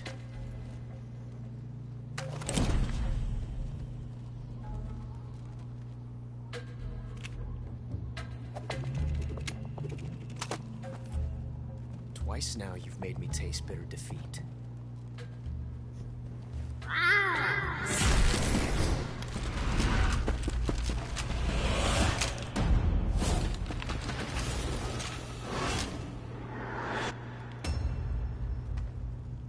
Disappoint the Cobras, but you're mine now. All of you, leave us.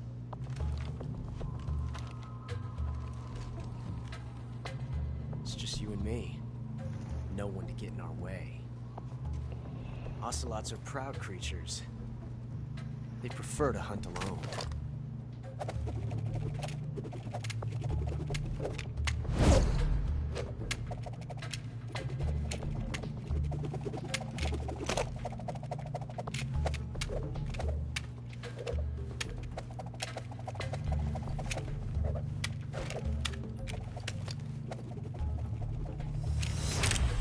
Shots.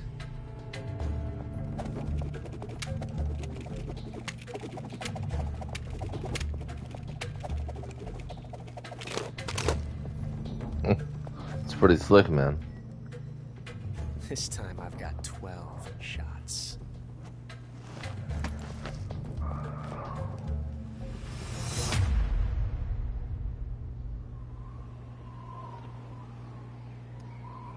Okay.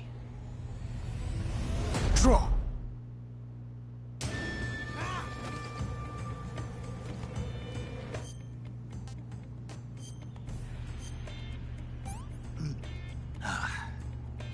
What can I say? Can't complain.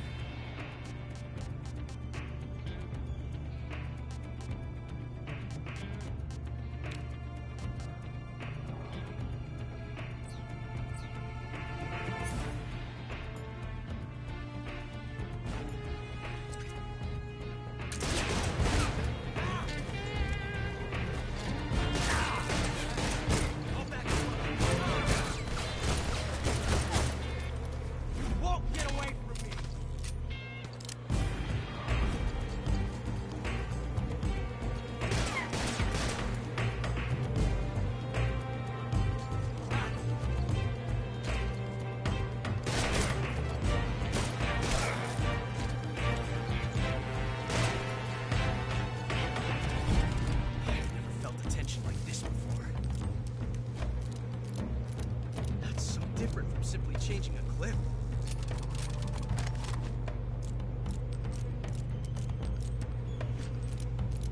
This reload time is exhilarating.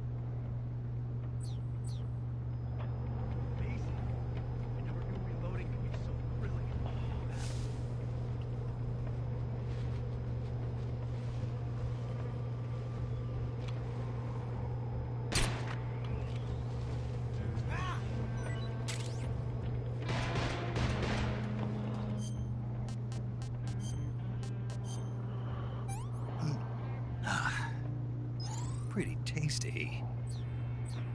Had enough yet?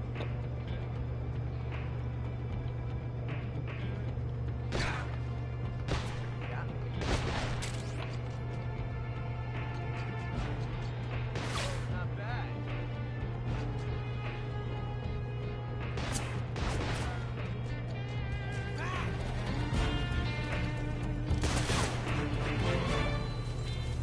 This reload time is exhilarating.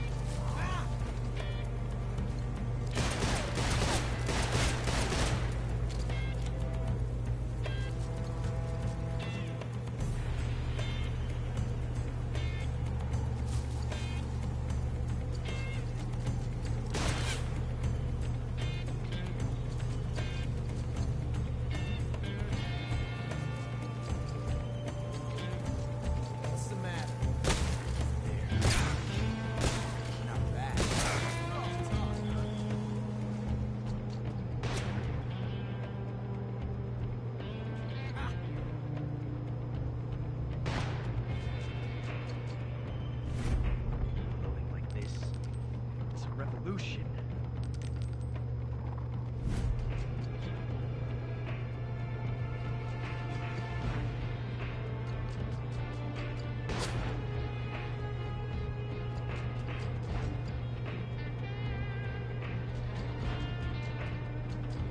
Had enough yet? Touche.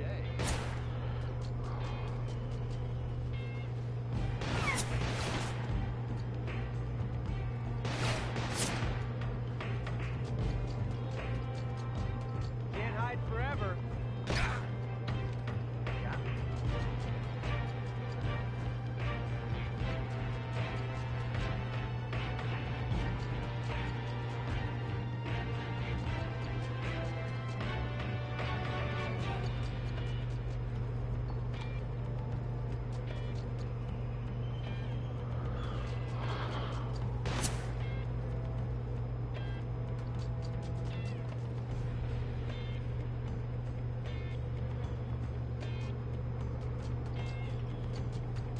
Come out and fight, you coward!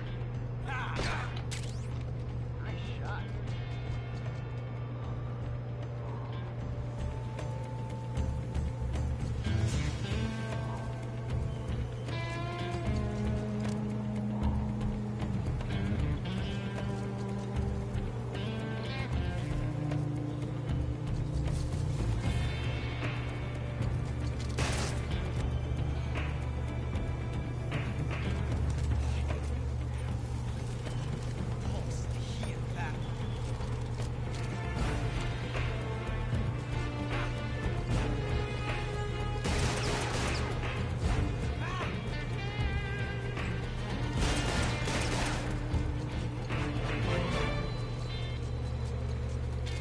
Can't hide forever. Shots will follow you wherever you go.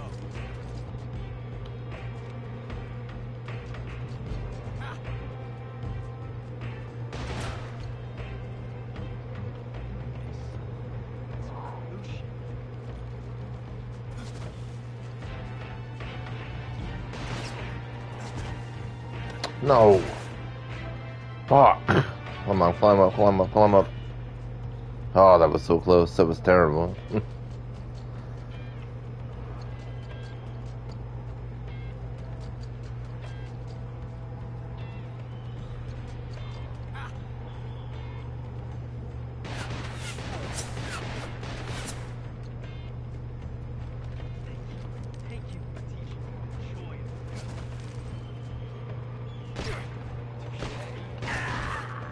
God damn it. That's alright though. Now that I actually know how to fight him.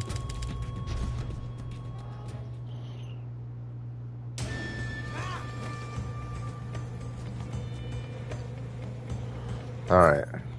So first, gotta get rid of that.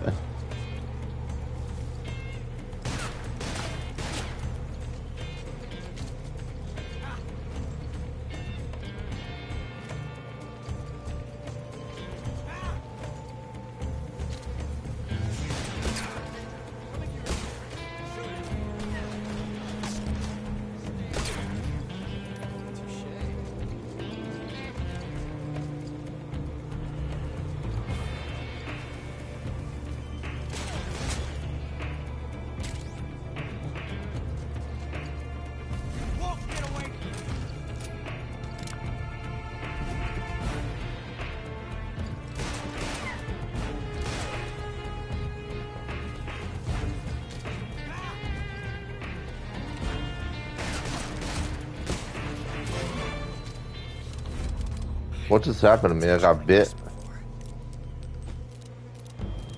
That's so different from simply changing a clip.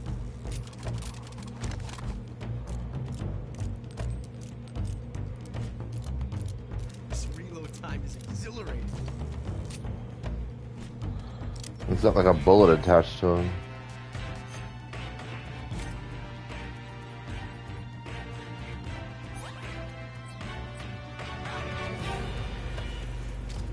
This little shit. This little fucking snake's over here helping him out and everything too.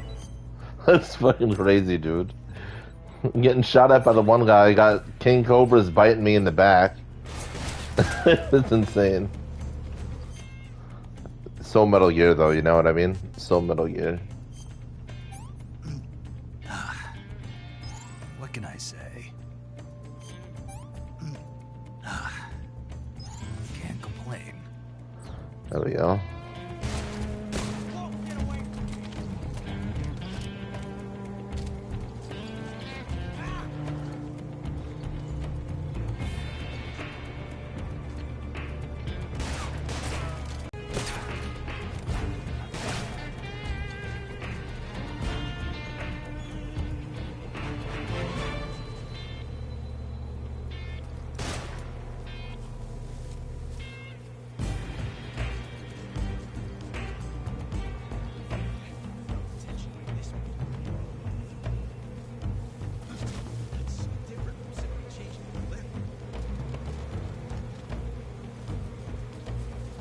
You always find such good cover to reload at. It's so annoying.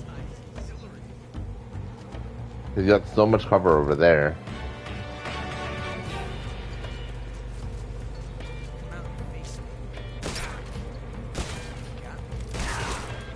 Oh, come on.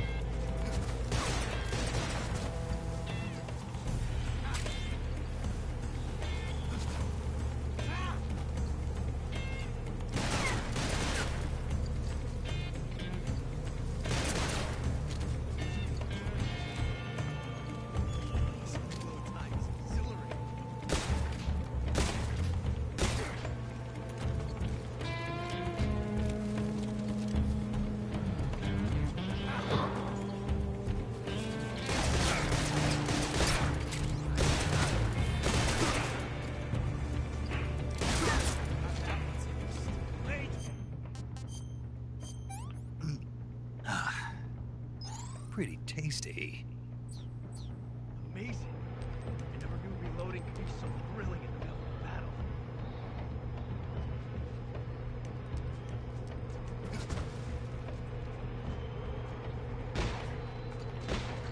Wow, he moves so fast, it's insane.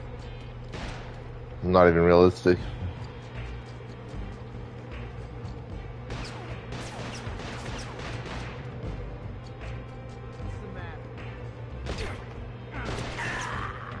Oh, it's so irritating. I've got to stop being so greedy. I've got to be more patient. That's all it boils down to. It's a fairly simple fight. I just can't take these extra shots like I am. That's mainly all it is. Alright.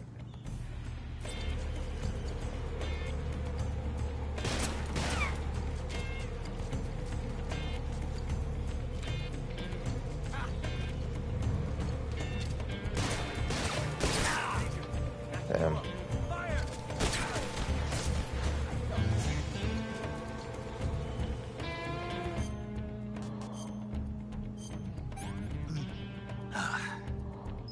What can I say?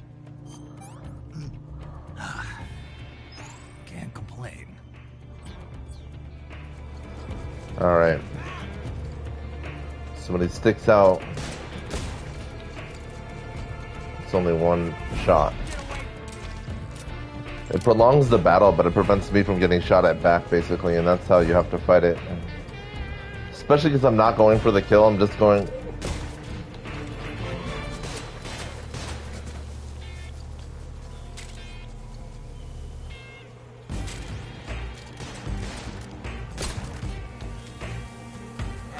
I don't need to be getting poisoned, too.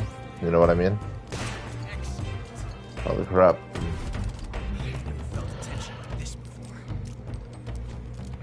So wait, if I throw the stun grenade at him, that'll actually...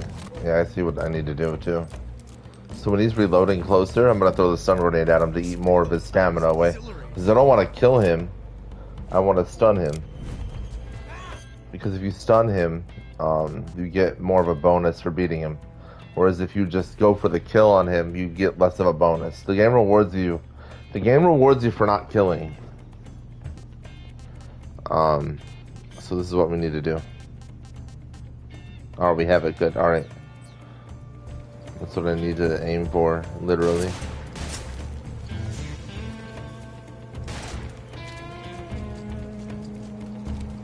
Alright, now that he's there. Can't hide from me. Grenade! Fight fair! Ooh, yeah, that hurt him. Fight fair! Talking about fight fair.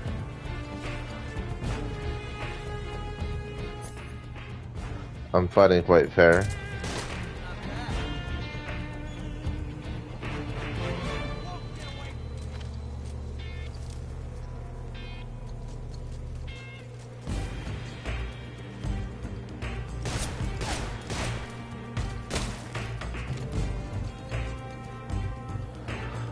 I love the effect of the bullets bouncing like up off of things too.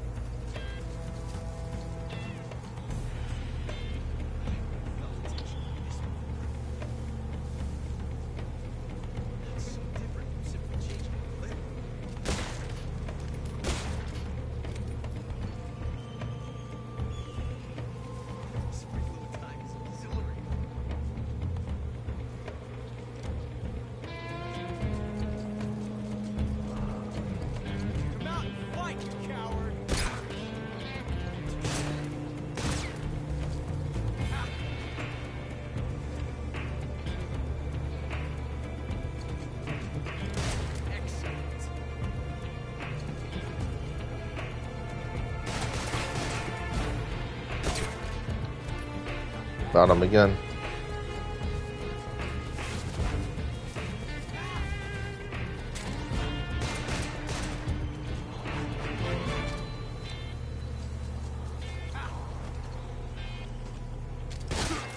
Oh, that's so annoying, man. He wasn't even looking at me and he sees me.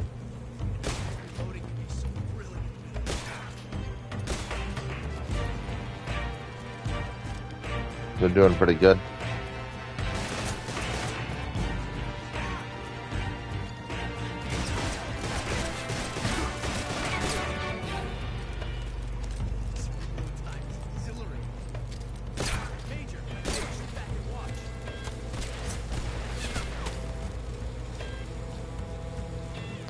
I've almost got him this time.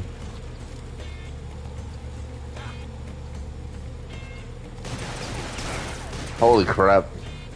Hits me with the deflection. That's because he's almost dead too, so he's like hardcore. Like he's super Ocelot right now.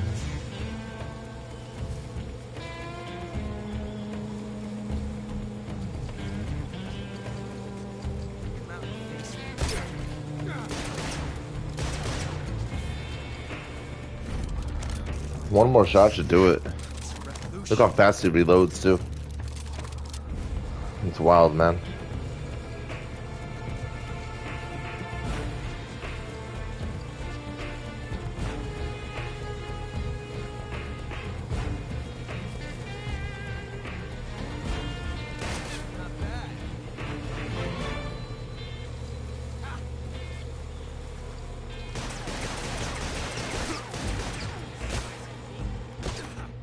Got him. All right.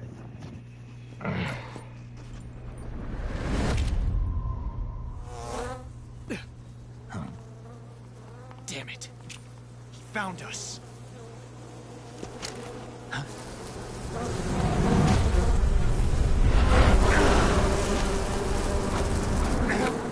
The B-mans, bro. The B-mans. No respect at all. Look at this guy. His whole unit's gonna get annihilated again. Yeah, they're all dead. They're stung to death completely.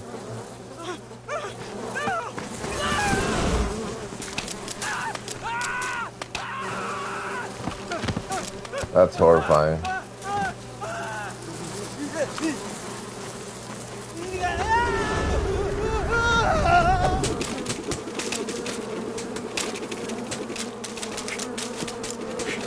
Man's a maniac. He's just killing him with the gunplay. You were lucky. We'll meet again.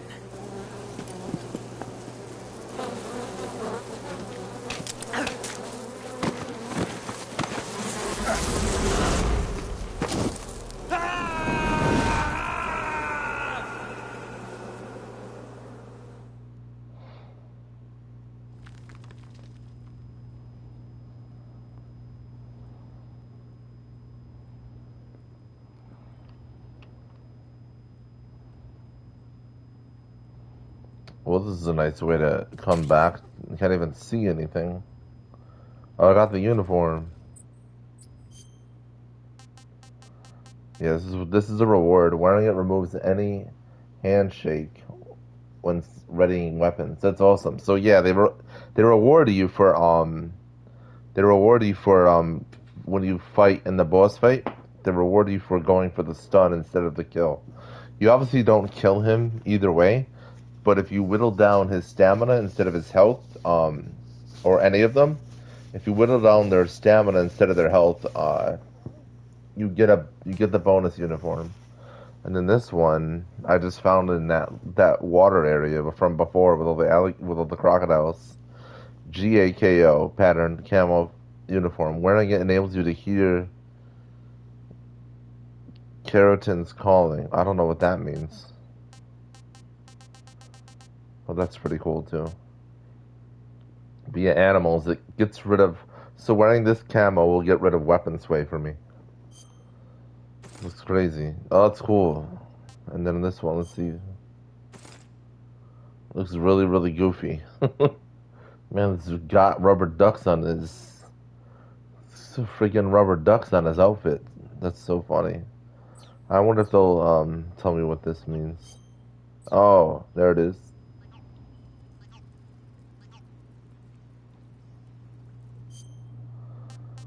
It's so random.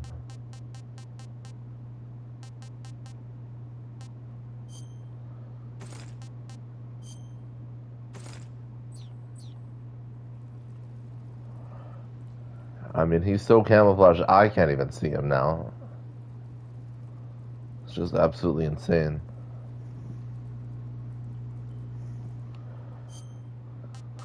Alright.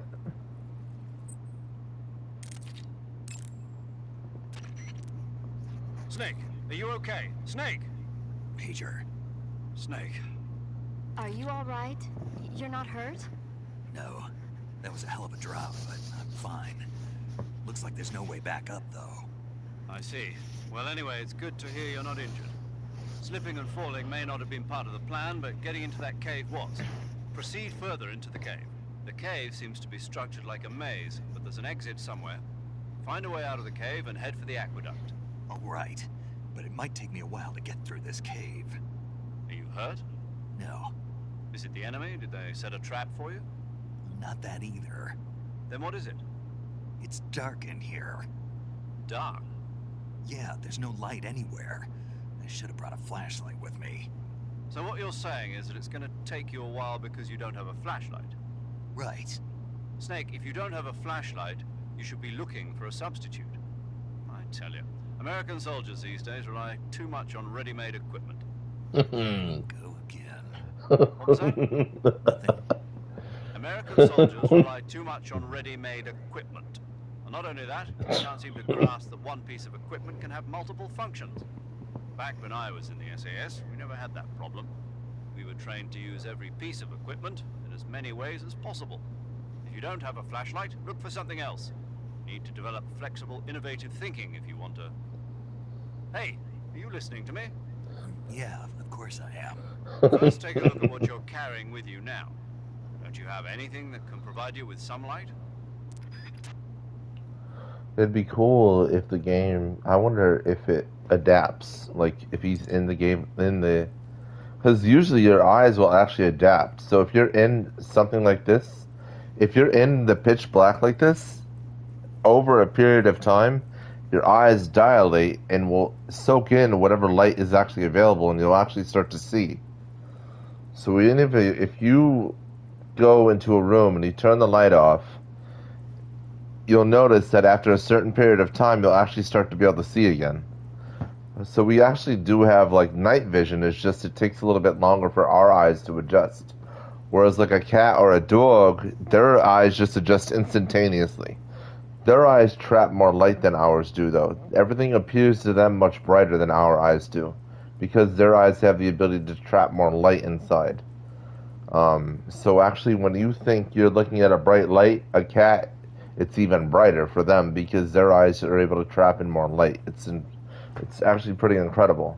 And their eyes reflect too. So I mean, they have all manner of different tools. And there it is. This is awesome. Look at that. Look at that. That's so freaking awesome. It happened. So like the longer we're in here, the more his eyes adjust to it, and as you can see, it's not so dark anymore. And that's naturally what would actually happen too. Your eyes would adjust normally to the difference. Like your eyes, even though there's not much light in here, there's light coming from there, and your eyes are able to trap that inside and make light, basically. So now it's not so dark anymore, and that's exactly what would naturally happen. So I think that's such a cool effect that they added that completely. I don't know what this is.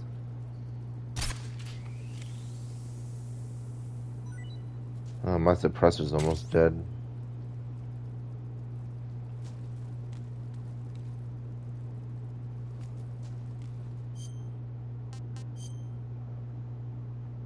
Oh, that was a reticulated python.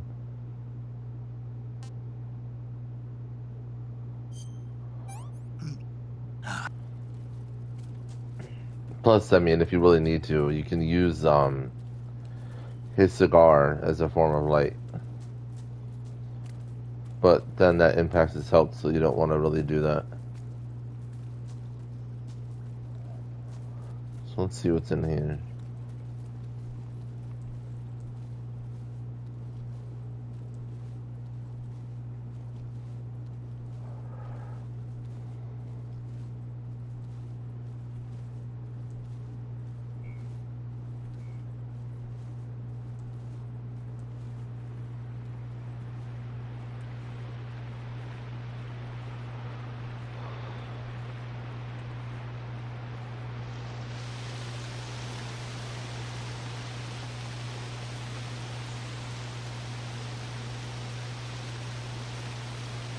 Is that a soul? What the hell is that?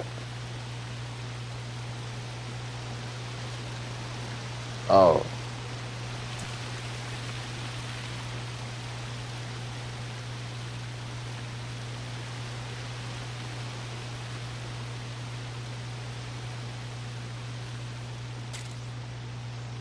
Oh, they give us a torch? Uh-oh. Oh, wow, look at them. They're eating someone's dead body. Looks like that guy didn't make it.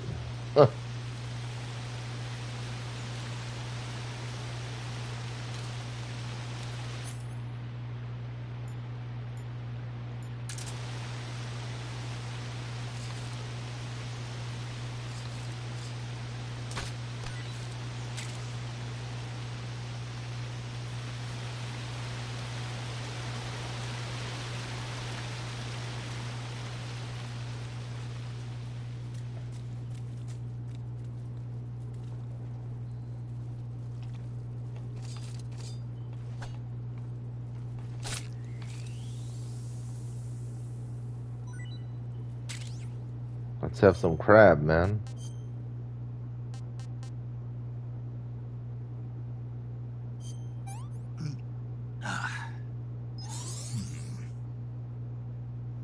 Oh, wow. That was like perfect. Hey, this works.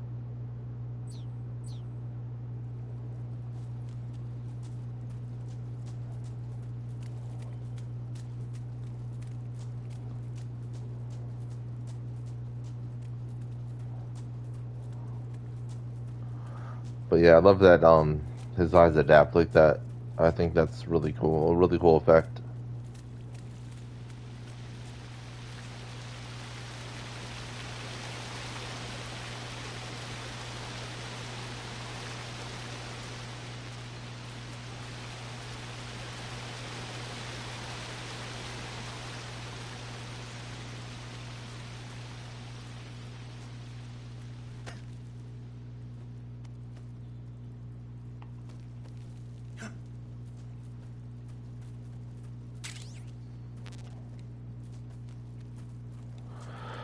I wish they had a suppressor for me down here.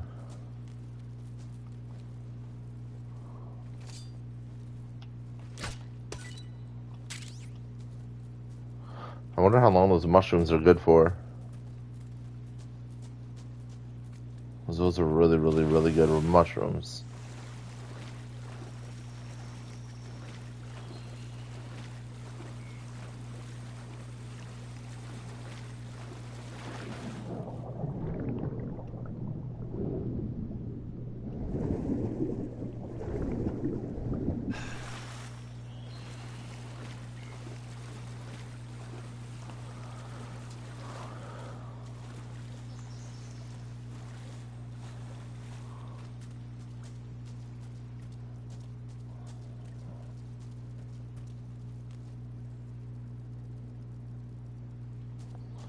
So it kind of just went in a big ass circle.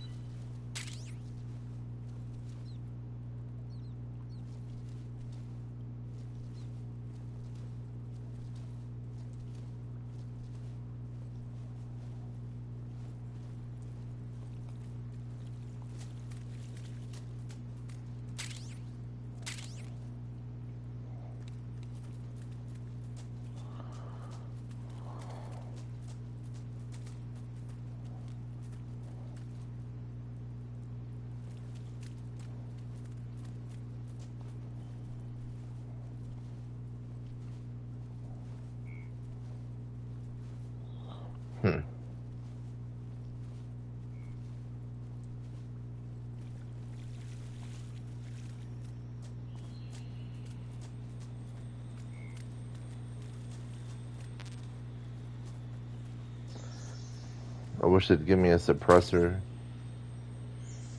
Oh, night vision goggles. There we go.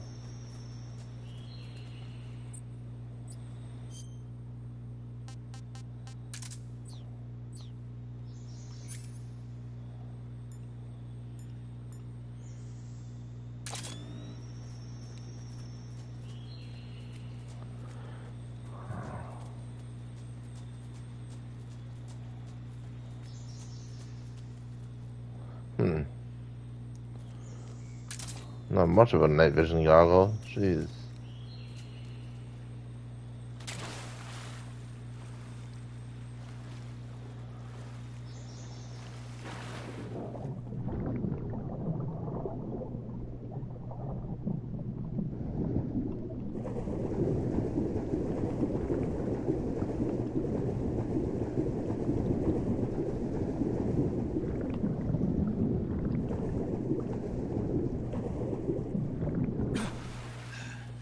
Just made it.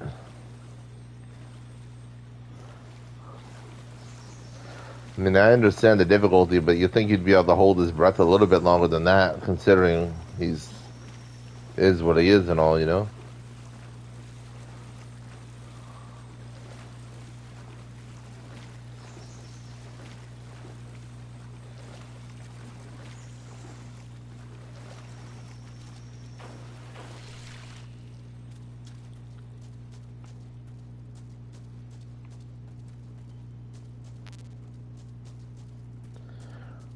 They really thought I was going to use that AK-47.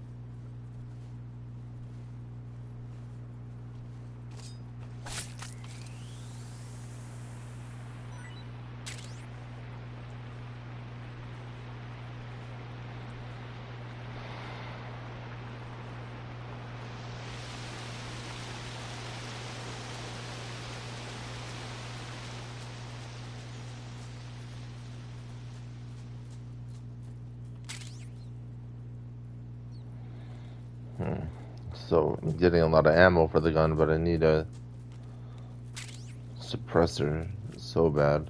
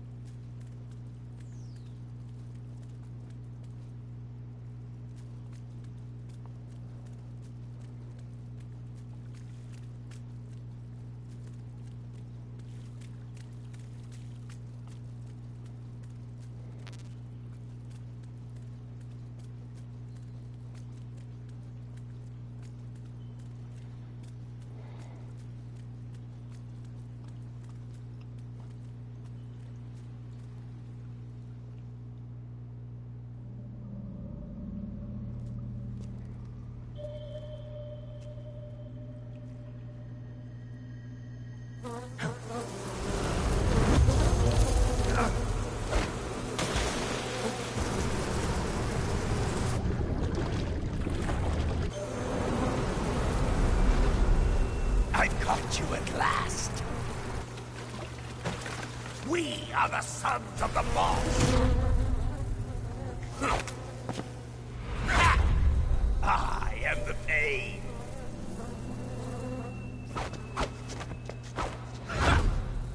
I will guide you to a world of anguish beyond your imagination.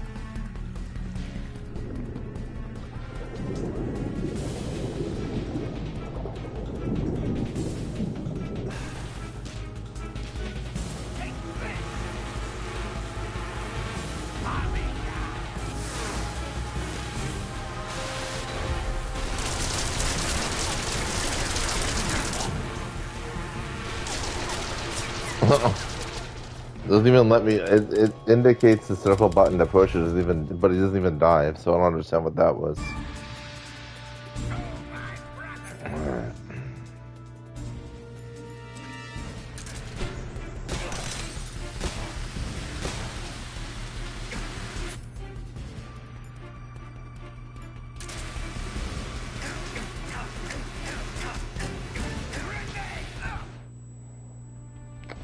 How does it do nothing to him? Come on now.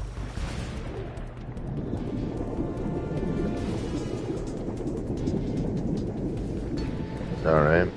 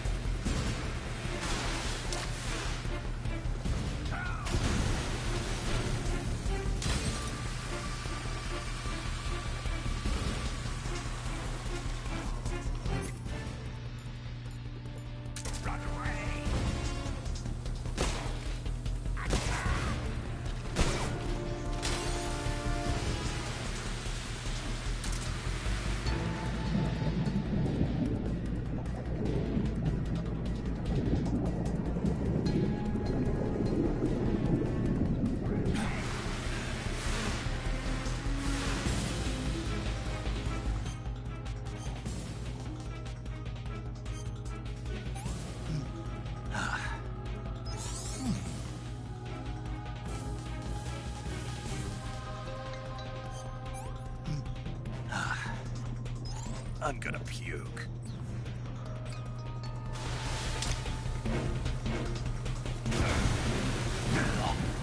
Oh man.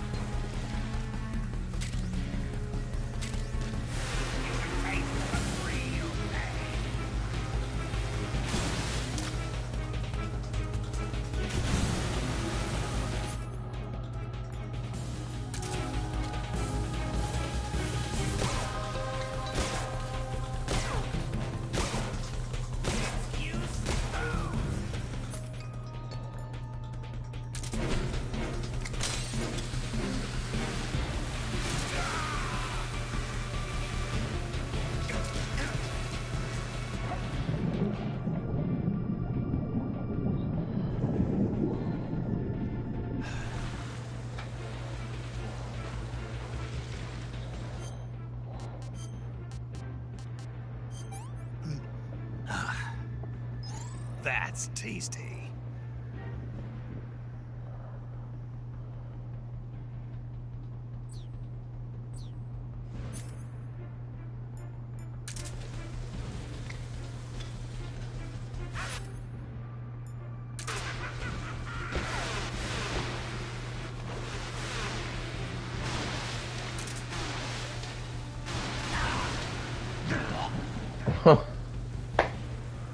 Oh man.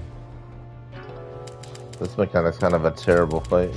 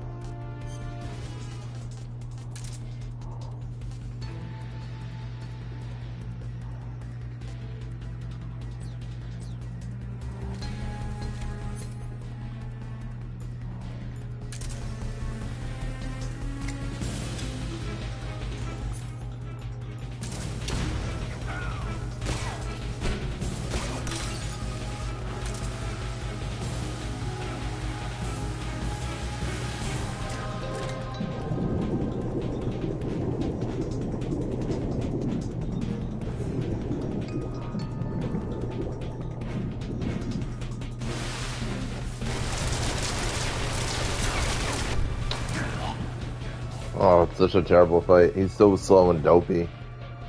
This fight's horrible.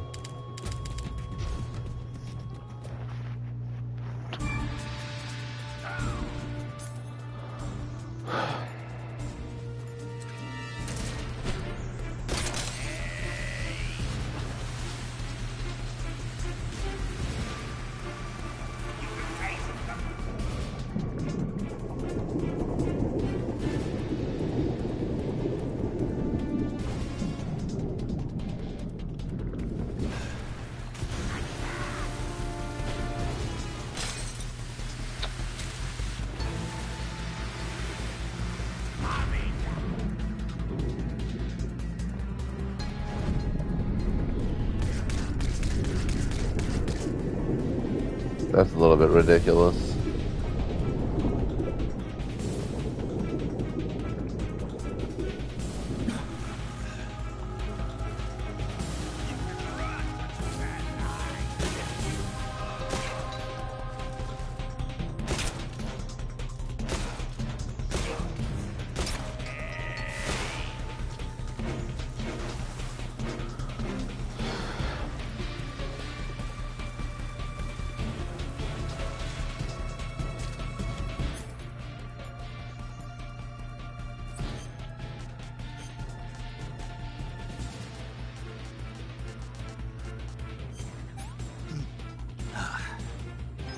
That's tasty.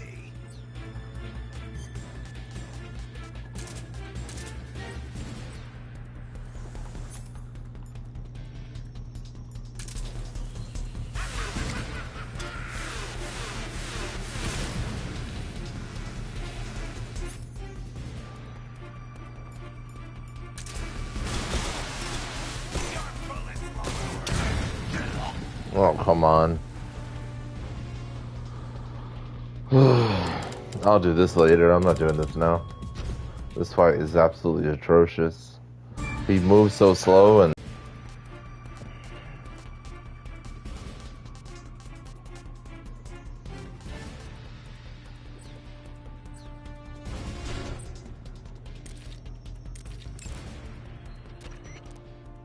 You going to save?